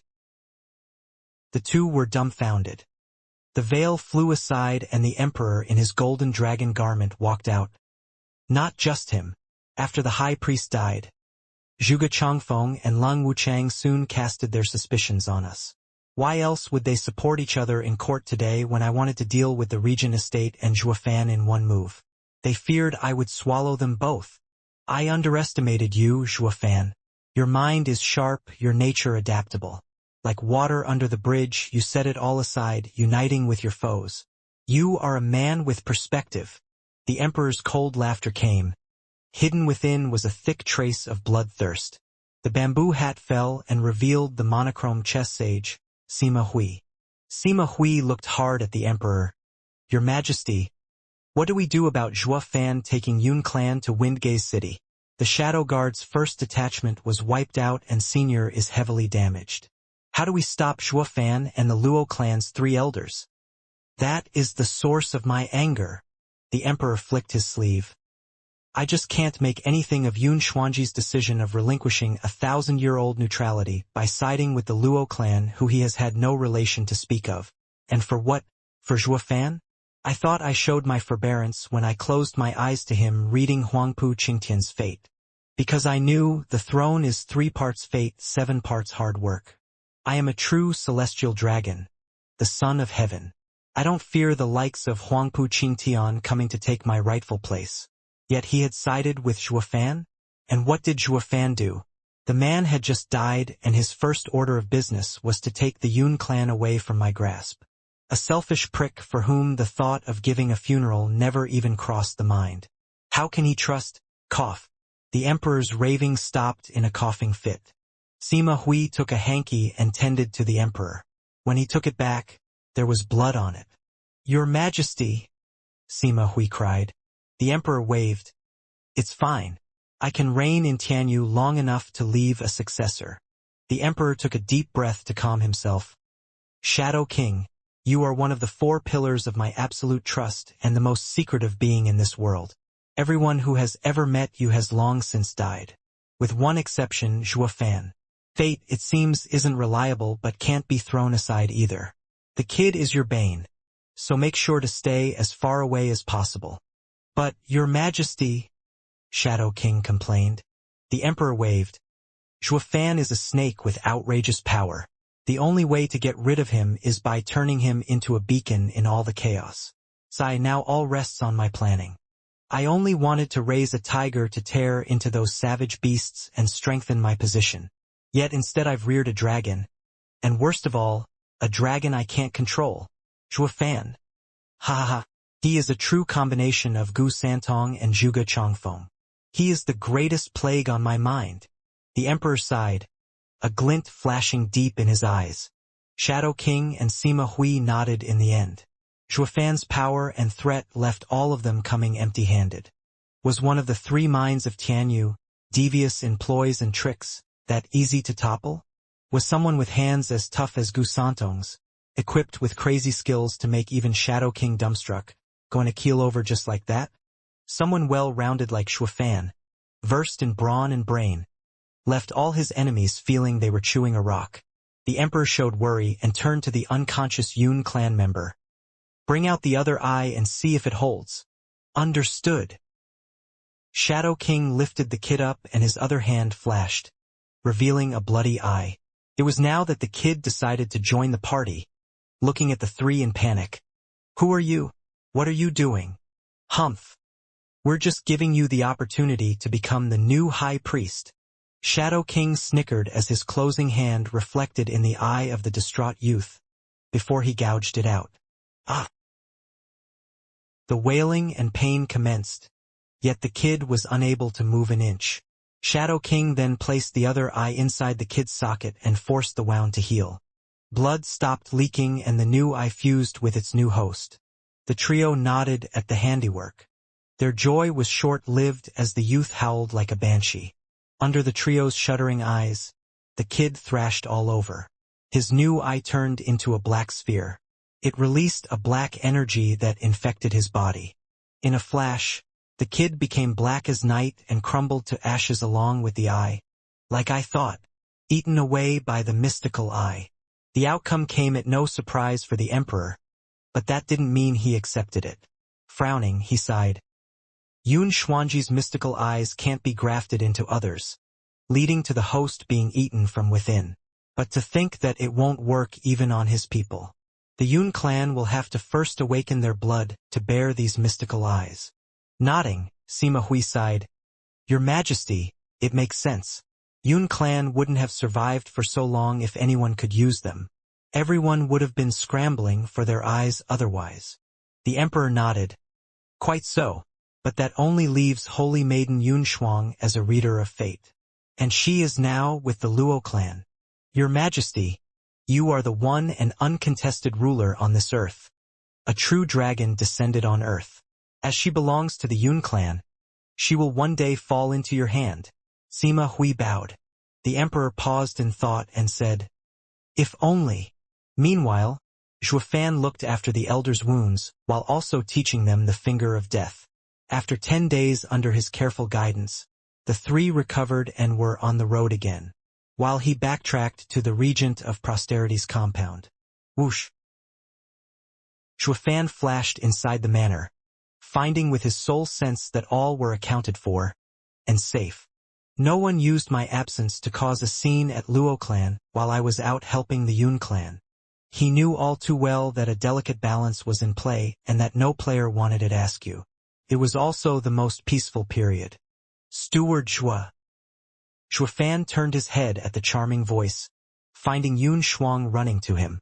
Frowning, Zhuofan saw her distraught and asked, Miss Shuanger, what is it? Yun Shuang bit her lip, stammering, Steward Zhua, you already know who killed grandfather, don't you? Quivering on hearing this, Zhuofan held her gaze. Who told you that? It doesn't matter. What matters is that you do. Yun Shuang's gaze was set, her tone firm. Zhuofan ignored her and pondered before bursting. Ha ha ha. I get it now. It must be that pair of old coots giving me a hard time. Humph, they don't want to stick their neck out so you fake innocence here, is it? Your time will come, that I promise. Zhuofan knew on the spot that Zhuge Changfeng and Leng Wuchang had a hand in this. They both knew Zhuofan wanted the Yun clan and Yun Shuang. Yet they nudged her into demanding an answer from him. If he refused, Yun Shuang would be cross with him. It might even drive her to regent estate or prime minister. If he told her the truth, Luo clan would become the first to clash with the imperial family, the pioneer to throw all this balance out of the window. He was at an impasse. Steward Zhua, you actually do know, don't you? Yun Shuang guessed as much from his tone. Then tell me, why should I? Zhuofan cut her off. Your clan is a target that I am willing to protect. In layman's terms, you owe me, not the other way around.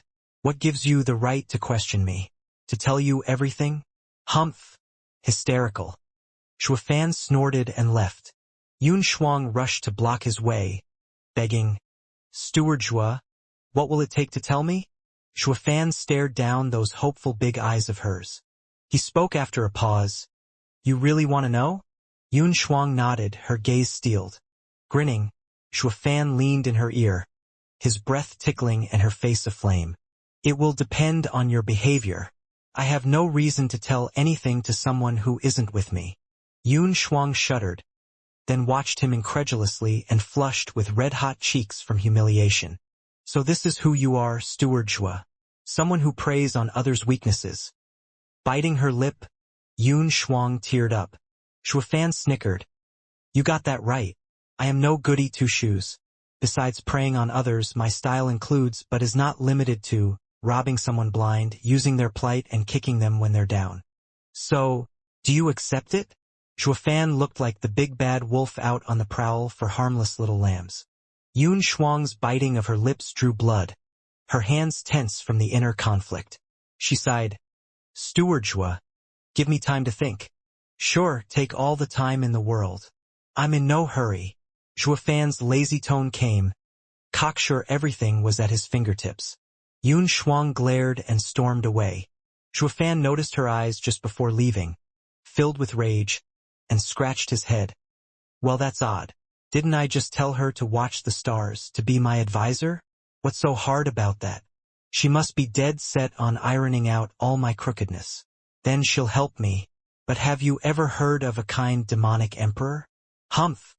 Shuafan grinned, on his way to Luo Yunhai. It's been too long since I gave the future clan head a lesson. How long will it take to shape him up?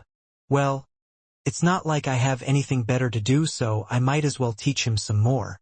Not like I can leave the clan's fate in the hands of an ignorant kid. I'll never know rest. He got to the Regent of Prosperity's room, only to find it stacked with gifts. Luo Yunchang and Princess Yongning were there too, chatting away. Brother Zhua, you're back. Luo Yunhai beamed. Luo Yunchang giggled, while Yongning raised an eyebrow. Shuafan, took you long enough. What could have kept the great steward away for so long anyway? Luo clan was swamped with work the past few days and, in your absence, I had to go out of my way to help you all. Don't just stand there. Hurry up and thank me. Shuafan's face twitched. Setting my matters aside, Princess Yongning, what's a lass like you doing by still coming around here? Aren't you supposed to be grounded? He knew the emperor had grounded the princess to her room before the court debacle. So what was she doing back here after only a few days? Those palace guards are too lazy. Pa! Yongning slapped the table. Impertinent! How dare you address the princess in such an uncouth way like lass? Do you find your head too heavy to bear? Shuafan only gave her a roll of the eyes. Yongning was enraged, while also even more intrigued. Where does a mere steward get this kind of gall from? Luo Yunchang shook her head, trying to mediate. Sister Yongning, calm down. That's how Shuafan is. No one can change him. If you don't like him, you can just avoid him. How can I? Why else do I hear? Yongning blurted. She blushed at her slip, making up an excuse on the spot. I mean, my patience knows no bounds. How can I stoop to his level? Luo Yunchang saw through her in an instant. Humph! You think I don't know your thoughts? You even have that look in your eyes. Why is it that the hate and anger in your gaze looks dangerously close to flirting? Not that Shuafan cared. Staring the princess down. Princess Yongning, am I to assume that you've sneaked out again? No way. I walked out the front gate, sticking out her fairly downsized chest. Yongning said. Also, the imperial father is holding his centennial jubilee. I have earned my imperial father's accord to search for a proper gift. I fear that it is all too sudden for you, so I will help you prepare as well. See how much I care for you. Princess Yongning smiled at Shuafan, fishing for compliments. Shuafan couldn't care less, nodding by instinct alone as he made his way away from her. The blank look of indifference dimmed the princess's enthusiasm as well, her tone becoming sour and biting. Yunchang, Is this how you teach your servant? He's like a popinjay. Ha ha ha. Forgive me, sister. He doesn't know any better. You can just ignore him. Luo Yunchang consoled her, while dancing inside. This princess has set herself up for disappointment. Zhuofan has never bothered with her. She already had enough rivals and could surely do without any extras. Luo Yunhai glanced at the girls and said coolly, "If Brother Zhua was like you family stewards, would you be flirting with him and chasing him all day long?" "Hey, who's chasing whom here? Who's flirting?" The two girls snapped at the same time. Luo Yunhai just shook his head. "I am doing the chasing and flirting. All right? Brother Zhua must have come for me, so I'll be going now." Luo Yunhai chuckled away, leaving two tomatoes behind, sunk in awkward silence. At one point they glanced at the door with admiration for Luo Yunhai. He could go to Zhuofan whenever, while they had to find an excuse to maintain their prim and proper reputation. In the gardens of the compound, Luo Yunhai briskly came to an already waiting Zhuofan. Zhuofan grinned at the kid. "Good. Your sight is improving. You knew I came for you." "Of course. Besides, I've been around Brother Zhua for so long that we are like brothers." Luo Yunhai scratched his nose. Zhuofan nodded, hooking his finger. "Come then. Let me see your progress." A fire was lit under Luo Yunhai's rear as he spurred on with purpose and threw a punch at Zhuofan. Bang! Punches flew everywhere with power and speed. While Zhuofan returned some, he also preached, "A fight is not just about power but brains as well. Look for an opening. If there's an opening, seize it. If not, make one. Avail yourself to their weaknesses. Avoid their strengths and lure them into a false sense of security before you spring your trap to crush them." Zhuofan had taught Luo Yunhai well into the night when the moon was up and the stars were shining. For Zhuofan, it was all a light warm-up, while Luo Yunhai, a bone-tempering cultivator, facing such a monster, was now sprawled on the ground gasping for air. He was burnt out, like a toad croaking its last. "Brother Zhua, you were quite free today to teach me for so long," Luo Yunhai shouted, soaked in sweat. Zhuofan sighed at the starry sky. 3 years. Only one has passed and the stalemate is already stirring. You'll be hard-pressed to find a quieter time like this afterwards. Ha ha ha. Zhuofan shook his head, patting Luo Yunhai's head before going to his room. The thought of leaving again soon left him bleak. Luo Yunhai gazed at the prideful back. He sensed something and picked himself up to go find Luo Yunchang. Creak. Zhuofan entered his room and sighed. He frowned, having smelled something off about his chambers. Scanning the room, he arrived at the bed, with something squirming beneath the covers. "Who's there?" Zhuofan said. The squirming thing got squirmier.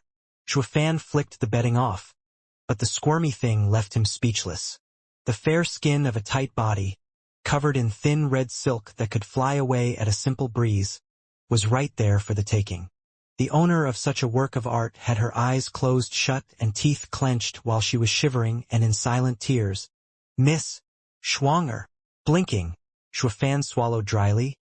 "What are you doing in my bed? Looking like this no less." His voice trailed off, his shifty eyes gawking in all her splendor. Yun Shuang blushed harder and shouted, "Isn't this what a beast like you wanted? I only hope you will keep your promise once you have had your way with my body." Schwanger, I think you may have slightly taken this the wrong way. When have I asked this of you?" Zhuofan's brain turned to mush. Not that his sly eyes ever stopped soaking up the view. Yun Shuang was mortified. Is this how he acts?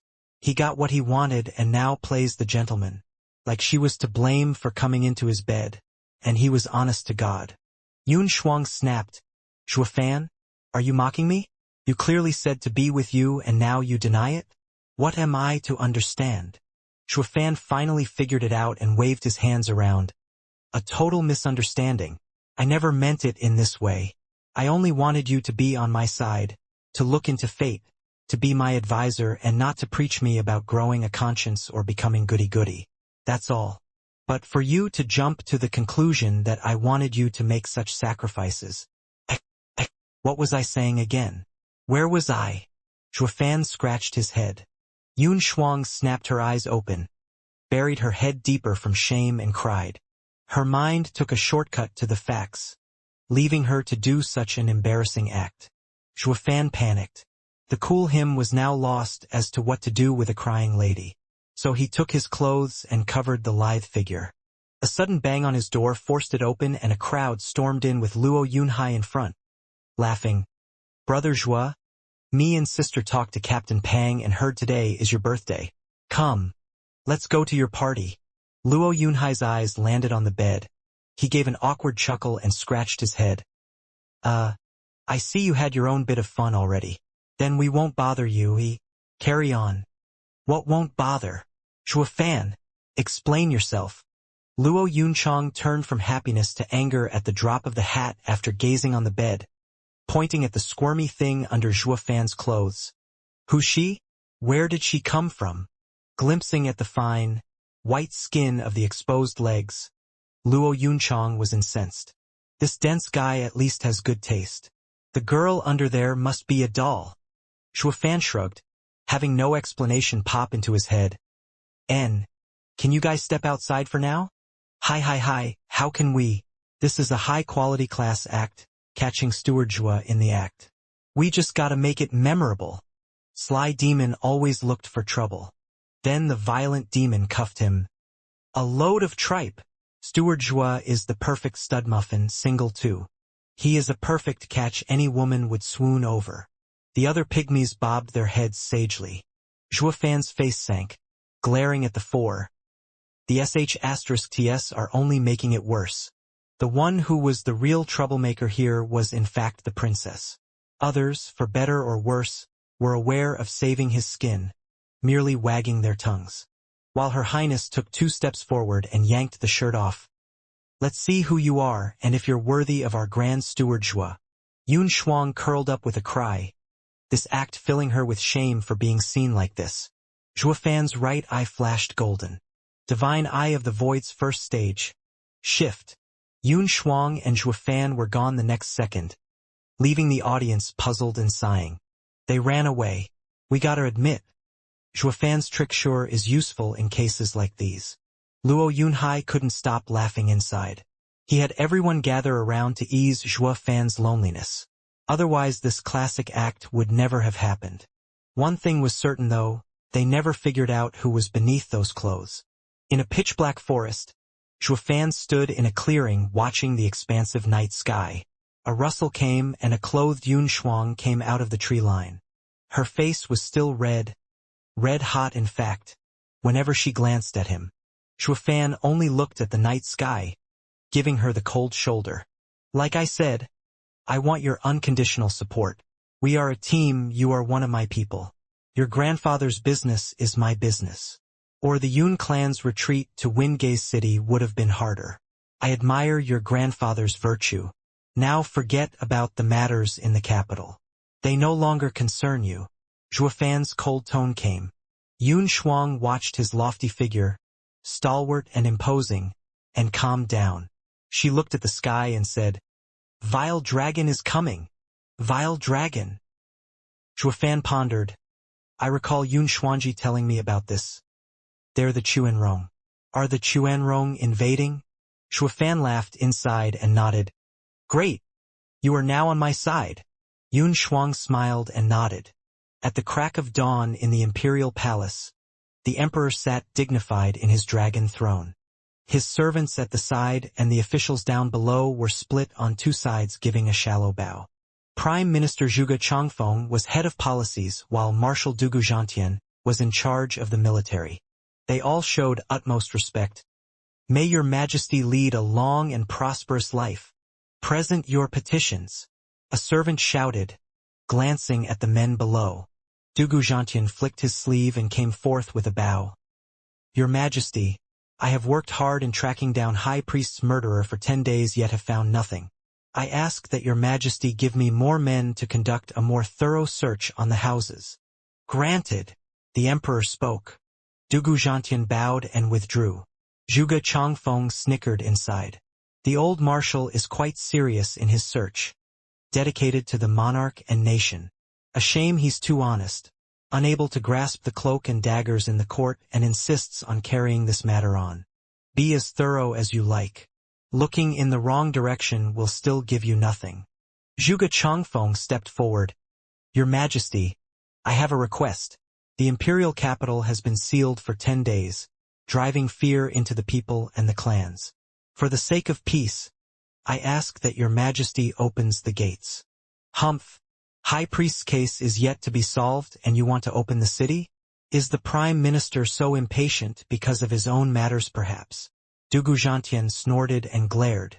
The Emperor flicked his cold eyes on the Prime Minister, waiting for him to continue. Zhuge Changfeng shook his head. High Priest's case is crucial, but so is the reputation of the Empire. Your Majesty, you may disregard people's livelihood, but you should care about the rumors traveling outside the state. Zhuge Changfeng turned serious and bowed, presenting his petition. Your Majesty, the Chuanrong Kingdom knows of your Majesty's centennial jubilee, and its emperor has dispatched a delegation with a gift. Please grant it entry, Your Majesty. What? The Emperor and Dugu Zhantian screamed at the same time. Chuanrong has sent a delegation? Zhuge Changfeng nodded. This is an external affair. Letting the delegation see the imperial capital under lockdown will earn their ridicule. The Emperor's brow shook.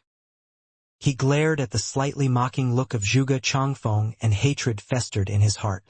Zhuge Changfeng has a response for everything. I didn't respond when he asked that I release the seal on the capital in the name of the people. So he used Chuanrong's delegation as an excuse. Won't agreeing now look like trying to salvage my name instead of looking out for the people? His vaulting ambition is more than clear, though the Emperor was unable to grasp Zhuge Changfeng's planning from his vague replies. Zhuge Changfeng presented the petition while the Emperor paused in thought. Dugu Zhantian intervened. Your Majesty, Chuanrong and Tianyu have only ever expressed hostility, with numerous clashes each year. The delegation is sure to be part of some elaborate scheme. And with the imperial capital in troubled waters, it is all the more reason we should block any outside interference. I beg your Majesty to refuse them, lest we bring wolves in our midst. Old Marshal is mistaken. Because our two nations have been at odds in the past, we should use this chance to mend our relations and live in harmony. Zhuge Changfeng shook his head and reported with a sneer. In addition, they come bearing gifts. Slamming the door in their face will put Tianyu to shame. The Chuanrong will think of us as petty. It concerns His Majesty's prestige and Tianyu's name. How could you be so jumpy to lose all decorum when it counts? One official in red stepped forward with a bow. Prime Minister's words ring true. I second him. The Emperor's brow rose at the Grand Secretariat. Another official shot forward. Prime Minister speaks wisdom. Please allow it, Your Majesty. Minister of War.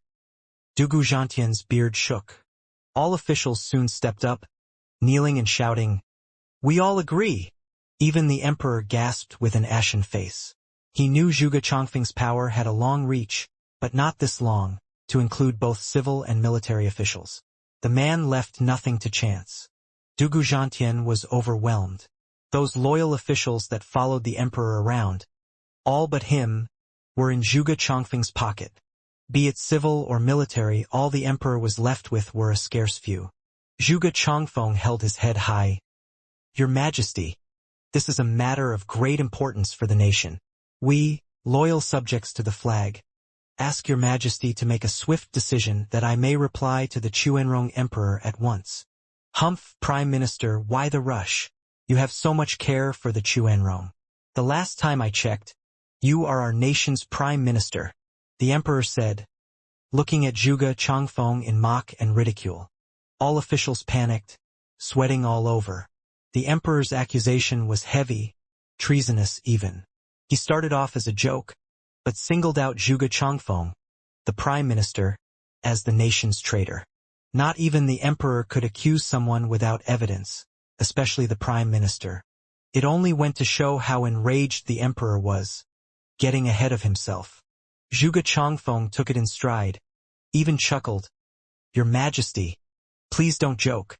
I am under Tianyu's payroll, working in its best interests. Try to understand, Your Majesty. Everything I do is for the Empire. Ha ha ha, of course I understand the Prime Minister's toil. The Emperor forced out through gritted teeth and slammed a servant with the petition, shouting, As per Prime Minister's petition, I shall allow the Chuanrong's delegation into Tianyu. The lockdown on the imperial capital is lifted and the high priest's case will be postponed until after my celebration. Your Majesty is wise. The officials bowed, to which the emperor snorted, watching with clenched fists. Dugu Zhantian cursed them inside for being treasonous dogs.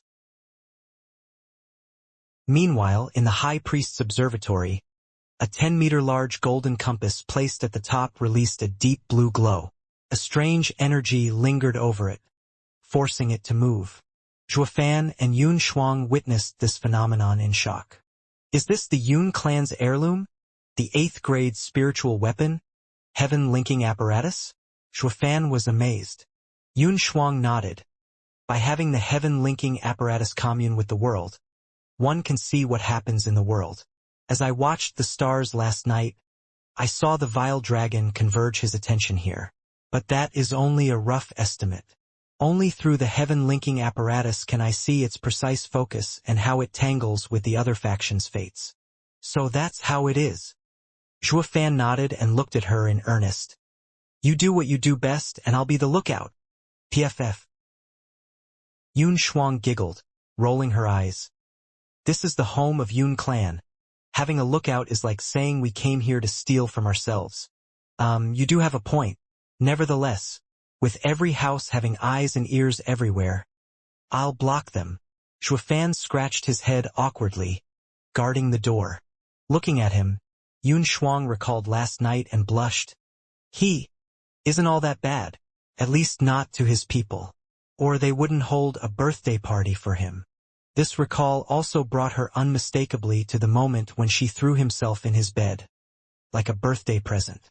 And there she went again, blushing harder. Shaking her head to get rid of those thoughts, Yun Shuang focused. Her eyes turned black and she stared at the heaven-linking apparatus. The stars above transformed into 4 dragons, roaming above Tianyu and tearing at each other. The clearer it became, the greater the alarm on Yun Shuang's face.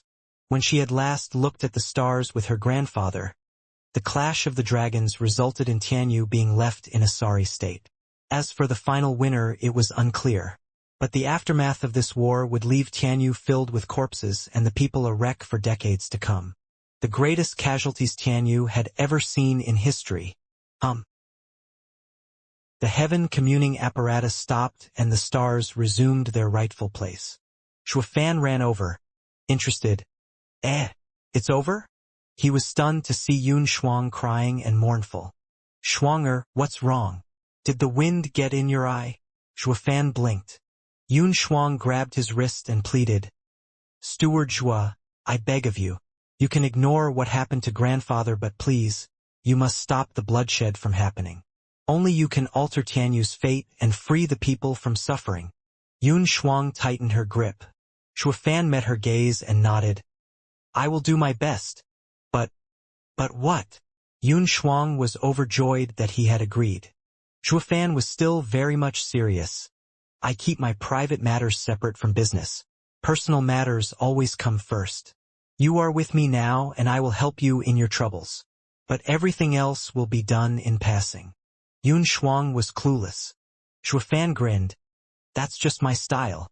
You'll know soon enough. Now, what did you see? Yun Shuang snapped out of it and said, Vile Dragon's focus is on the Luo clan. Zhuofan raised an eyebrow. Luo clan had just received its newfound position and had not one darn relation with Chuanrong. Why is it after the Luo clan? Yun Shuang guessed what was going on in that head of his inside. That is what fate tells me. Vile Dragon will come down hard, but it also has an augmenting effect. The other 3 factions' fortune will be augmented, while only the Luo clan weakens.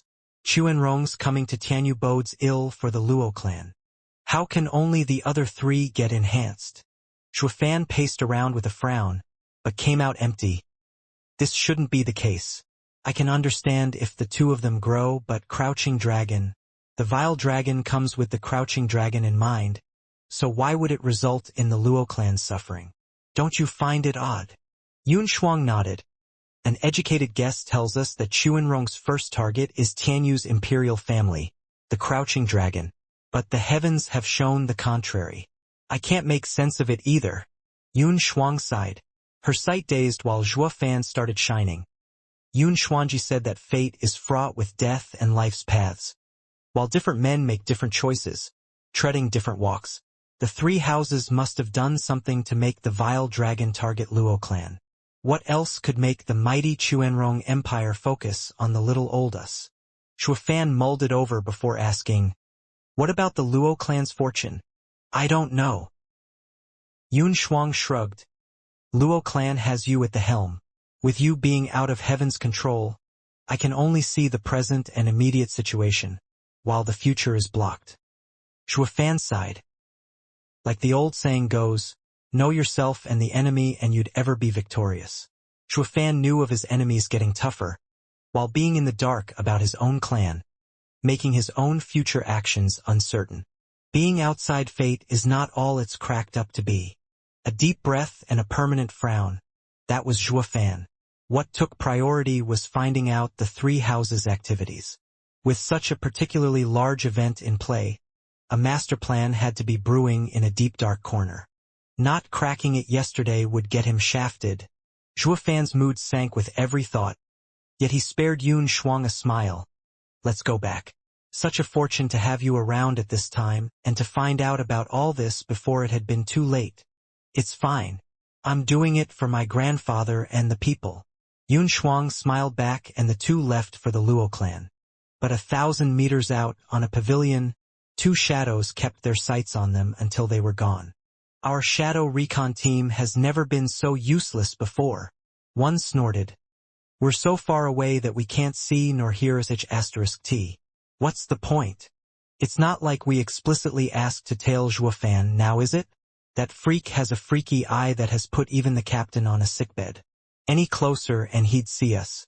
Not even a miracle would save us then. The other side. Come on. Let's check what they were after and perish. Maybe we'll find something. Humph. Now the great shadow guards have turned into garbage men. The shadow grumbled but still followed the other, drifting over to perish as black smoke. While Zhuo Fan's mind was on the shifting situation, he was out bumping into his allies, asking around for the house's movements. He had Yun Shuang peek the sky over at the parish for any other changes now and then as well. The shadows tailing them, though, never once got anything useful. Zhuo Fan was finding it more and more odd that every time he went to Drifting Flowers edifices, the people stammered each time he mentioned Chu Qingcheng, thinking they may not necessarily be so forthcoming with the complete and whole truth. As for the Yun clan's migration, the emperor posed the question as a mere courtesy, getting the response from Zhuo Fan that they were in a safe place and out of the water. Well, Zhuo Fan had all the reasons. He and Yun Xuanji became fast friends, so he wasn't pushing it to help the guy's family after his death. No? And he was still emperor-certified best steward beneath heavens. His every action was in accordance with the emperor's. It wouldn't have gone so smoothly with the Yun clan otherwise. The emperor had to swallow hard to accept the damage he had done to himself. I just had to hail Zhuo Fan so high and leave a weakness exposed. And now he had Chuanrong's delegation coming over with a present. Truly, when it rained it poured. This was exactly the forecast that had Zhuo Fan's heart tense up. Are Chuanrong going to play out like the forecast? Are they the fourth power to push down on the Luo clan? Zhuo Fan took out Ascending Jade, giving instructions to the elders. They needed overwhelming power and fast. 3 months came and went. The imperial capital was abuzz from the 1,000 detachments of soldiers at its gates in shining armor and impeccable discipline. Not to mention their mounts were not as insipid as war horses, but were spiritual beasts. The Grand Cavalry was riding on 3rd-level spiritual beasts, led by a few 5th-level spiritual beasts. The Chuanrong's delegation had arrived. Zhuo Fan, come take a look at all the commotion.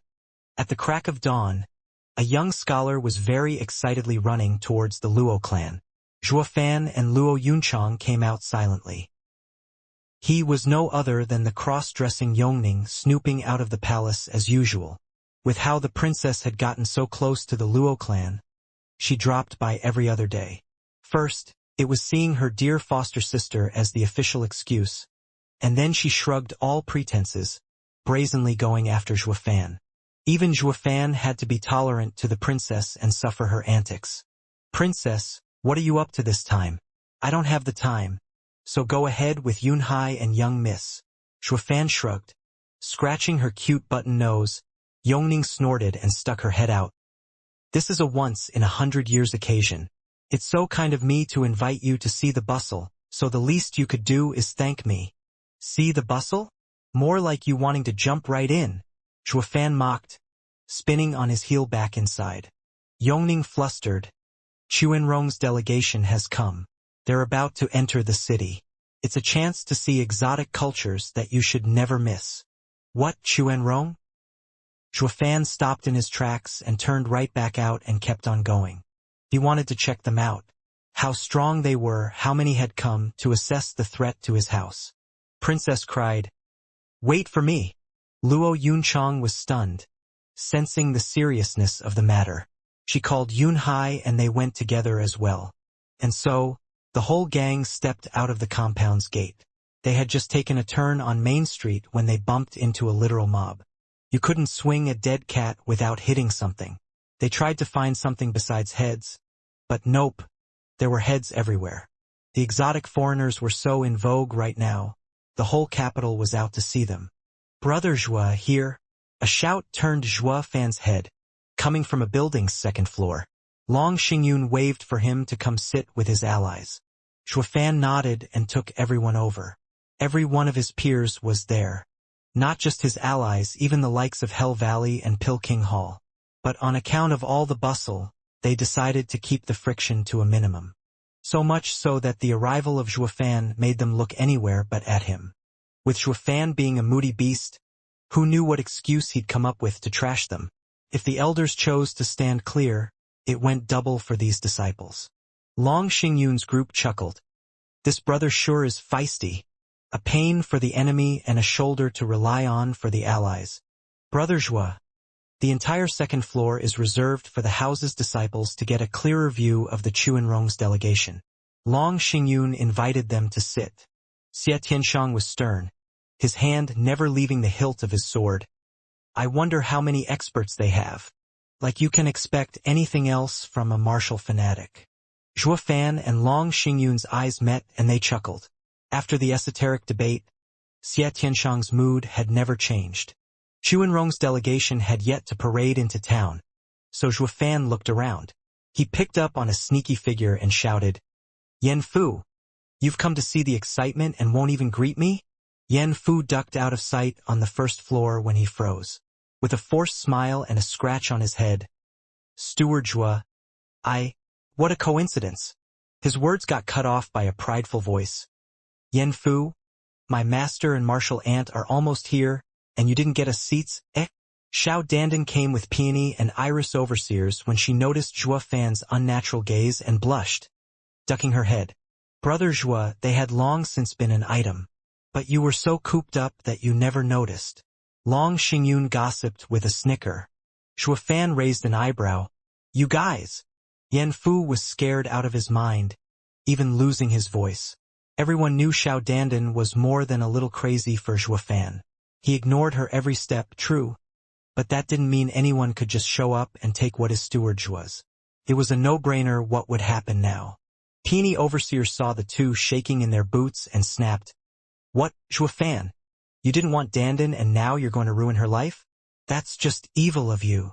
Zhuo Fan flicked his hand, his eyes roaming over the happy and shivering couple. Then he cracked up, slapping Yan Fu's back. "Ha ha ha, ma man." He was simply overjoyed at having thrown away one pesky baggage. Everyone's faces twitched and turned dark. Ugh! Yan Fu was having mixed feelings about this. He should be happy as a clam that Zhuo Fan wasn't here to deck him. But the more he thought about it, the less Zhuo Fan's word fit. As if I'm picking his trash, his damaged goods. Xiao Dandan had a sour taste in her mouth as well, her burning heart crumbling from disappointment. What did Zhuo Fan mean by this? Did Xiao Dandan mean absolutely nothing to him given any time of the day? He didn't take her seriously, labeling her as an extra baggage from the get-go. Her disciple standing there all lonely had Peony Overseer's temper explode to protect her. Cursing, "Zhuo Fan, what's that supposed to mean? You felt nothing for Dandan all this time? Are you dead inside?" The outburst earned silent looks from everyone. Then sighs. It's truly a mystery how a woman's mind operates. Iris Overseer pulled on Peony Overseer's clothes awkwardly while scolding her through transmission. When one man has eyes for Dandan, you curse. When another man ignores Dandan, you curse again. Just what do you want exactly? To have a death match for the lady's hand. That's... Words left Peony Overseer. Could Yen Fu versus Zhuo Fan even be called a death match? Who in this world can even beat that brat? She only found that Zhuo Fan's cold reply had cut her disciple too quickly. Her disciple had always carried a blazing torch for him for 7 years, and counting. If not for the matter with Qingqing, maybe. This is fine as well. Sighing, Peony Overseer consoled Xiao Dandan, then signaled for Yen Fu to come with her to teach him proper manners. Yen Fu waited for Steward Zhuo's instructions, but the guy only flicked him away. Go, your future mother-in-law is calling you. Better listen to her. You, zip it. Peony Overseer snapped with a glare on him. Zhuo Fan struck the perfect bystander figure looking at the street. His heart, however, was doing somersaults. Xiao Dandan was a love-struck fool, always behind him like a lost puppy. Now that someone had taken that puppy in, he was over the moon. Yongning asked Luo Yunchang about the ins and outs of this drama, and sighed. But her gaze for Zhuo Fan was now a heavier one. Getting this sugar husband won't be easy. Roar. The rumbling sound announced the opening of the city gates to reveal fanged savage beasts strutting onward in orderly fashion. The people cheered. Most of them had never even seen spiritual beasts, least of all these fifth-level ones. The noisy second floor fell silent, with everyone focusing on the procession. 5 men and 1 woman were leading on those fifth-level spiritual beasts. The crowd fell back at the imposing aura, avoiding their eyes. The ones behind had no problem seeing those foreigners perfectly, especially the girl of stunning beauty. She had a certain wild vibe the Tianyu women lacked, leaving the men enraptured and drooling. Gulping, Long Xingyun squinted. A fair and virtuous lady, a great catch. Perv. The women around rolled their eyes at him. Chuanrong are famous for their beast-rearing skills, but it's my first time seeing the combined power of a man and beast. Xia Tianshang's sword was out of its sheath, flashing dangerously. His 2 eyes filled with thirst for battle, wishing nothing more than to jump down there and take the foreigners for a spin. Everyone shook their heads. Martial fanatic, Long Xingyun advised. This is a chance for our nations to shake hands. You can't go start a war, especially with that woman, hee. Their talk went in one ear and out the other in Zhuo Fan's case. All his attention was focused on the riders. They had 3 profound heaven cultivators, 3 radiant stage cultivators, and 1,000 veteran cavalry in the bone tempering stage. They rode on 1,000 third-level spiritual beasts and 6 fifth-level spiritual beasts. Can this army threaten the Luo clan? Zhuo Fan sighed. Zhuo Fan, what are you looking at? The princess was piqued by his heavy gaze. At oddities. Zhuo Fan's eyes twitched. The princess was puzzled. What oddities? If I am looking, that means I clearly can't find them, now can I? I wouldn't be looking otherwise, you daft girl. Zhuo Fan rolled his eyes.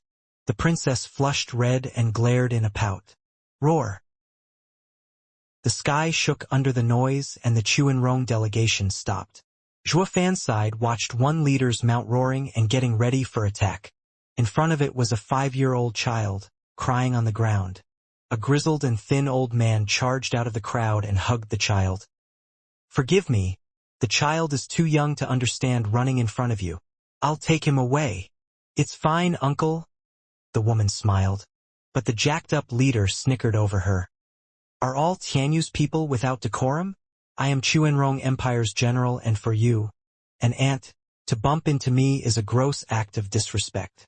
Can you bear the responsibility of a war between us? Cut the act. How could we start a war over this? We'd have been at war for ages by now otherwise. Shuafan mocked. The princess bobbed her head. So did the other young masters, looking at the buff tough guy with contempt.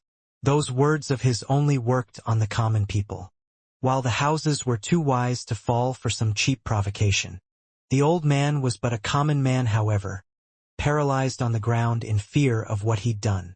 He had just condemned his fellow countrymen to a life of pain and suffering. He dropped to his knees and begged, "Spare us, Lord, I am at fault. Please don't aggravate the matter." The tough guy snickered, filled with contempt. But the woman frowned and glared. "Jalahan, stop making a scene." Young miss, I was only messing with Tianyu's pests. It won't change anything." The tough guy waved his hand, turning to the old man. "I can overlook this for Tianyu, out of the kindness of my heart. But my mount here has special tastes, you see. Every time it bumps into someone, it feels the urge to swallow something. Or his bad mood might affect my own. So tell me, how will you settle this?" The old man paled, figuring the general wanted to feed his spiritual beast with the child. And he wanted the old man to do it too. But how could he? The woman snapped, "Jalahan, having fun is one thing, but don't cross the line. Young miss, it's just a game. No harm, no foul."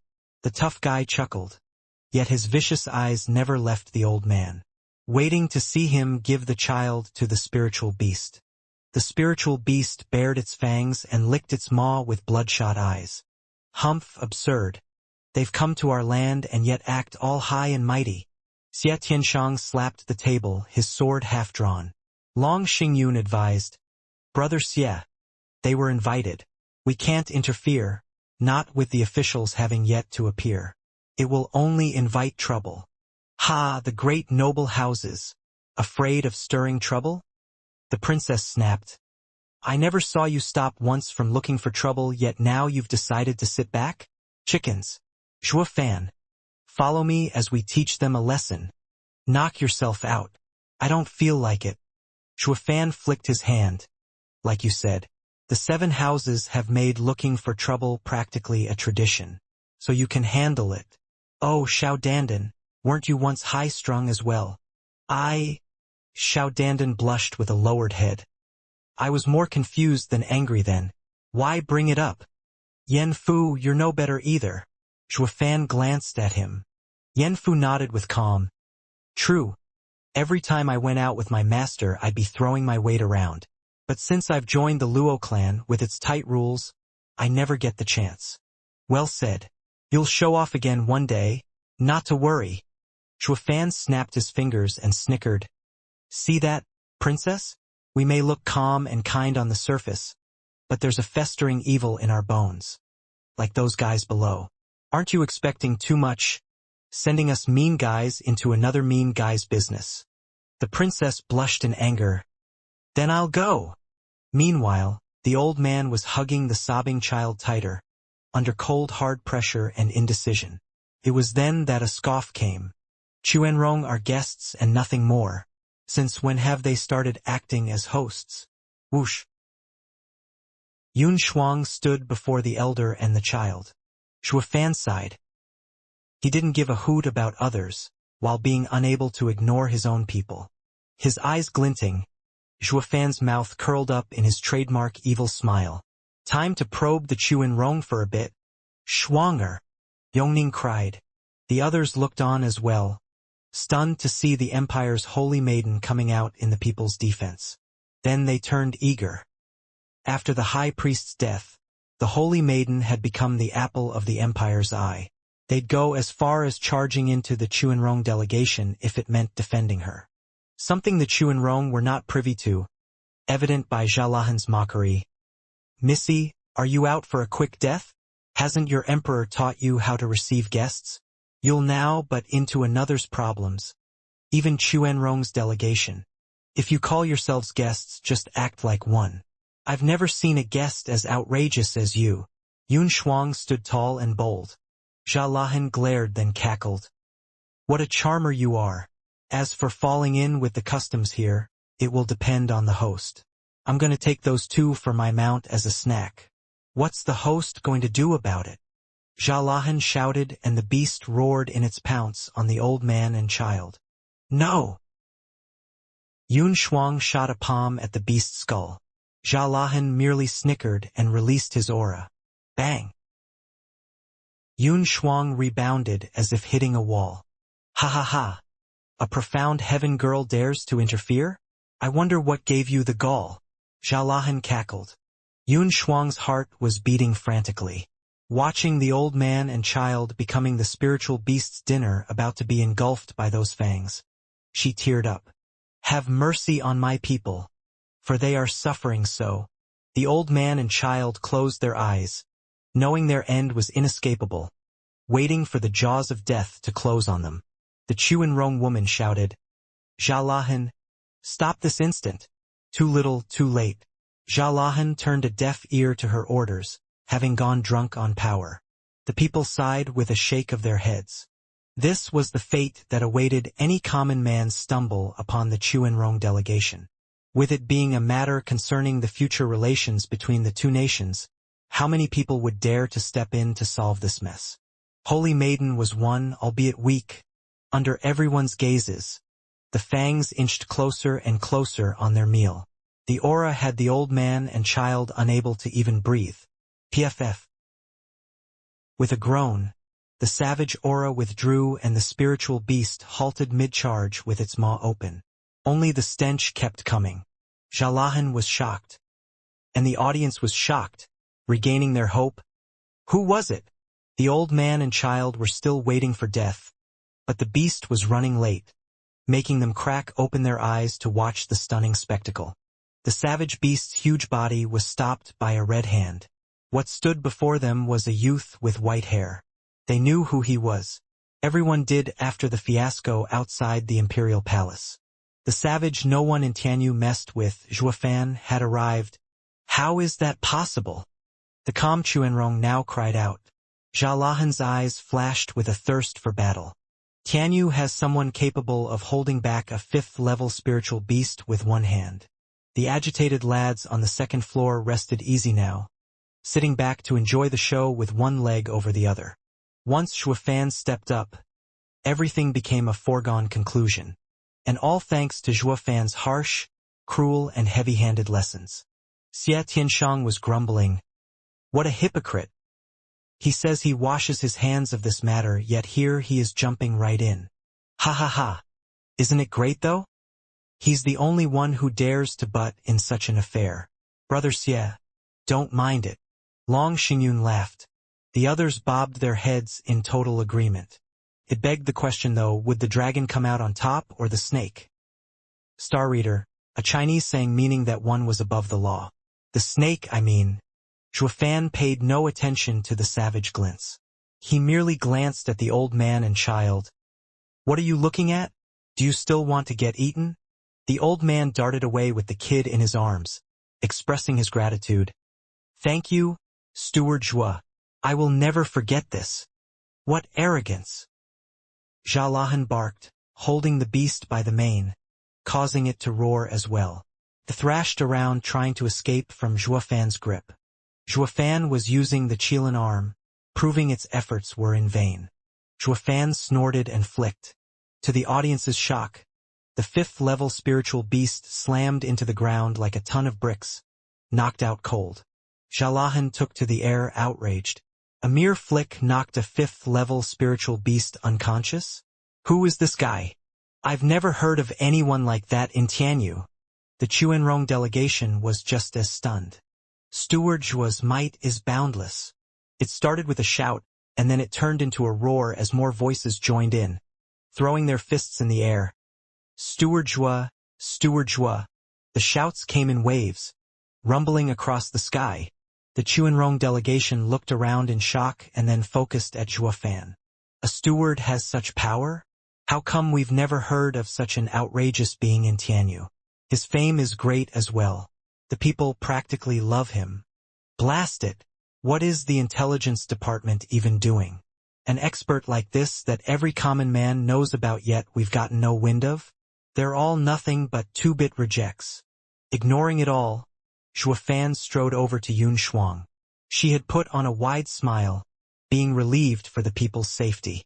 At some point, her heart knew that as long as Zhuofan was around, everything will be a-okay. Zhuofan was the one who gave her such a sense of security. Steward Zhua.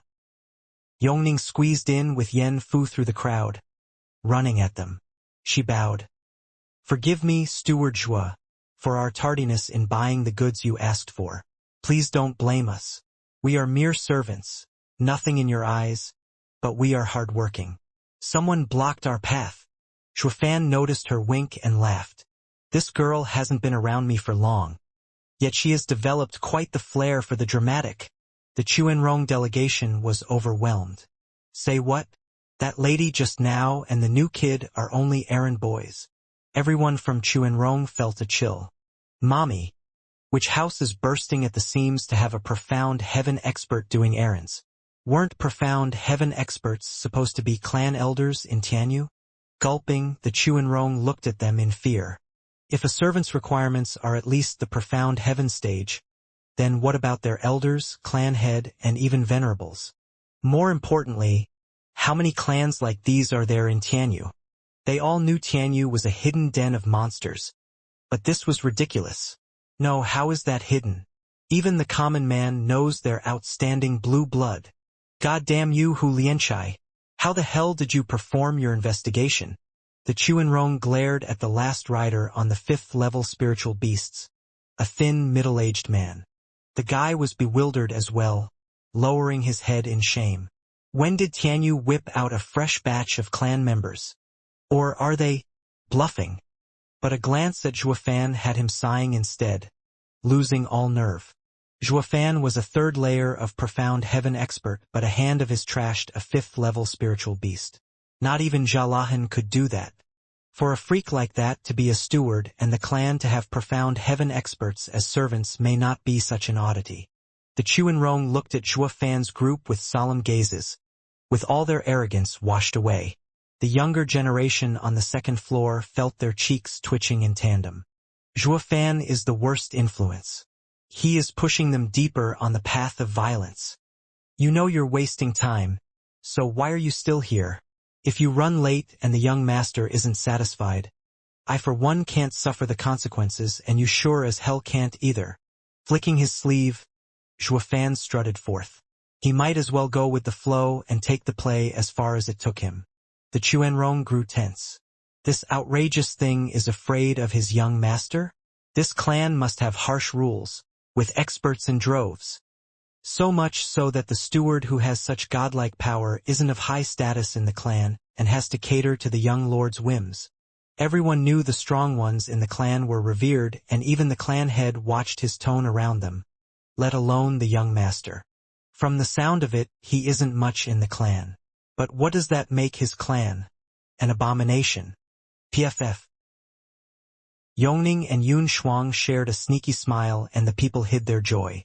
All of Tianyu knew of Zhuofan by now. A steward in name yet the de facto leader of the Luo clan in the clan head's absence. Only Gux would actually fall for his antics. And the Chuanrong were shaking in their boots. With the intel and their numbers they figured they'd boss Tianyu around, with no house or clan messing with them. Reality proved otherwise, however. They just met a servant who was a profound heaven expert while their steward was a godlike freak capable of doing anything. Case in point, didn't the steward wipe the floor with their general's mount? It was by this clan's grace that they weren't dead already. The Chuanrong slumped, losing their haughty air. A handsome youth even cupped his hands. My subordinate was too impulsive and I apologize for the trauma he caused. Thugs on the outside yet pushovers at heart. His attitude earned the contempt of everyone. Be that as it may, having the delegation apologize for its transgressions was enough, no? Tell that to Zhuofan. He never once looked at them, treating them like air as he turned to Yun Shuang. What are you standing around for? Back to shopping. Ridiculous. Xiaolahan's eyes spat fire, his fists tight. The princess snickered inside, yet not quite content with how subdued the drama was. She wanted it blown sky high and pointed at the Chuanrong. Steward Zhua, how are we to do that when they're blocking the road? Zhua Fan eyed her for a second, picking up on the glint in her look. Perfect timing. Let's get those guys to act and get a feel of the situation. Shall we? Hold on while I deal with this. Turning a cold look to the Chuanrong, he walked over. The imperial capital's main street is for walking, not parading your pets. Anything on all four, out. What did you say? Xiaolahan snapped, his muscles tightening like steel, his body primed to explode any minute. The youth next to him turned glum. Zhua Fan was treading on thin ice. The Chuanrong were beast-rearing people. They'd lived all their lives among them. Asking them to throw their beasts out was like demanding them to give up their advantage and pride. The answer was an obvious no. The 8 houses people on the second floor snorted. Most of them had first-hand knowledge of Zhua Fan's style. He'd even steal candy from a baby. No low was beneath him. He'd wrung them off of all dignity and still act like the sore loser. Per Zhua Fan's MO, he'd first taunt his victims so he'd act in self-defense, leading them to strike first. The result? Of course, beating the crap out of you, all while standing on the moral high ground. Let's see if anyone can top that. How many innocent victims had fallen under Zhua Fan's malignant thumb, with nowhere to vent their loss and were forced to suffer in silence? Everyone knew that. Zhua Fan's infamy was practically built on it. Exceptions being the Chuanrong, the new guys, the fresh meat, falling for it hook, line and sinker. There wasn't a soul out here who wasn't snickering inside, waiting for the show to start. That's what you get for being obnoxious. Clueless as you are, you should keep your head down anywhere near Zhua Fan. The Chuanrong youth walked up to Zhua Fan, his heart unsettled. A deep breath helped a bit before he began. We are Chuanrong warriors. Our beasts never leave our side. We only know how to advance and never retreat. If you are capable, then you can make the spiritual beasts fall back. The people cried, holy moly. Inside, Zhua Fan blinked once, then stared back, an evil grin playing at the corner of his mouth. That kid sure is something. Long Xingyun sighed. The rest agreed. His words were impeccable. Neither an outright refusal nor taking it lying down. But he had shifted the issue onto Zhua Fan, to have him deal with it. Everyone knew the youth probably had no clue what Zhua Fan was made of. Thus he chose the middle ground to neither sound threatening nor a coward, thinking that Zhua Fan was a man of importance. It was a perfect blend of tone and words to defend his self-respect. And thus he had dumped the issue on Zhua Fan's head. Failing to scare the beasts back would put Zhua Fan on the spot. 2 birds with 1 stone. He had avoided the taunt and forced the other person to take action. Now it begged the question, who on earth could push back 1,000 spiritual beasts? Not even Chuanrong's best beastmaster could do it. The Chuanrong watched the youth with gratitude and gave Zhua Fan a wide grin. Long Xingyun gasped, inspecting the youth. Who is he? So young yet versed in politics and strength. Luo Yunhai nodded. He is leader material, with an air about him that could have only been gained in battle. Ha ha ha, brother. Your eyes are getting sharper. For people stepped on the second floor, the 4 tigers of Tianyu. Looking at the standoff outside, Du Gufeng laughed. We've been waiting for the delegation to reach the Imperial Palace's gates, yet they just wouldn't show. Turns out the scamp cut them off. I just can't make sense of him. He's picking a fight with anyone. He isn't called Tianyu's #1 thorn for nothing. Ha ha ha. Big brother, could you please not talk like that? It wasn't Zhua Fan who started it this time. Luo Yunchang tried to salvage the situation. Du Gufeng smiled. Brother is so jumpy, but I didn't mean it as steward's responsibility. We had figured there'll be some hostilities with the Chuanrong. That's what happens when we battle each other for years and years. Their delegation is only here to showcase their superiority, something we planned for. Yet here they are, dead in their tracks, and saving us plenty of trouble too. The others understood. Their march to the Imperial Palace was to set up their powerful position, cut short by Zhua Fan's interference. Sigh. It's a darn shame too. It was one thing to raise your tone against the 4 tigers of Tianyu, and a whole nother against Zhuofan. By the way, brother, do you know that youth? Luo Yunhai asked. Du Gufeng sighed. Not just know him, but he is an old rival. He is the Chuanrong Empire's commander Tuoba Tieshan's only son, Tuoba Lufeng. He's a young commander? Luo Yunhai exclaimed. I was wondering why I got a general's vibe from him. Du Gufeng nodded, his eyes fixed on the youth. Tuoba Lufeng is shrewd, brave and adept in leading his men. A bit on the young side, but he has earned his place in the army. We 4 have tangled with him more times than I can count, and always came at a disadvantage. They say he will take his father's place. A prime candidate to be the next commander. Luo Yunhai's eyes trembled, and he ingrained the youth's image in his mind. The next Chuanrong Empire's commander meant their future enemy. Elder brother, what about the others? Luo Yunhai asked. Du Gufeng said, there are 8 wolf wardens under Chuanrong Empire's commander, of great mettle and are unstoppable. 3 of them are currently present. Du Gufeng pointed at the tough guy stirring trouble. He is second among the 8 wolf wardens. Savage Wolf Xialahan. His innate power and unmatched bravery paint him as someone able to tear apart a 5th-level spiritual beast. A fierce opponent. That one there is obscure wolf Hu Lianchai, in charge of intelligence and scouting. A hidden danger. Du Gufeng pointed at the thin figure. He isn't much to look at, but he is sure to be watching you. His operatives are sharp and capable. Luo Yunhai nodded. Du Gufeng turned to a masked man with only half his face visible. That is Chuanrong Empire's most famous archer. Ranked 3rd in the 8 wolf wardens. The sky-piercing wolf, Zhibi. His heaven-shaking bow and cloud-nailing arrow are 6th-grade spiritual weapons.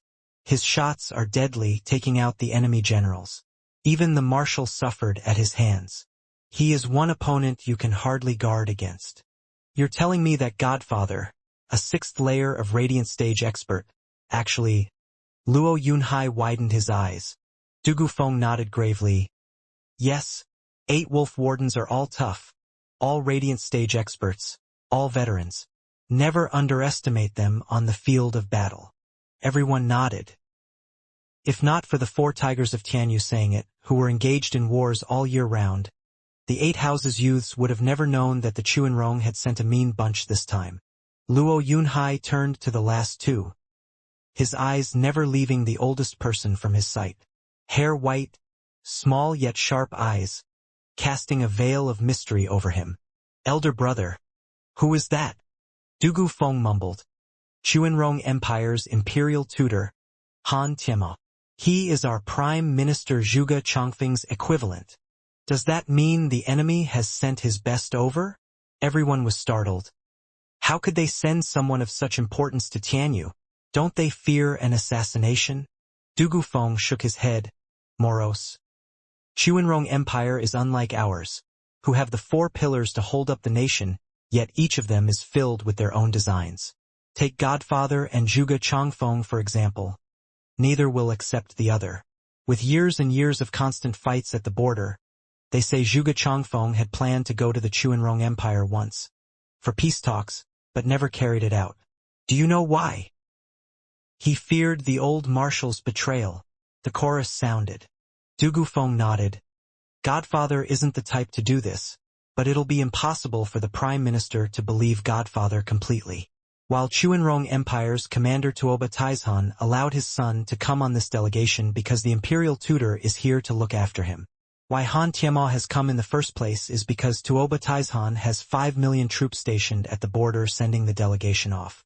If any danger were to come upon the delegation, the army would march south and the empires would be tangled into a heavy war.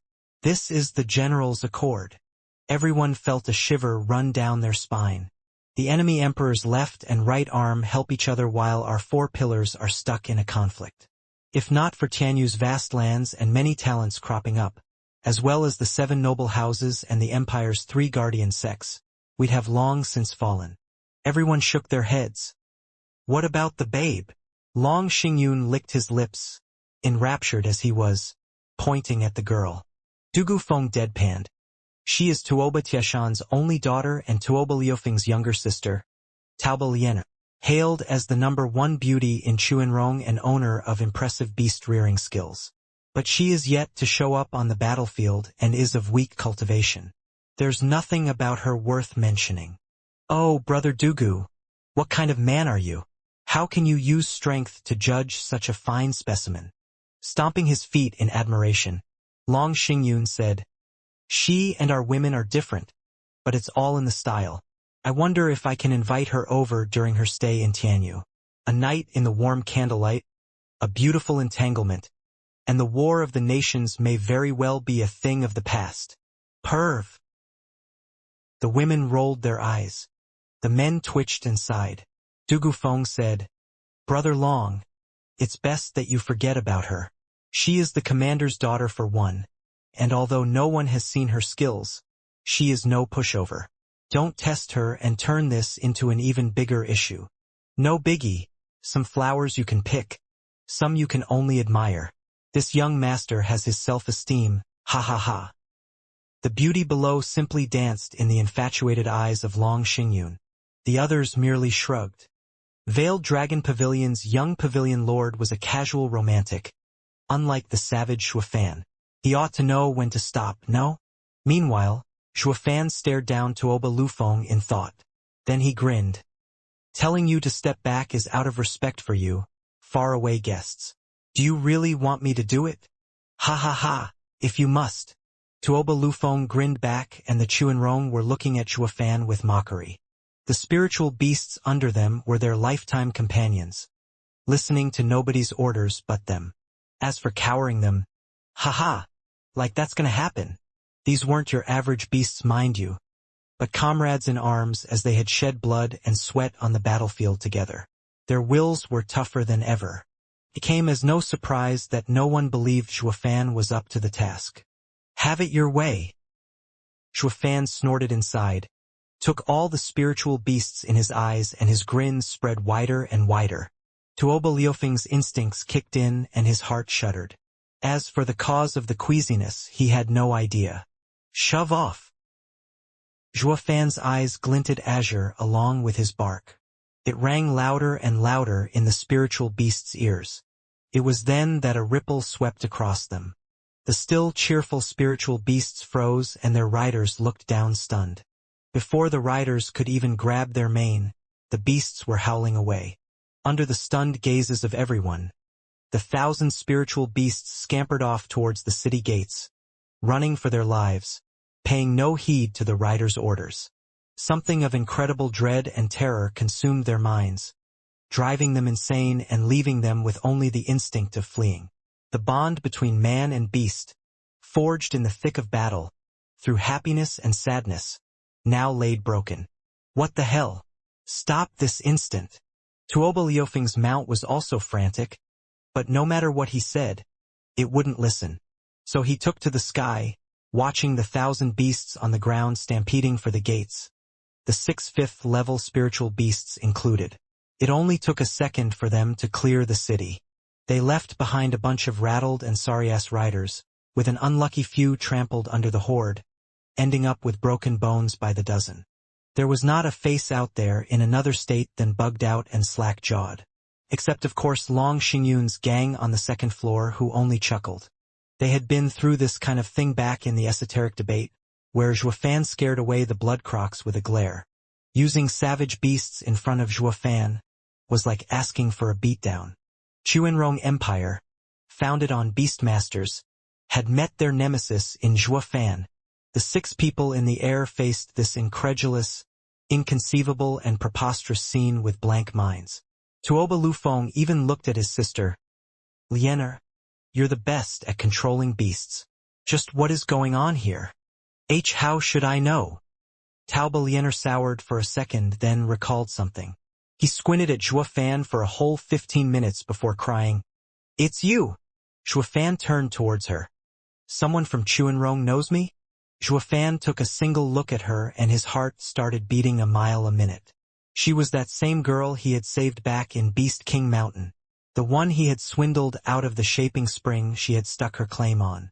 Oh, so she's from the Chuanrong Empire. Perhaps he didn't care then to look closer, or it's been too long that he didn't spot her. When the Chuanrong got here, all he cared about was their level. He had no intention to care about some woman's looks. Unlike that loaf Long Xingyun, who could tell on the spot how many moles a girl had. Tao Billionaire hadn't guessed either, since Shuafan now had a thick mane of white hair. But the instant Shuafan scared the beasts off, she was brought back to Beast King Mountain. On a closer look, she figured him out. The two stared off, in silence and puzzlement. Who is he? What is he doing in the imperial capital? Whose house's steward is he? So the girl is a Chuanrong. But what was she doing on Beast King Mountain at the time of the esoteric debate, no less? Does it have something to do with the Chuanrong delegation's aim for coming here? Shuafan pondered. On the second floor, Luo Yunchang's face was hard. That rotten, stinking prick. He knows another lady. Sigh, another hottie falls into Brother Zhua's clutches. I admit defeat. Long Xingyun sat back with hands behind his head. Just how many chicks does Brother Zhua know anyway? For him to get close to even the Chuanrong Empire's girls. He is one Casanova. Liener, do you know each other? Tuoba Lufeng asked. Tao Billionaire whispered. Brother, he is the one I had talked about. The weird one I came across. What? Tuoba Lufeng set his bloodthirsty eyes on Zhuafan. There's actually a man in this world with such absolute power over beasts. He is the greatest threat to us. He has to be put down. Ice-cold and unbridled killing intent shot forth. It stabbed into the people's hearts like biting winds in the coldest winter. Damn, Tuoba Lufeng is usually calm. Why then, the sudden thirst for blood? Du Gufeng grew nervous. Long Xingyun grinned. Why indeed, but even if they show their tough side again, Brother Zhua is sure to nail them dead. What's there to worry about? That's exactly what I'm afraid of. Who here doesn't know about Zhuafan's temper? Irritated enough, those guys won't see tomorrow. If anything happens to them, what will Tuoba Tieshan's 5 million army at the border do? Du Gufeng shook his head. The rest stirred. Makes sense. Shuafan merely curled an eyebrow in glee. Come on, make a move already. Jalahan. Jabi, Falcon formation. We'll do it in one move. Tuoba Liufeng's eyes trembled, watching Shuafan coldly. The masked man nodded, and Jalahan was exuberant, his flesh trembling in joy. Imperial tutor Han Tianma wasn't quite in agreement. Lufeng, we don't know what he can do or who's behind him. Attacking him rashly is thoughtless. Him being a threat is enough. He has got to go now, or our beast armies will suffer. Tuoba Lufeng set his jaw. We are in an altercation with him now. This is the best excuse to ice him. When we see Tianyu's emperor later, we'll just say that the guy got too confident of his blue blood in stopping us and got killed by a stray attack. Han Tianma nodded after a long pause, but his heart was still unsettled. From the moment he had laid eyes on Zhuafan, the imperial tutor felt a thorn in his heart. This was his intuition he had built over the decades. Thinking of the last time this feeling came, it was when he met Zhuge Changfeng. Sigh. Tianyu has so many talents. Han Tianma noticed the sharp look in Zhuafan's eyes and sighed. Attack. Jalahan laughed, going after Zhuafan with bloodshot eyes, his face twisted and savage. Jabi took out a glittering golden longbow, pulling the string like second nature as he aimed for Zhuafan. Snickering, Zhuafan flicked his right hand in contempt. Stop! An aged voice towered over the commotion, and Zhuafan was found overshadowed by a figure pointing his long blade at the six. Tuoba Lufeng, Han Tianma, what do you think you're doing? Rumble. Jalahan paused at his arrival. Tuoba Lufeng sighed in the end. Withdraw. Jabi figured that was the case and put away his bow. Tuoba Lufeng cupped his hands at the towering figure, expressing respect for once. Marshal Dugu, it's been ages. With the two nations tangled up in war for decades, the commanders had long since grown accustomed to one another, forming mutual respect. A hero valued another, regardless of which side they were on. Chuanrong's entire leadership present here showed their respect to the man called Dugu Zhantian. At the arrival of the marshal, everyone sighed, knowing the fight was a bust. Xiaolahan snorted, unwilling to let Xuefan just walk away. Xuefan couldn't care less. Oh, he did find it a darn shame as well, having lost the chance to probe them well. Though not a complete waste of time, as he did get a ballpark figure. Marshal Dugu, how can your people lack even common decency? We represent the Chuanrong Emperor in presenting your nation's majesty with a gift. Is this how a host acts? Scaring our mounts and harming our warriors? Taoba Liener glared at Xuefan while hurling her accusations. The way she figured was, with Dugu Zhantian's position in Tianyu, if he didn't give Xuefan a heavy punishment, he'd at least give him something. Maybe a slap on the wrist? That would settle her current and past hatred nicely. Ashamed, Dugu Zhantian saw Xuefan lollygagging behind. Sloppy, bored and uninterested. The perfect picture of an innocent bystander. Sighing, the old man went in the air towards the six. The six were still very much respectful as Dugu Zhantian whispered, Imperial tutor Tuoba Lufeng, seeing you faraway guests. I'll give you a good-natured suggestion. Forget about your rancor and drop this issue here, for your sake. You can't mess with that guy. The six were startled, looking at Xuefan in shock. The Grand Marshal of Tianyu was dead serious, even advising them against pushing it. As the Chuanrong delegation, they represented their empire. No matter which noble or powerful figure appeared, everyone ought to show a modicum of decency to pave the way to the nation's peace talks. And Dugu Zhantian was a man above a sea of people in Tianyu, respected and admired. Who would dare put on a tough front in front of him? But the way he had worded his advice and his tone, all pointed towards the fact that the kid downstairs was above his station. Who the hell is this guy? After one last look at Xuefan, they snapped their evil glares behind them, on obscure wolf. Just how do you gather intel when you missed such a glaring threat? Hu Lianchai was downcast too, returning an angry stare, then lowering his head in shame. Well, he did have a look at all of Tianyu's great men and houses. But who knew where this brat had popped out of, having such godlike power? Marshal Dugu, who is he? How come even you are reluctant to face him?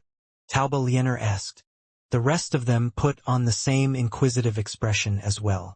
Dugu Zhantian sighed. I am not reluctant, but simply find him a pain, a thorn to avoid. The second prince stepped on his toes and he leveled his home. You are the Chuanrong, and I fear that if anything happens to you, it will plunge our nation into a bitter war. I can't have that. Ha ha ha, you must be thinking I stopped you for his sake, right? When I was in fact helping you. Rumble. All of their minds were shell-shocked at the impact this news had. Dugu Zhantian had revealed two crucial pieces of info. Xuefan's authority in Tianyu burst at the seams to ignore the emperor and kick a prince around. Second was Xuefan's power. Not even the six of them could stop him, but instead might end up with casualties and worsening the ties between nations. Why is it that we've never heard a word of such a valiant character? On cue, they glanced at Hu Lianchai again, but the guy wiggled his body away and avoided the stabbing gazes. He wished he could stuff his head in his pants from shame. How mortifying for an intelligence officer. Let me take you to the imperial palace. Now remember, keep your distance as much as possible. Dugu Zhantian sighed, then flew towards Xuefan. Kid, I don't care what happened. Just please let this one go on my account. They are our guests. Xuefan nodded. Fine, since the old marshal asked, I will. Please do pass this along. This is my turf and not their backyard to jaywalk. Xuefan was talking to Dugu Zhantian. Sure, but he was so loud even deaf geezers could hear him. And before he forgot, he left the six with a middle finger as goodbye, making the six face boil in rage. Only then he sauntered off to Yun Shuang, taking her through the Chuanrong army like a champ. The men pranked by Xuefan were wailing, and now that he was parading among them, their anger pushed them to the edge. But without the six orders, neither budged an inch, forced to let Xuefan's group swag their way across. He didn't leave them in the dust, but sure as hell left the Chuanrong army without an ounce of dignity. Awesome! Long Xingyun gave a thumbs up. Sticking close to Brother Zhua is the best. Du Gufeng sighed. Thank God Godfather mediated before the matter escalated. This maverick demonic dragon was assumed to be the wolves' next meal. Yet now they were the ones left wimping. Dugu Zhantian shook his head and led the outraged Chuanrong 6 to the imperial palace. Only this time, the 6 no longer had their cocky attitude. Not after the bruises their pride took just a while back. Not in their dreams had they thought it humanly possible that in this trip to Tianyu, while they had barely crossed the city gates, they would be molded into shape. Forget about dignity, they had lost all self-respect. Meanwhile, Prime Minister Zhuge Changfeng and all the officials stood before the imperial palace's gates. They had waited and waited, until finally, by some miracle, the Chuanrong arrived. Except the 6 behind Dugu Zhantian, the rest looked like shuffling and dragging their feet. Some even had to be carried. Face twitching, the Minister of War whispered, "Prime Minister, are they the Chuanrong? Why do they look like stragglers from a routed army?" Zhuge Changfeng pondered and soon came to a conclusion with a smile. "Ha ha ha. I believe they were indeed routed. I reckon they went head-to-head with Tianyu's #1 Thorn." The officials were stunned, then snickered inside. This new generation. Zhuge Changfeng welcomed them, ignoring their sorry states out of respect. He led them inside the imperial palace, where a feast was held along with the officials. With how the emperor's birthday had yet to come, the emperor wasn't present. After the feast, the delegation was taken to their quarters, outside imperial palace. They stayed silent all this time, a veiled contempt at Tianyu's lavish and exaggerated style. "You had us come in all this way, and now you want us out? We didn't even see the emperor yet. That's a custom for you. Going in for a feast is having good manners. But you're not the big cheese here to live in the fancy and grand imperial palace." Chuanrong's 6 leaders entered a high-class tavern, while the soldiers were housed in garrisons. Garrisons guarded by Dugu Zhantian's army. He said guarding, but it wasn't much different from keeping an eye on them to curb any violent behavior on Chuanrong's part. In the dead of night, a slim figure dodged the patrols and sneaked up to a lit-up house, knocking twice. "Brother! It's me." The door opened just a crack and the figure slipped right in. Looking up, she was no other than Taoba Lianer. 6 people were in the room, the leaders of the Chuanrong Empire's delegation and one who had yet to reveal his face. "Who is he?" Taoba Lianer pointed at the robed person. Tuoba Lufeng and the imperial tutor exchanged a smile. When the hooded figure raised his head, he spoke in a familiar tone. "Ha ha ha, Miss Lianer. We've been chatting all day at the feast, yet you've already forgotten me? Success." Taoba Lianer glanced at the aged man and stuttered, "Zhuge Changfeng? What are you?" "Lianer, don't make a fuss. Prime Minister Zhuge," her brother smiled, "is on the same side as us." "What?" Taoba Lianer stared at Zhuge Changfeng for a good while, not quite able to wrap her head around that notion. The great leader of Tianyu's 4 pillars was on Chuanrong's side? Zhuge Changfeng smiled at her obvious confusion. "Miss Lianer, I and your esteemed father, imperial tutor and your emperor, have been in secret contact for decades." Lianer blinked her big pretty eyes, turning to her brother, only to find him nodding. "Now a believer," she said. "I finally get why you were so confident in this mission. You had Prime Minister Zhuge on the inside. He's the one you called the most reliable spy." Tuoba Lufeng merely grinned. He then said, "Prime Minister, sir, has there been no changes to the plan? I get the feeling the situation in Tianyu has gone through upheaval." "Ha ha ha, the young general is keen. It has indeed been so over these past few years. Our plan will just have to keep up with the times." Zhuge Changfeng nodded. "Worry not though. The stage has changed in our favor and not against it." "How can you be so sure?" Han Tianma said. Zhuge Changfeng had a confident smile. The original plan was to use the Centennial Jubilee as an excuse to bring high-ranked Chuanrong into the imperial capital. When the time is right, Commander Tuoba will put pressure on the borders. taking Xianxia away, and leaving the playing field open for the Regent estate to incite chaos in its conquest of the houses. With the Emperor's men busy with the mess, he'll have no one next to him, giving us the perfect opportunity to cut his head. The plan was 90% assured of success. Once the Emperor falls, the rest will follow. With no support, the veteran Xianxia will be beaten back as well. At this point, the Chuanrong army will have free rein to go across the country, with Tianyu all for the taking. The crucial point is for all these scenarios to happen at the same time. By the time the Empire's 3 guardian sects find out, it'll be too late. We'll just give them a little something to soothe them later and Tianyu will be ours. Yes, that's the original plan. But what has changed? Han Tianma asked. Zhuge Chongfeng's eyes flashed. This change came out of the blue to everyone. Tianyu no longer has 7 noble houses. Rather 8. It is now in an even more tangled mess, with 3 factions in a deadlock. Even the ambitious regent estate finds this situation hard to overcome. How can... Tuoba Lufeng was frantic. Zhuge Chongfeng gave him a long look. Actually, you've already met with the 8th house today. Luo clan, led by that steward, Zhuofan. Zhuofan? The same one who blocked us. Everyone cried out. Tuoba Lufeng thirsted for blood. He can't be left alive. Since they are foiling our plan, then we will help Regent Estate in rooting them out. Young Master Tuoba, take it easy. Zhuge Chongfeng threw a mocking smile. If Zhuofan was such an easy target, he'd be dead ages ago. With all due respect, as you are now, facing Zhuofan will end with you all getting annihilated.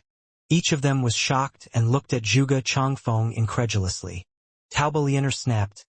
Prime Minister Zhuge is trying to scare us. I've met with Zhuofan before. He is strong, yes, but not invincible. Xialahan or Zhabi, in fact anyone here can easily kill him. With 2 against him, he is sure to breathe his last for good. Xialahan and Zhabi swelled with pride. We ain't top Chuanrong warriors for nothing. Zhuge Chongfeng shook his head. Ha ha ha. Miss Lianer, when did you meet him? What was his cultivation? Around a year ago. He was a peak bone tempering cultivator then. Taoba Lianer recalled. Now that he's in the 3rd layer of profound heaven stage, it proves he's incredible, but nothing we can't handle. Zhuge Chongfeng sighed. Anything can change, given enough time. For a monster like Zhuofan, a year is more than enough. Ha ha ha, look beyond his low cultivation.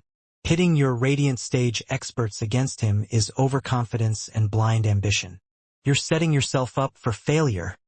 Xialahan and Zhabi glowered as Zhuge Chongfeng continued uncaringly and spoke with an exceedingly cold gaze. Not to mention, Tianyu's every faction is in a deadlock. Looks quiet from the outside, but a storm is brewing underneath the surface. It's the best time for our plan. And the best candidate to break the stalemate is none other than the dauntless Zhuofan. You can't touch him before that, understand? Zhuge Chongfeng's speech ended with a command. Not something the Chuanrong's top dogs would be keen to readily accept. Only Han Tianma was pensive before nodding. You know the situation better than us. We will listen to the Prime Minister. Zhuge Chongfeng nodded pleased. He chatted for a while longer and then slipped away. His 2 elders were waiting outside. With Zhuge Chongfeng gone, Xialahan was the first to act out. Imperial tutor, young master, are we just going to do what the old fox said? We have no choice. We are strangers in a strange land and shouldn't act on a whim. Han Tianma said, Obscure wolf, you have 3 days to find out about Tianyu's latest events. And this time, don't let the factions' relations and their actions escape your notice. Face red. Hu Lianshai bowed and left in the pitch-black night. Meanwhile, in the Imperial Palace's study, the Emperor was reading the reports when a repartee came. A black figure kneeled. Your Majesty, news has come that the Chuanrong delegation is housed. Also, the Prime Minister has made contact. The Emperor's beard shook and he grinned. Ha ha ha! It has finally begun. The Emperor took black and white pieces from a chess box beside him and threw them on the ground. The pieces are in play. All that's left is a checkmate. At the parish's observatory, Yun Shuang inspected the sky with the heaven-communing apparatus. Zhuo Fan stood watch with a frown, replaying today's events. That Chuanrong girl in particular kept coming back to him. The heaven-communing apparatus stopped and Yun Shuang looked winded, with faint sweat on her brow. How is it, Shuanger? Any changes for the better? Zhuo Fan asked. Shaking her head, Shuanger was grave. Not only there are no changes for the better, but the crouching dragon looks more imposing, ready to take flight. Zhuo Fan knew it to be the sign of being on the brink of ruling this land. In other words, Chuanrong's arrival made the imperial family more powerful. That's terribly strange unless... Zhuo Fan's eyes glinted. Yun Shuang begged. Steward Zhuo, this sight has shown me that the land will be in even more chaos. The people will be in pain, suffering, and will be wretched. I beg of you, please save them. You alone can change this fate. Yun clan people are so strange. You've set aside your revenge for your kin and instead care for others. Zhuo Fan grinned. No worries, you are with me now. I will help you achieve your wish. No, it's for the people. Yun Shuang justified. Zhuo Fan teased. I'll do it for you, but don't feel like doing the same for the people. Now, who do you want me to do it for again? For me? Blushing, Yun Shuang lowered her head. Zhuo Fan laughed, his mind filled with constant thoughts. Everyone is dead focused on the Luo clan. For 3 days, the Chuanrong delegation was confined to the garrisons. Lacking the emperor's direct summons, the guards looked dangerously close to wardens by now. They were bored out of their minds, waiting for Hu Lianchai to send back something. Anything. With a ripple, a tall wall of the courtyard wiggled at one spot, followed by the sneaky Hu Lianchai finally making his appearance. With no guard being any wiser, Tuoba Lufeng signaled them to get back in the room to discuss. Hu Lianchai, have you found out Tianyu's situation? Tuoba Lufeng asked. Hu Lianchai gave a heavy nod and saluted. Young master, Tianyu is just like we've learnt from Prime Minister Zhuge, having experienced great change, all brought upon by the same man that stopped our march, Zhuo Fan. He is a hard man to deal with. Eh? Tuoba Lufeng raised an eyebrow, staring him in the eye and motioning to continue. After taking a moment to organize his thoughts from his overexcited heart, Hu Lianchai stressed every word. Based on my investigation, there was no 8th noble house 8 years ago, but a nameless third-rate clan. But under Steward Zhuo's leadership, this clan struck like lightning, killing everyone in their path to reach the status of 8th noble house. He is a rare talent, with a sharp mind and boundless might. Hu Lianchai gave a systematic recount of the clan's history, sighing now and then but all out of respect and fear. The narration took half a day. Everyone watched him blankly, their lips dry, unable to believe. Tuoba Lufeng and Imperial Tutor were downright plagued with worry. In less than a decade, he had raised a third-rate clan into a house, even surpassing their 1,000-year-old legacy. This man was a true rarity. He wasn't just some guy with a gimmick, but an unheard-of genius in the truest sense of the word. Hu Lianchai, are you sure you aren't wrong? How could this have happened? How is he so strong? Zhao Lahan protested in his denial. Rolling his eyes, Hu Lianchai was just as bitter. Do you think I want to believe this fairy tale? Am I that much of a fool? Everyone on the streets knows about this, down to the last bum. I am forced to believe it. That's why Zhuge Changfeng told us to stay clear of him. He is a serious threat. It's best we follow his advice for now. Han Tianma said. Tuoba Lufeng squinted while pondering but nodded in the end. He will become our end if we don't get rid of him. But with how few we are, it'll be hard if he possesses the skills they say he does. We need to think of the bigger picture. Tuoba Lufeng had to accept it no matter how much it pained him. Zhao Lahan was completely against it still. Didn't Tuoba Liener just say that me and Zhibi are enough to waste him? This is absurd. The young commander had complete trust in the 8 wolf wardens. Any impossible mission would be completed once they stepped in. So why was it that, against a Tianyu whelp, he had lost all confidence? Zhao Lahan grumbled inside. glancing at Shabi. From his icy look, he figured the guy was of the same mind. Now we know Tianyu's situation and need only to wait for the Emperor's summons. Hu Lianchai, resume scouting and report anything you find, even rumors. The rest of you are dismissed. Understood. Tuoba Lufeng had them all withdraw. Hu Lianchai bowed. As they all went their separate ways and Hu Lianchai was all hush-hush in his sneaking out, someone called out, Hu Lianchai, wait. Hu Lianchai turned to see Tauba Liener bringing Jalahan and Jabi. He bowed. Young miss, do you need me? Hu Lianchai, your stealth cultivation method is rare in this world. Can you also take us along? Liener looked at him with hope flashing in her eyes. Hu Lianchai frowned. Young miss, are you? Ha ha ha. To be perfectly honest, old pal, we want to get rid of that insufferable prick. Jalahan shouted, his face twisted with malice. Hu Lianchai paled. You can't. Let's say the rumors about him are inflated. But that doesn't mean you can beat him. We still don't know what he did to reach such a high position, all by himself too. Moving without the imperial tutor and young master's consent will affect the plan. We can't take responsibility for that. I just can't take you. The three nodded, figuring as much. Still, Tauba Liener continued. Then we won't kill him, and we'll just teach him a lesson. Hu Lianchai, you've heard it as well, how brother isn't confident in you 8 wolf wardens. We have to prove him wrong, to wash away this shame as Chuanrong warriors. What if the kid is as godlike as they say? Enough ifs. Rumors always tend to exaggerate.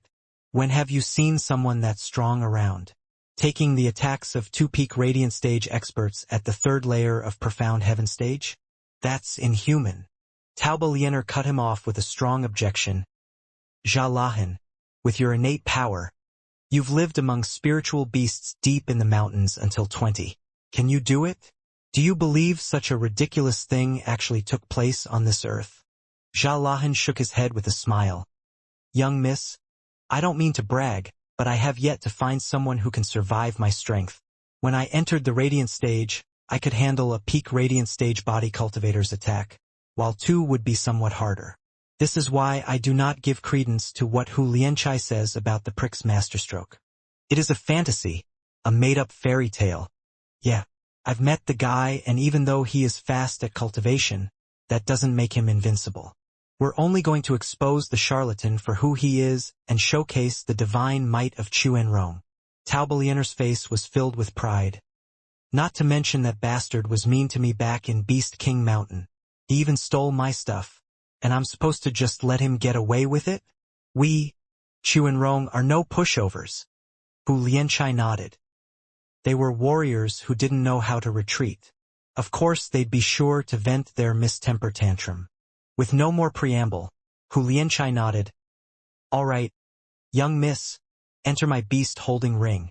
I'll take you out. Eyes aglint, Tauba Liener and the other 2 perked up. In a flash of white, Hu Lianchai had them tucked away. Hu Lianchai's figure shimmered and he soon blended in with nature, moving around like a heat wave. Meanwhile, in the Regent of Prosperity's compound's garden, Zhuofan was sipping green tea under a pavilion. In front of him were a handful of rocks scattered around on the table. Zhuofan was steadily looking at them. Steward Zhua, what's on your mind? A soft voice broke his reverie, noticing Yun Shuang coming over. The stones had names on them, to which Yun Shuang said, I see, Steward Zhua is brainstorming how to get out of this impasse. Yeah, the 4 factions, including Chuanrong, are now in a standoff. Zhuofan smiled, sipping his tea, and weighed a rock. Neither side wants the deadlock to persist, looking for a palooka so hard in the head that he'd smash the stalemate wide open. But who'd be willing to become the eye of the storm, the public enemy number 1, whose fate is to be torn to shreds? Yun Shuang looked at him at a loss, scratching her head. Zhuofan smiled. I didn't want to do it, but Shuanger, what I understood from your readings is that all these insidious players have one thing in common.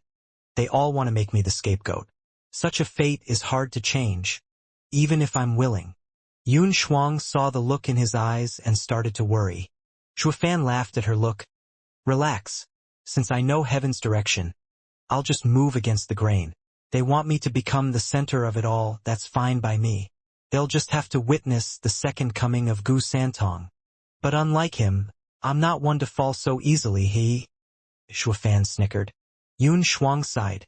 She had yet to get used to seeing his evil grin, but felt at ease knowing Shuafan had made up his mind. Yongning took this moment to make her presence noticed. In her fashionable and cross-gender, cross-cultural, cross-age, cross-dressing, scholarly getup, Shuanger, Zhuofan, to celebrate Imperial Father's centennial jubilee, the imperial capital is holding a lantern festival. Let's all go. You sneaked out again? Zhuofan was in no mood.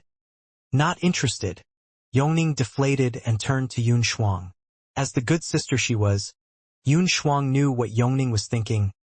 Steward Zhua, the imperial capital is in turmoil and for 2 weak girls to go alone. Fine, you're an asset I have to protect and keep close. Zhuofan waved to her and shook his head. The girls hid a sneaky smile.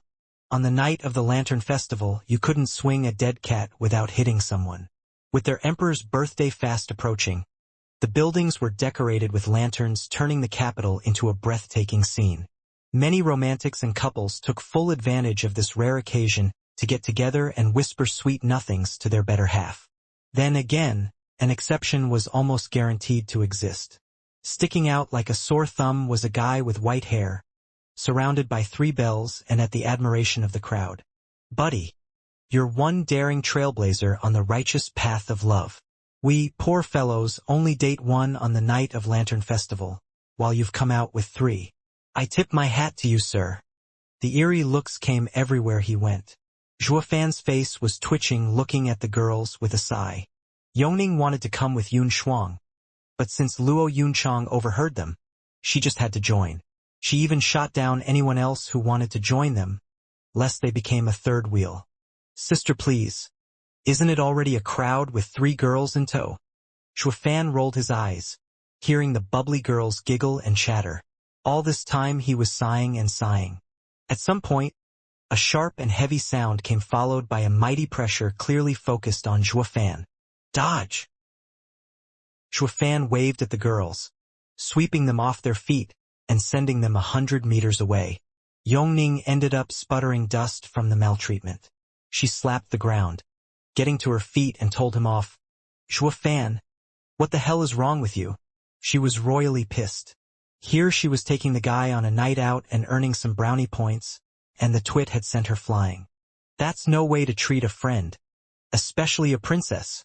But noticing that Zhuofan was staring at the sky, she did as well and gasped.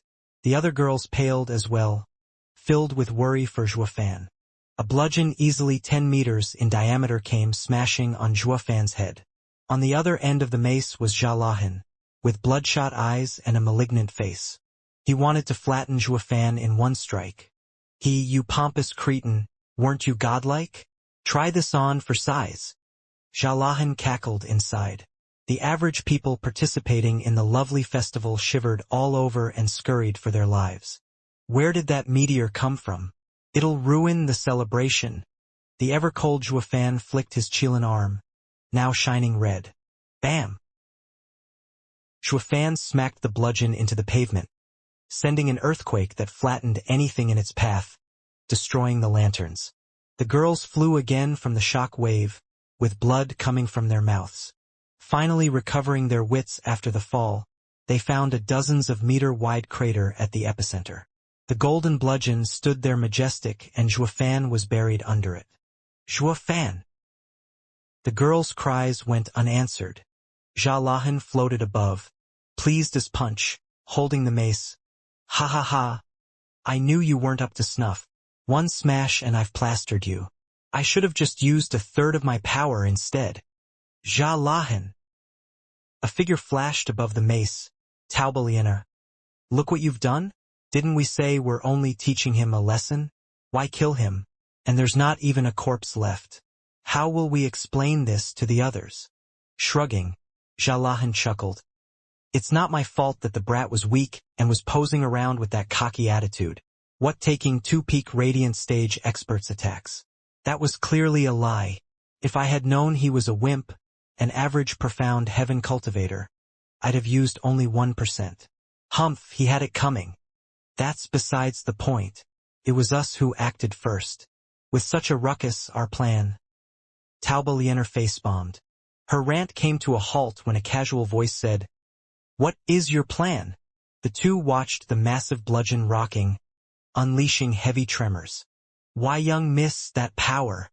Xianxia felt himself being lifted along with his arm, no matter what he did to stop it.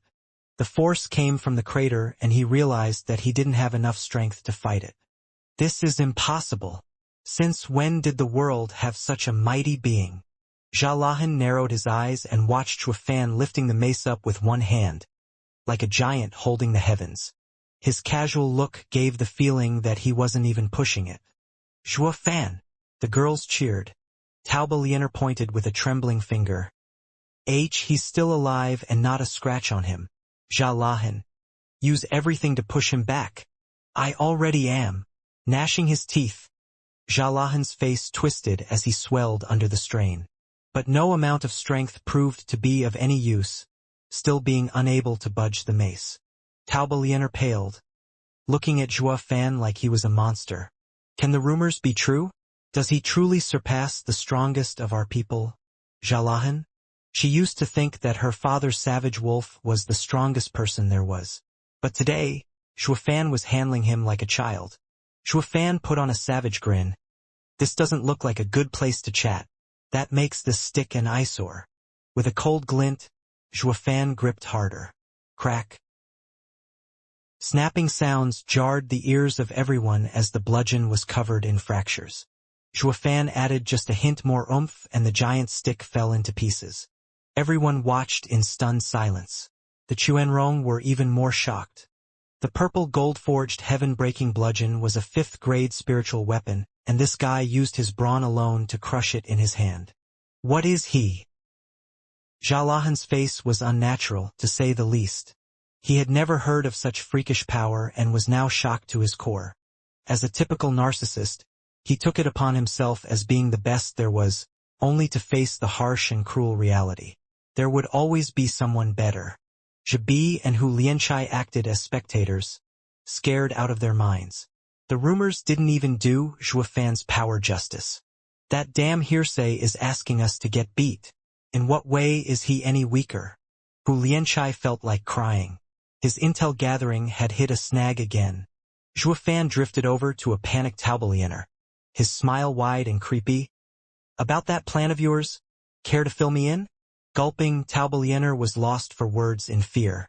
Xianxia sweated buckets, his eyes only reflecting fear. But he wasn't part of the 8 wolf wardens for nothing. He wouldn't give up just like that. It went double for when his young miss was under threat. While Shuafan was focused on Lianer, he took out an identical bludgeon. After a short wind-up, he socked Shuafan's head with it. Shuafan never even looked, merely flicking it away in pieces, while the weapon's owner's arm snapped from the power running through the crumbling bludgeon. Xianxia still hadn't woken up to smell the roses. A mere wave from Shuafan broke Chuanrong's best warrior's arm like a twig. This freak is not human. He is worse than a spiritual beast. Xianxia's arm dangled while he sweated like a pig. His heart was consumed by fear and in denial of what was right in front of him. It took a long time for it to sink in, the fear, the dread, the futility of it all. Tauba Lianer gave the wretched Xianxia a long look, then looked at the grinning Shuafan. The poor girl was about to cry. She was really regretting it now, messing with a monster without rhyme or reason. Zhibi at the side had his bow and arrow primed, aimed between Shuafan's eyes. He was also soaked in sweat. It was sky-piercing Wolf's first time facing such a thorn. Whoosh! Flashes of golden ripped the sky, each one going for Shuafan. Upon a closer look, those golden lights were nothing more than golden arrows. They pierced the clouds, surging with relentless power and, what's more, were in the hundreds. It was beyond comprehension how one man could shoot so many arrows. And those weren't your run-of-the-mill arrows either, but 5th-grade spiritual weapons. Each arrow was locked onto Shuafan's vitals. Even before they arrived, Shuafan already got the feeling of turning into a pincushion. That sky-piercing wolf's ultimate skill? Ninth Heaven Impaler? Raising an eyebrow just a smidge, Shuafan nodded. Not bad. He does have the skill of a divine archer to be able to injure Dugu. Taubalienner looked grave. Why, you know Jibi? Sure, I heard of him from my young master. And he heard it from his foster brothers. For tigers of Tianyu. Shuafan smiled. Miss Lienner. Now don't go thinking only you do your homework. Our side likes gossip too. Of course I got to hear of our dear friend's remarkable skill. Shuafan lifted his right arm towards the incoming rain of arrows. It shone red and he grinned. His bow and arrow can be as strong as he likes, but they still won't ever get to best my sacred arm. Taubalienner realized he knew everything about them. Taking him by surprise was nigh impossible now. A darn shame Jibi was the exception. Humph, posh prick, people don't just pace around, they improve. Everything you know about us is outdated. Taubalienner snickered, grabbing Jalahan and flying away. Shuafan was at a loss seeing her pull some distance. And then it happened. The shining arrow rain split in every direction. They surrounded Shuafan and only then shot towards him. Now Shuafan had no way to dodge, being at the center of an imploding sphere of arrows. Any weakness Shuafan had would be most clearly struck. His two beast fists were in no way capable of defending every inch of him either. He was at death's door. Ha ha ha. See that rotten jerk. That's Jibi's newest ultimate, 1000 arrow focal. This is his first time using it on the field. Try and block that. Taubalienner was delighted in Shuafan's plight. The girls below were worried sick. The smile on Jibi grew and grew. He knew exactly what this move could do. Each arrow was a 5th-grade spiritual weapon, each fired at full power and now had the guy surrounded. It was impossible to make a perfect dodge or block. Even if Shuafan survived, he'd be in a world of pain. This is called flawless archery. Jibi had moved himself by what he had accomplished. Using his newest ultimate on a super expert like Shuafan was the best field test. Shuafan wasn't that thrilled. He sighed and dropped his hand. Word on the street is that 9th Heaven Impaler is incredible. I thought of giving it a shot and to see how my arm fares. Yet instead I'm stuck with some 1000 arrow something. How droll. PFF. Jibi almost spat blood. His toil and sweat in creating this ultimate skill had earned a huge ixnay by Shuafan's evaluation. His heart couldn't take it.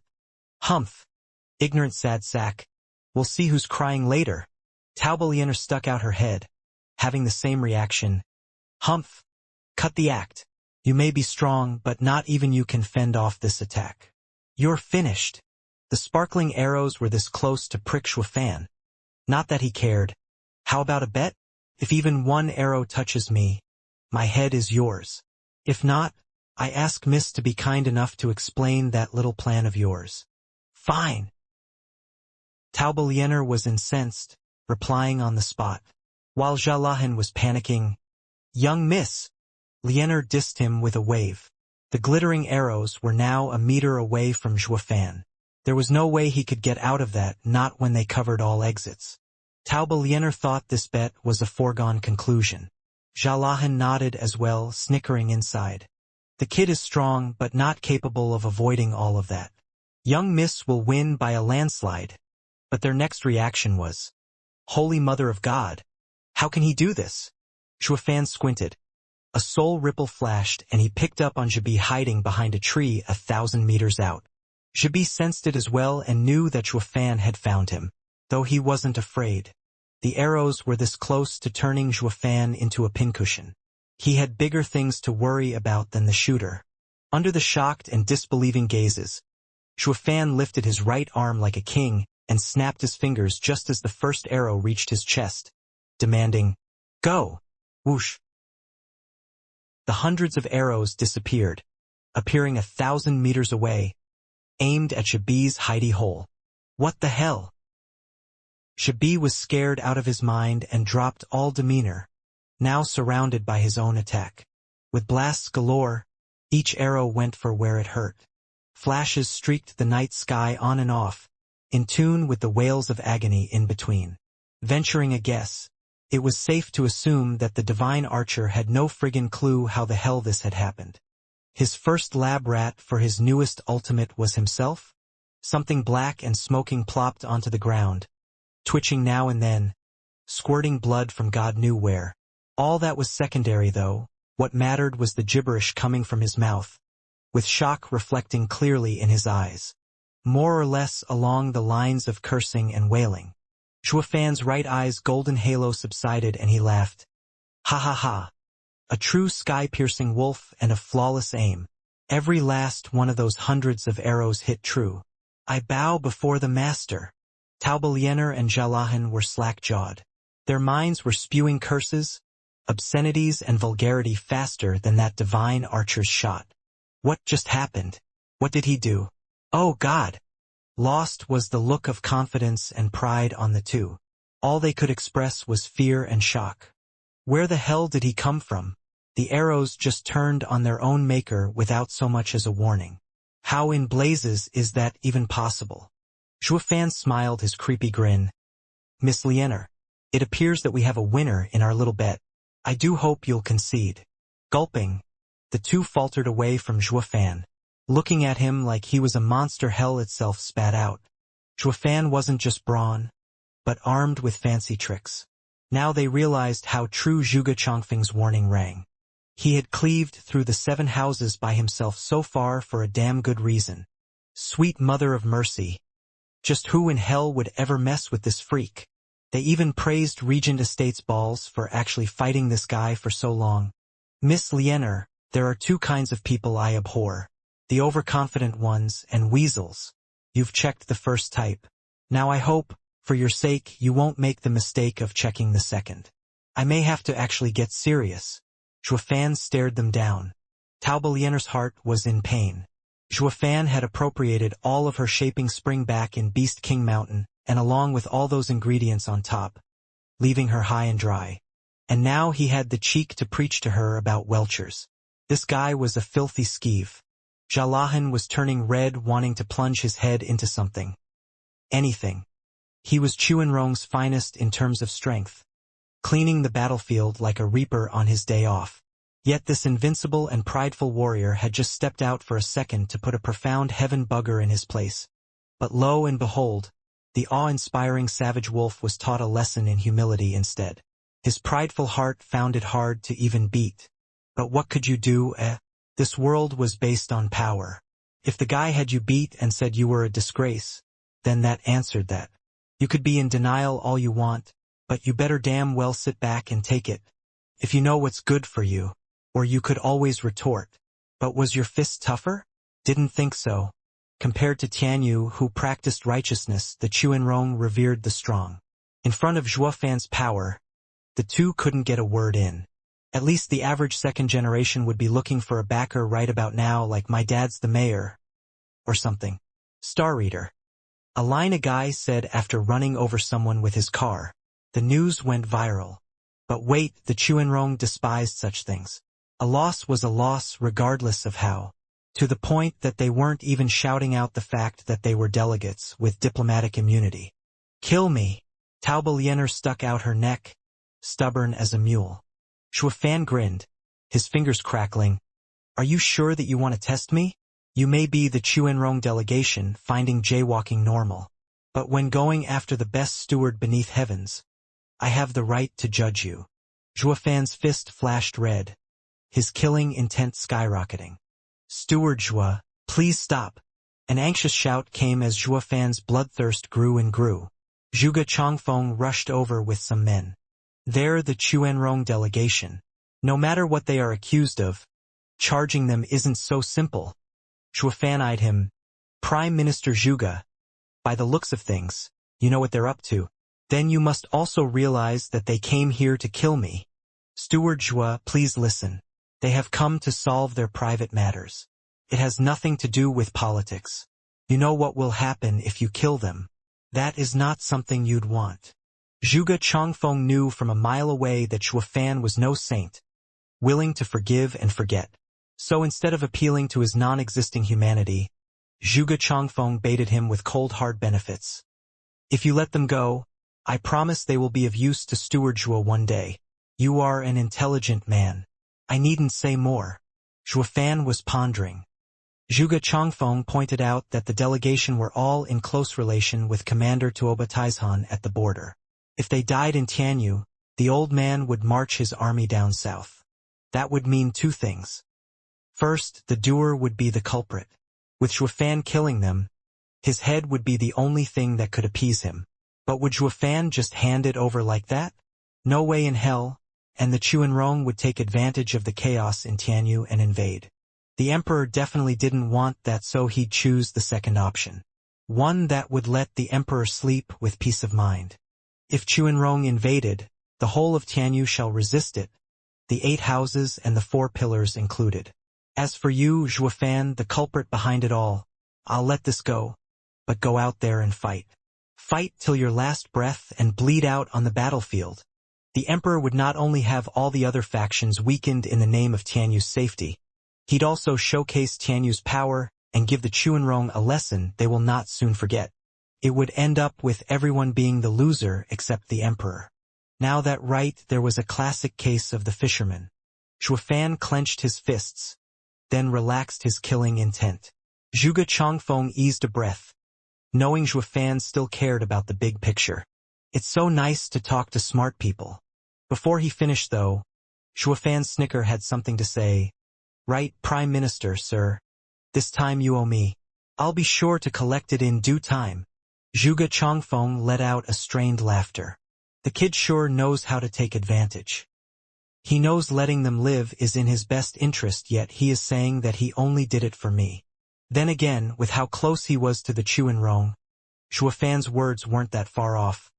All right, I owe you one. I will do my all when you need me. Zhuofan nodded, his eyes flashing. Zhuofan dumped his hostages in Zhuge Changfeng's care, walking away like the average bystander. The 4 scheming demons had heard the commotion and scampered over on the double. But seeing that the party was a bust, they slumped into depression. Ah, we were late for the fun. Zhuofan glanced over at them and thought, perfect timing. Dumping the trio of babes in their hands, he went to take care of his own matters. With the Lantern Festival ruined, buildings in shambles, people running scared, and nothing else to see here, the girls went home. Zhuofan watched Zhuge Changfeng's Chuanrong with a twisted smile. His right eye flashed golden and he was gone. Whoosh. 2 shadows popped up the next second in Zhuofan's place. Looking all over, God damn it! The rotten brat moves around without logic with his twisted skill. Just how are we supposed to follow? Let's just report back to the captain. We've just been given the damn slip. The other shadow was gone. The first one left just as quickly. In this desolate area, even though no one was in sight, the earth squirmed from time to time. 2 hours later, in the garrison, Zhuge Changfeng sported a dark look facing Tuoba Lufeng and Han Tianma. Next to him were the ashamed Taoba Liener and Jalahan with a broken arm. Something black as night rested on the bed. It was only when Liener said that that thing was sky-piercing wolf Zhibi did they actually believe it. Being let in on the whole story, the two were left speechless. Chuanrong's brave warriors, 8 Wolf Warden's 2nd and 3rd team members, did a joint attack and were flicked back with practiced ease. And the opponent even strolled away like nothing happened. If not for Zhuge Changfeng's timely arrival, they'd be dead by now. Tuoba Lufeng didn't set out to cast blame on the trio, but instead was overwhelmed by the cruel affair. Zhuofan was an abomination. Zhuge Changfeng sighed. I warned you not to step on his toes. And yet you. Forgive us, Prime Minister Zhuge. I failed in teaching my sister. I will make sure this never happens again. Tuoba Lufeng bowed, glaring at Liener and Jalahan until their faces were red from shame. As for Zhibi, he was just laying there, in his blackness. The earth squirmed and Hu Lianchai came out. He gave his salute and said, Prime Minister, sir. Zhuofan had a tail like you predicted, but he is truly remarkable. I don't know how he did it, but he even left me behind. Not just those 2. The 2 tails left to report instead of following you here. Ha ha ha, they're His Majesty's men all right. But that kid sure is cunning and sly like a fox. There may very well be no one in Tianyu capable of following him. Those two guys were merely trying their luck. Zhuge Changfeng mocked and praised. Obscure wolf, you are quite smart yourself to come to me first for help. Good, very good. Prime Minister, sir, that Zhuofan was too much of a monster. I was afraid of being wiped out and thought only sir could help. Without Prime Minister Zhuge's help, my sister and my men would have been slaughtered at the hands of that twisted maniac. As a brother and young commander, I express my deepest gratitude. Tuoba Lufeng gave a 90 degrees down angle bow. Zhuge Changfeng shook his head. Young master, there's no need. Even without my interference, Zhuofan wouldn't have killed them. Eh? Tuoba Lufeng was lost. But sister said his killing intent was actually visible. Zhuge Changfeng shook his head. He is not feared for his brawn, but for his insidious and twisted mind. His savage routine was all to draw me out. The one who comes out to save you first is bound to be the one closest to you. I presume that even His Majesty knows about our connection now. What? Tuoba Lufeng cried. What do we do now? Zhuge Changfeng said. It's fine. The difference between overt and covert schemes is that the latter will never see the light of day, while the former does not have such limitations. It won't change a thing even if they do know. The events will continue to play out like normal. I can no longer stop them. But wouldn't it have been better if we weren't exposed? Tuoba Lufeng sighed. Prime Minister, sir, why did you come out knowing Zhuofan's intent? Zhuge Changfeng's brow trembled and he spoke in a dark tone. Because I couldn't gamble whether Zhuofan act or not, and chose to play it safe. I have read many people in my life, but only two have failed to open to me like a book. He is one of them. Eh? Everyone was stunned. Zhuge Changfeng was known as the best mind in Tianyu, yet he couldn't see through a brash kid? Zhuge Changfeng smiled in reply to their thoughts. I caught a glimpse of him before the esoteric debate, but ever since after the event, he is closed to me. Or it may be that I don't even want to see. Because in that battle, he had done terrible and unimaginable things. What? Taoba Liener lit up. Zhuge Changfeng sighed. He lost his mind over a girl. It was my first time seeing him like this. In his madness, he had executed some of the most savage ploys, ending with the death of Regent Estate's eldest young master and plunging the Luo clan into the twisted world of politics before its time. All of these were rash and ill-advised choices. He was sure of it as well, but made them anyway. From that moment, unwanted contriver could no longer read him, and I do not dare fathom his train of thoughts. No one can grasp when he's going to snap or play it cool. Zhuge Changfeng took a deep breath. You now know why I exposed myself and why I had to save you. It is impossible for me to tell if his actions are driven by lunacy or insidious lull. Han Tianma and the rest sighed, scared by a man who was too unbalanced or unreadable to guess what his next action would be. Meanwhile, Zhuofan went to a tea house to meet with a black robe. Zhuofan used discerning field to scan for any nosy neighbors. Only then did he walk into the tea house and sat across from the black robe. Who knew this day would come when you'd ask me out? The black robe kept his hood low, hiding his features. Zhuofan smiled. We're all old friends, in a way. Chatting around a cup of tea after so long is pretty normal. Humph cut the act. You know it well enough that our grudge can't be mitigated. We never had any friendly chats. The black robe sipped his tea, his words cold. Zhuofan giggled. Well, looky here, how you've improved. Think I can't snap your head right here, right now? Yes, I do. The man shook his head. You would have long killed me by now otherwise. I am not your match. But since I've answered your invitation, I'm sure you didn't come here just to finish me off. Zhuofan grinned. I see you've done some growing up over the past years. Not just a conniving mentality, but nerves too, just like that old demon back in the day. Shuddering, the black robe's grip on the teacup tensed. Yet he continued sipping the green tea. I'll keep it nice and simple. The report I have from my house's spies puts you in a precarious position, at a crossroad. And have you come to threaten me with it? The black robe's cold tone cut Zhuofan off. Humph. See how much good will that do? My two employers agree on my choice. You won't be using that on me anytime soon. You've pegged me all wrong. I didn't come here to threaten you, instead just to talk. If you're interested, Zhuofan stared hard at him. How about a three-way crossroad? Mind considering taking a step towards the Luo clan as well? Shuddering, the man cried in disbelief. What did you say? I think I was clear enough. Zhuofan chuckled. A sly person always has a fallback. Why not get one extra? For you, it comes with no downsides. Don't tell me you haven't been considering it. You're insane. We're enemies. The black robe roared, slapping the table. I'll never help you. Zhuofan mocked. You're so outdated. Very. This will probably be the highest you can go. What did you say? Nothing, really.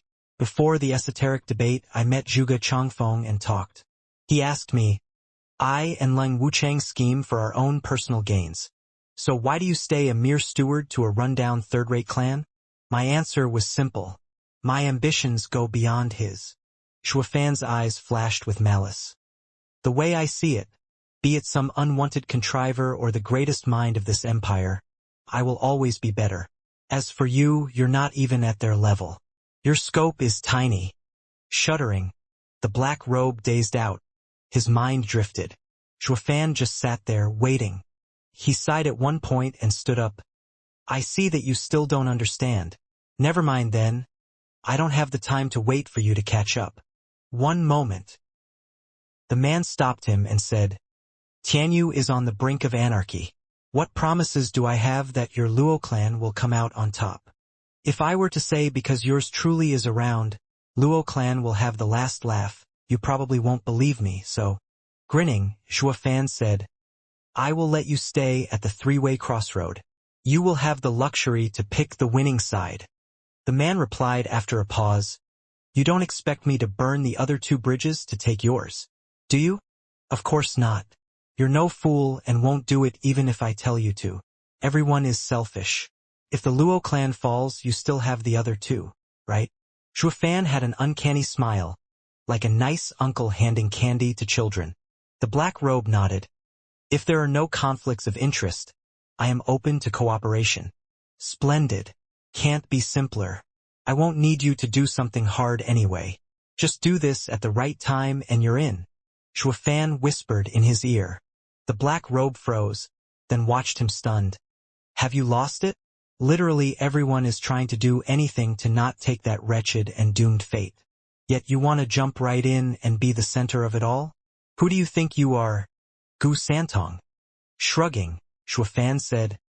What else can I do? Everyone is out to get me. Well, someone's gotta do it. The man held his gaze, then nodded, praising. Now I understand how you've climbed so far. To others you are ruthless, but a savage to yourself. From what you want of me, I can guess this much. Zhuofan is Zhuofan, specialized in turning the world upside down.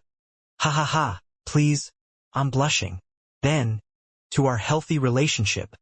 Zhuofan put his hand out with a smile. The black robe grabbed it with a clap and left into the night. Zhuofan grinned before leaving as well.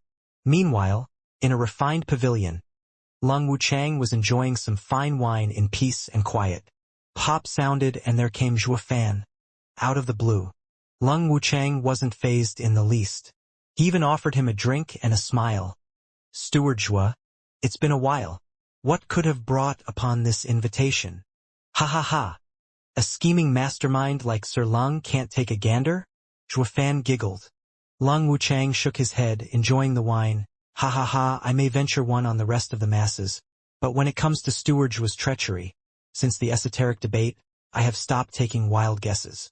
I ask that you be plain. I shall be terse then.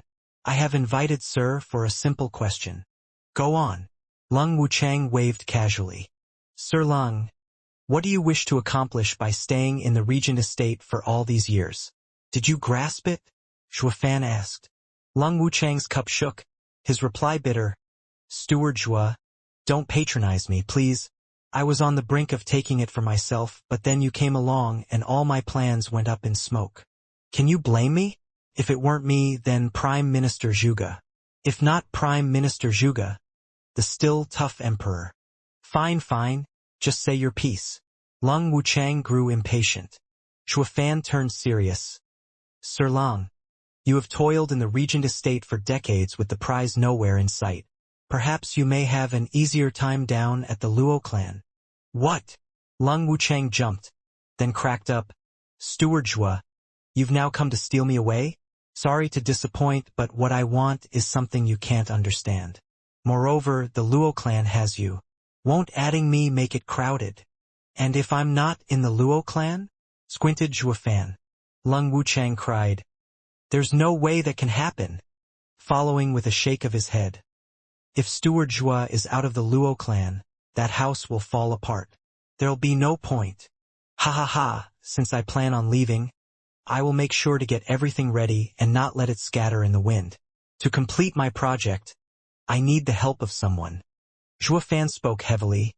Sir Long, Prime Minister Zhuge once said that you and him are the right hand of leaders, but each with their own agenda. I do not know what Prime Minister Zhuge's aim is, but I do have a theory about yours. Do you remember telling me how with the three of us together, nothing can stop us? It got me thinking. You may appear conceited, but you wish to prove yourself to stand out.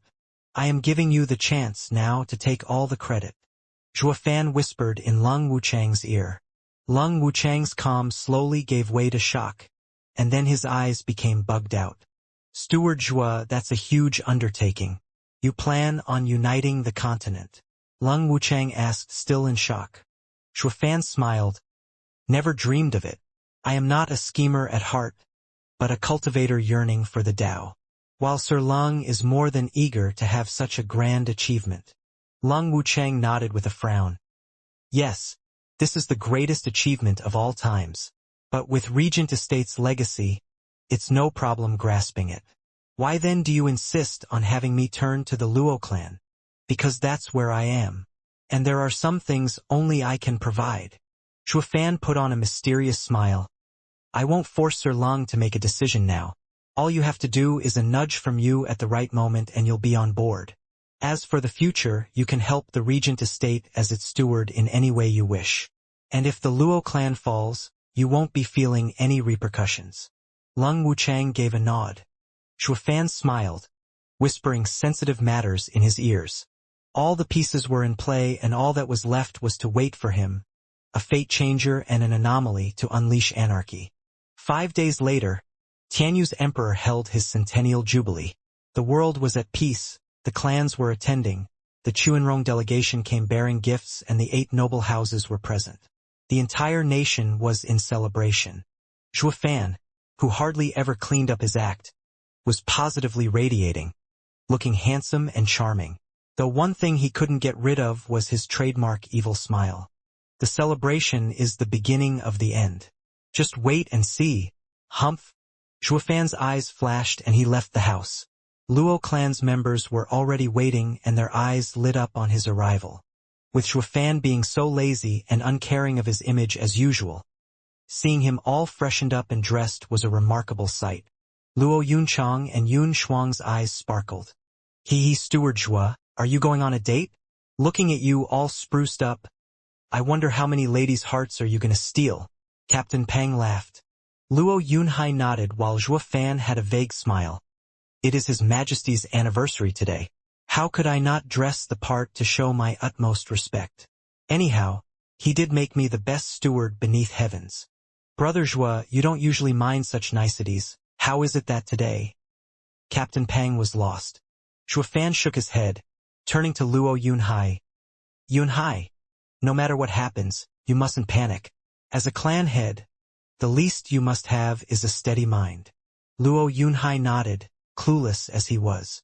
As for you, dwarfs, do you still remember what I told you last night? Zhuafan snapped to the 4 scheming demons. Laughing, the 4 pygmies were determined. Steward Zhua, if there's one thing we're good at, it's that ha ha ha. What's that? Zhuafan, what are you up to now? Luo Yunchang asked. Zhuafan shook his head with a smile. It's nothing. Come on. Luo Yunchang could only look at him in suspicion, following the others. When the time came to take the carriage to Imperial Palace, instead of taking a ride with Yunhai and her, like usual, he shared one with Yun Shuang. This left her stunned and crestfallen. Yun Shuang jerked. Her cheeks blushed and she was about to refuse. But the jerk that Shuofan always was, entered the carriage without a care and even pulled her close with an evil grin. "Shuanger, is something wrong, or do you not like my company?" Not at all. But shouldn't you go with young miss?" She neither had been on the Luo clan's premises for a couple of days, nor was born yesterday. It was obvious to her that Luo Yunchang was carrying a torch for Zhuofan, while Zhuofan, being the steward and Luo Yunchang being the master, complemented each other. While she, the outsider, felt quite awkward getting so close with another's man. Zhuofan didn't mind it in the least, wearing the same snickering smile. "You should get used to it then. We will be spending many days together in the future." "What?"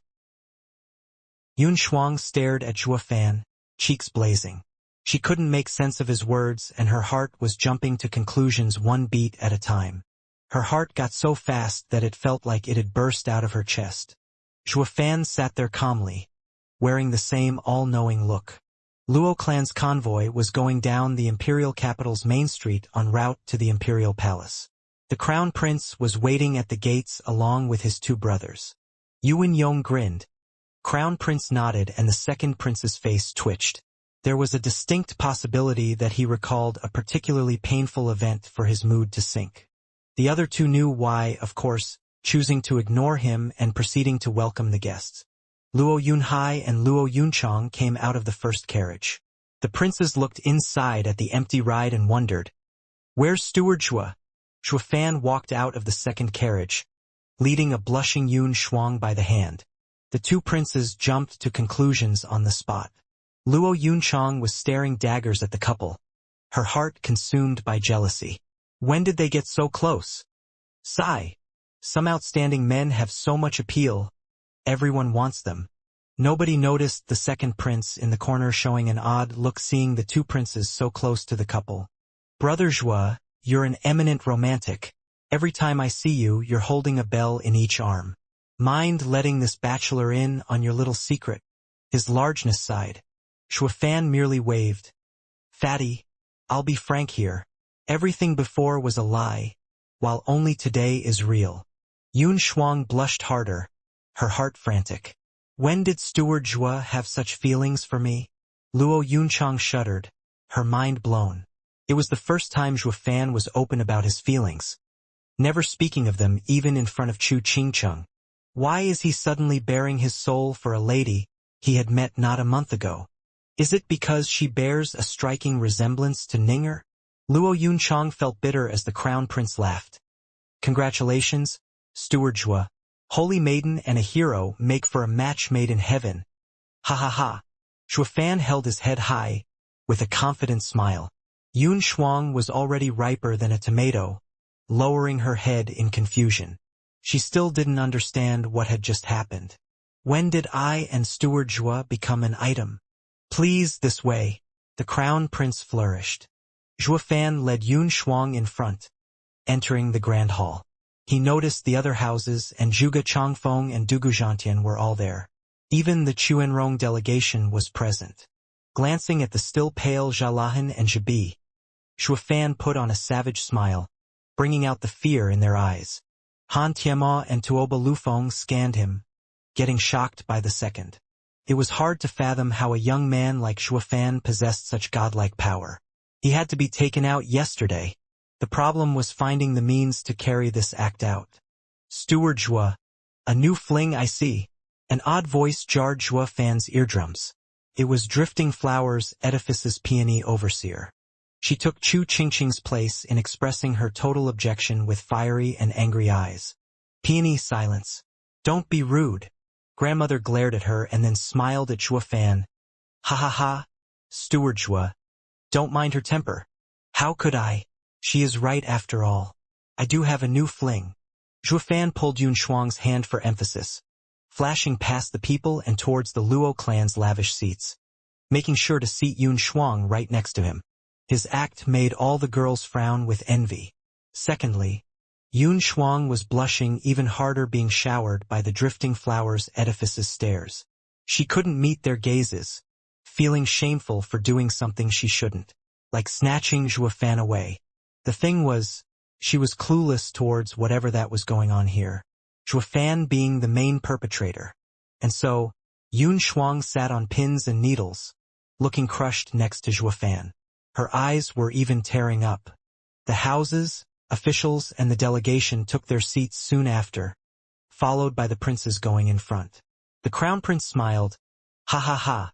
Today is my imperial father's centennial jubilee, a national holiday. All of you coming here, especially Chuanrong's delegation coming from afar, have brought much honor with your presence. A grand occasion for Tianyu and Chuanrong to join hands. Rolling his eyes, Tuoba Liufeng's side wasn't used to Tianyu's customs, preaching hypocrisies and all that. All I hear is that we've come to celebrate, that it's you who are the winners in this.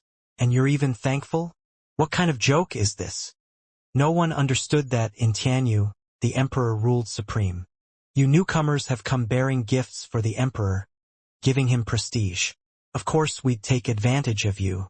Why else do you think you're standing here? Faced with such tangled logic, the terse Chuanrong could never wrap their heads around it. While the crown prince brushed up on his oratory skills, singing praises and all that, in the imperial study, the emperor in his best clothes was putting on a mean face, ready to join the festivities. Is everyone here? The emperor's eyes flashed. A shadow kneeled. Your Majesty, they are. Please give us orders. Good. I can finally see the end of this game. With carefree steps, the smiling emperor walked up to his desk and did a checkmate. The secret pearl order from 1,000 years ago is finally implemented. Tianyu is mine after all. Making a fist, the emperor turned and briskly walked towards the hall with the servants in tow.